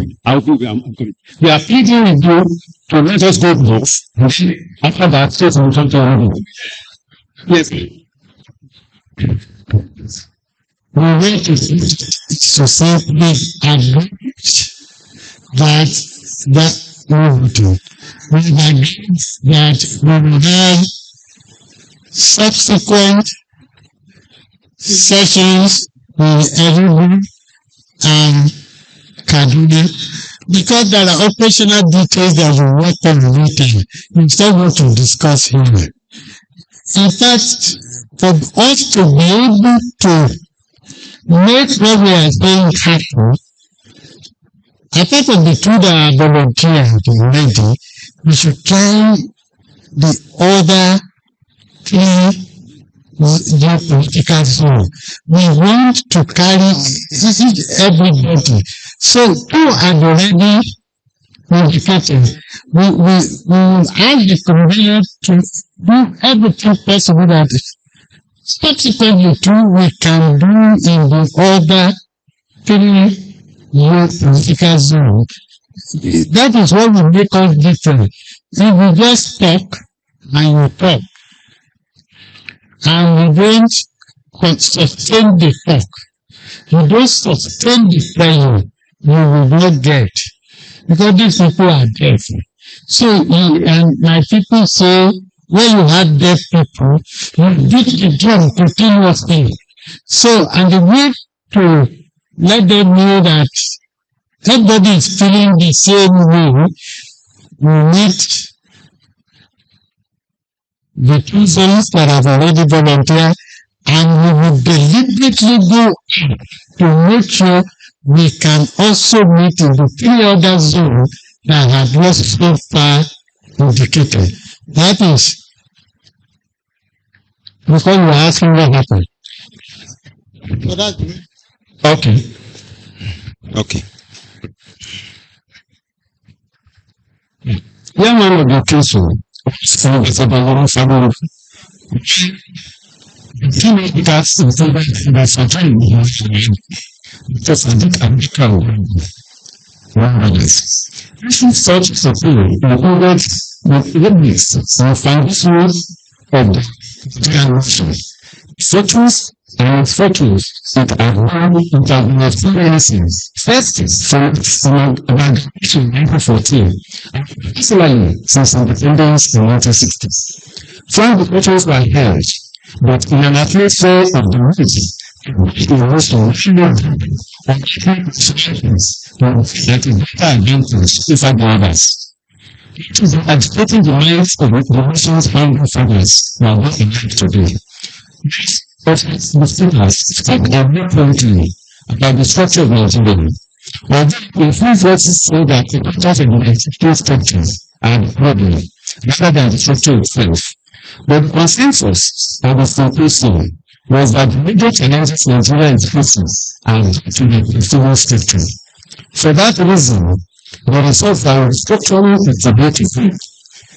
After effective deliberations, after exhaustive deliberation of significance, and the position was solved as follows. And this is the cross of the matter. Now, Nigeria has presently instituted is not working in the best interest of Nigerians. That the way the country is presently structured and experienced largely faces for Nigeria not working for the betterment of Nigerians. 3. Thus, the country should be restructured into regions. There is a need to make the central government weaker and first other levels of government in the country. The central government is to concern itself with issues that the federating unit cannot handle. Smaller. Oh, smaller and smarter. I think more than that.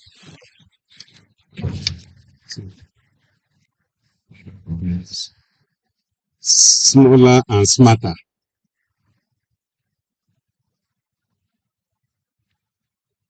Okay. Now that the central government should be as small as possible, the Italian people was there. Yes. Okay, I'll just take it down. All right. The central government should be as small as possible. Since regions were I'm still and smaller and smarter. Smaller and smarter. All right. Smaller. Okay, and smarter. All right. I will read that aspect again so that we can all be on the same page. Yeah.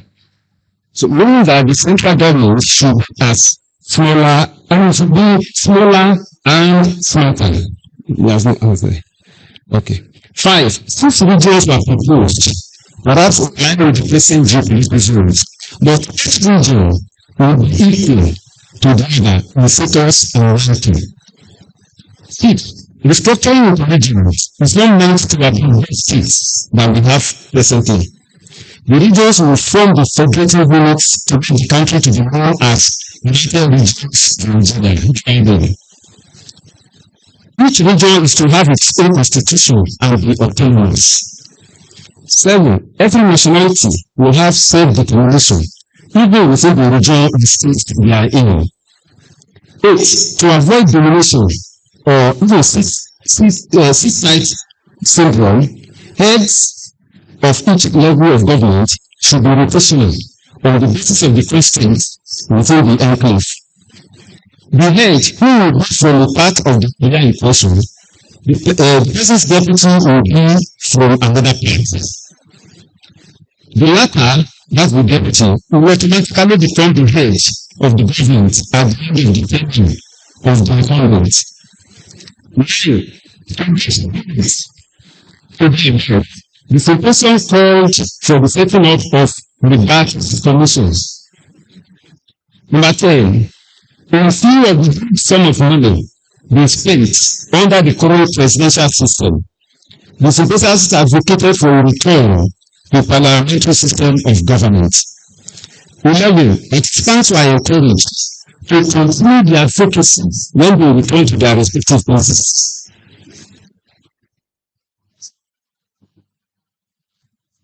Yeah. Central should have collegiate, yeah, okay. This is according to the central to have collegiate leadership.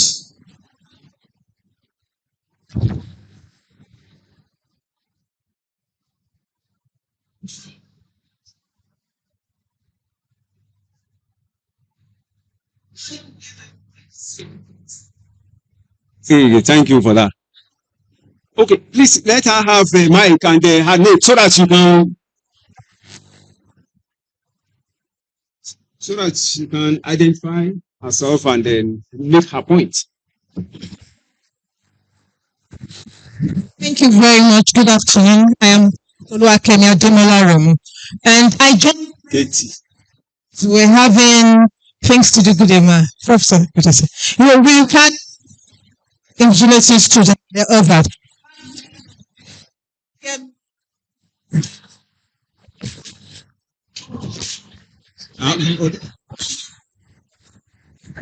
Thank you.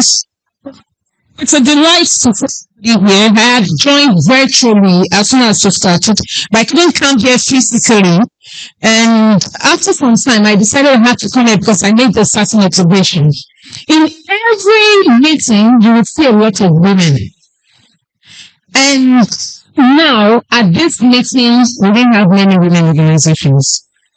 We need women to participate now because they implement them at family levels. They are a force that will change the nation. If at every table, women are speaking to their children, educating their children, they will change the nation. No group will move forward without the conscientization of these women. So I observed, that was just an observation. We didn't have many women groups here. And when I came in, I reported myself as being a part of an NGO, Child Protection Network. And so many things are going on with our youth. Several of them are on drugs.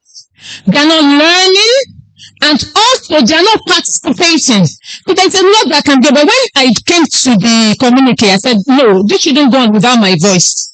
We need more women groups represented. It was such a delight to see her here. We need more women groups represented. We need to carry our girl children because there's a lot of international grants and votes for women. So there's a need to carry women and youth groups along. Thank you.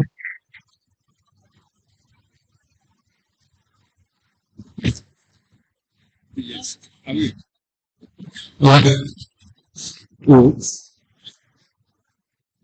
Yes. Okay. Youth inclusiveness.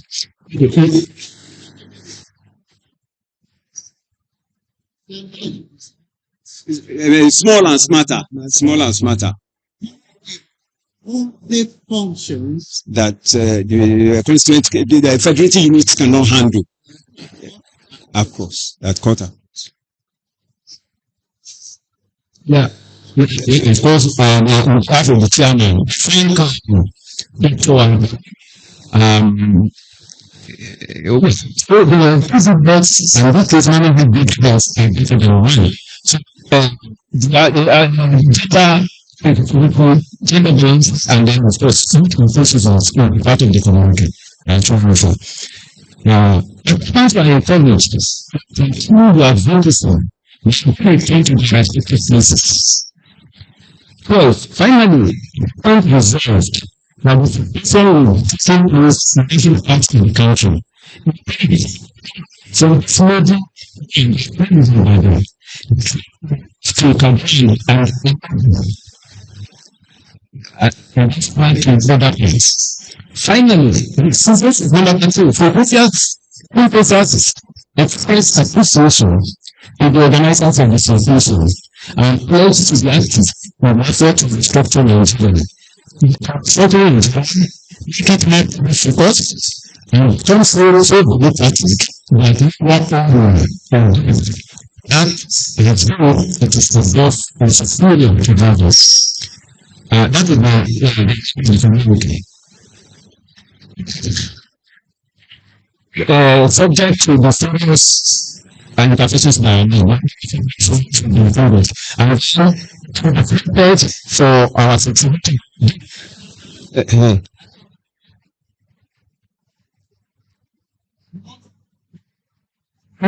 Sorry, I'm not going to some point. We start in our nice services in the best statement of the bullshit.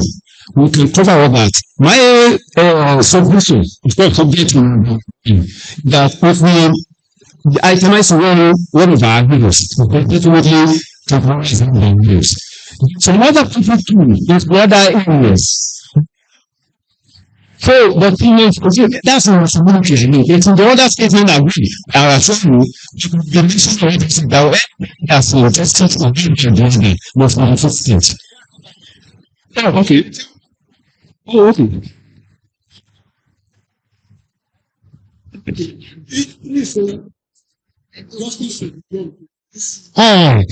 Improvements.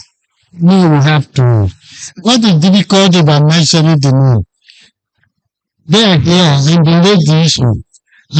And in subsequent meetings, if such injustices, if we draw attention to it, it will be perfect to improve it. Today, attention will be drawn to the injustice meted to Kensaruwa. And 8 Ogoni, they had a name they called them. And we are asking that their matter be revisited and justice done to them.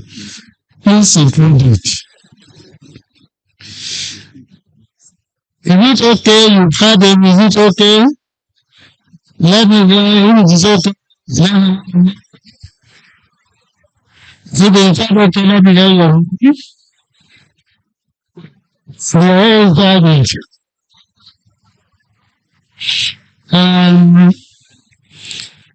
Well, on behalf of the convener and thank all of you, I so much appreciate you.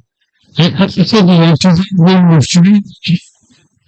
You listen patiently and carefully to what is being contributed. And particularly, strongly pay attention to what has been colonial injustices, not only to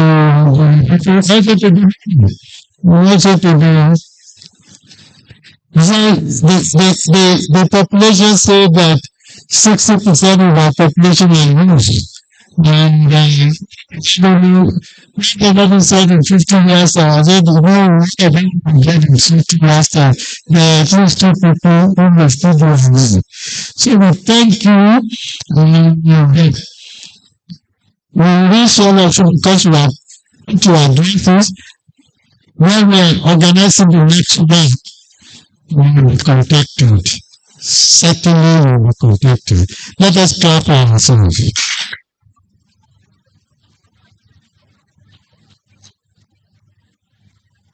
Let us proclaim my name, that next time is right. Let's say it again. Let's say the top 10. Yeah. Now, let us be closing prayer before we start the group category. The closing prayer is, oh yeah, no, we adopted adopted prayer. The verse 2. Just the verse 2. The verse 2 is the prayer. Then the verse 1 will be the anthem.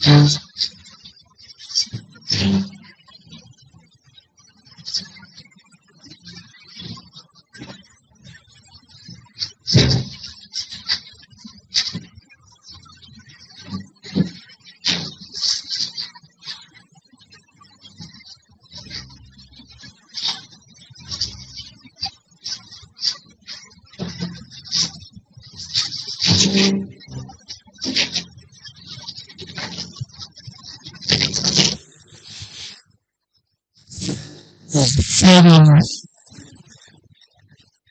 it will be pledged and companies. The two of them to do very good job. Why? Because it is their job, but because they are also committed to the benefit of the job. They are forgetting. So, we will expect. We can expect every week for it. So, I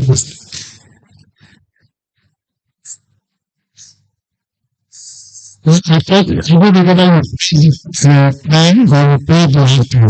We played the so let us start for them to take the full packaging. Thank you, Archbishop. Thank you, Pastor Emeritus. Thank you, Professor Emeritus. Thank you, Primate Emeritus. Thank you, Presidential Candidate Emeritus. Thank you, Emeritus. Thank you. And now the beautiful one. Thank you. You just tell us what you wanted to, and then we'll. I think first of all, those on the table will have to step back. Okay, yeah, we can take it outside. Thank you.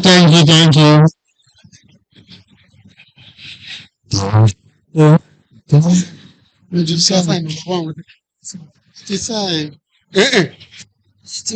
is for the community.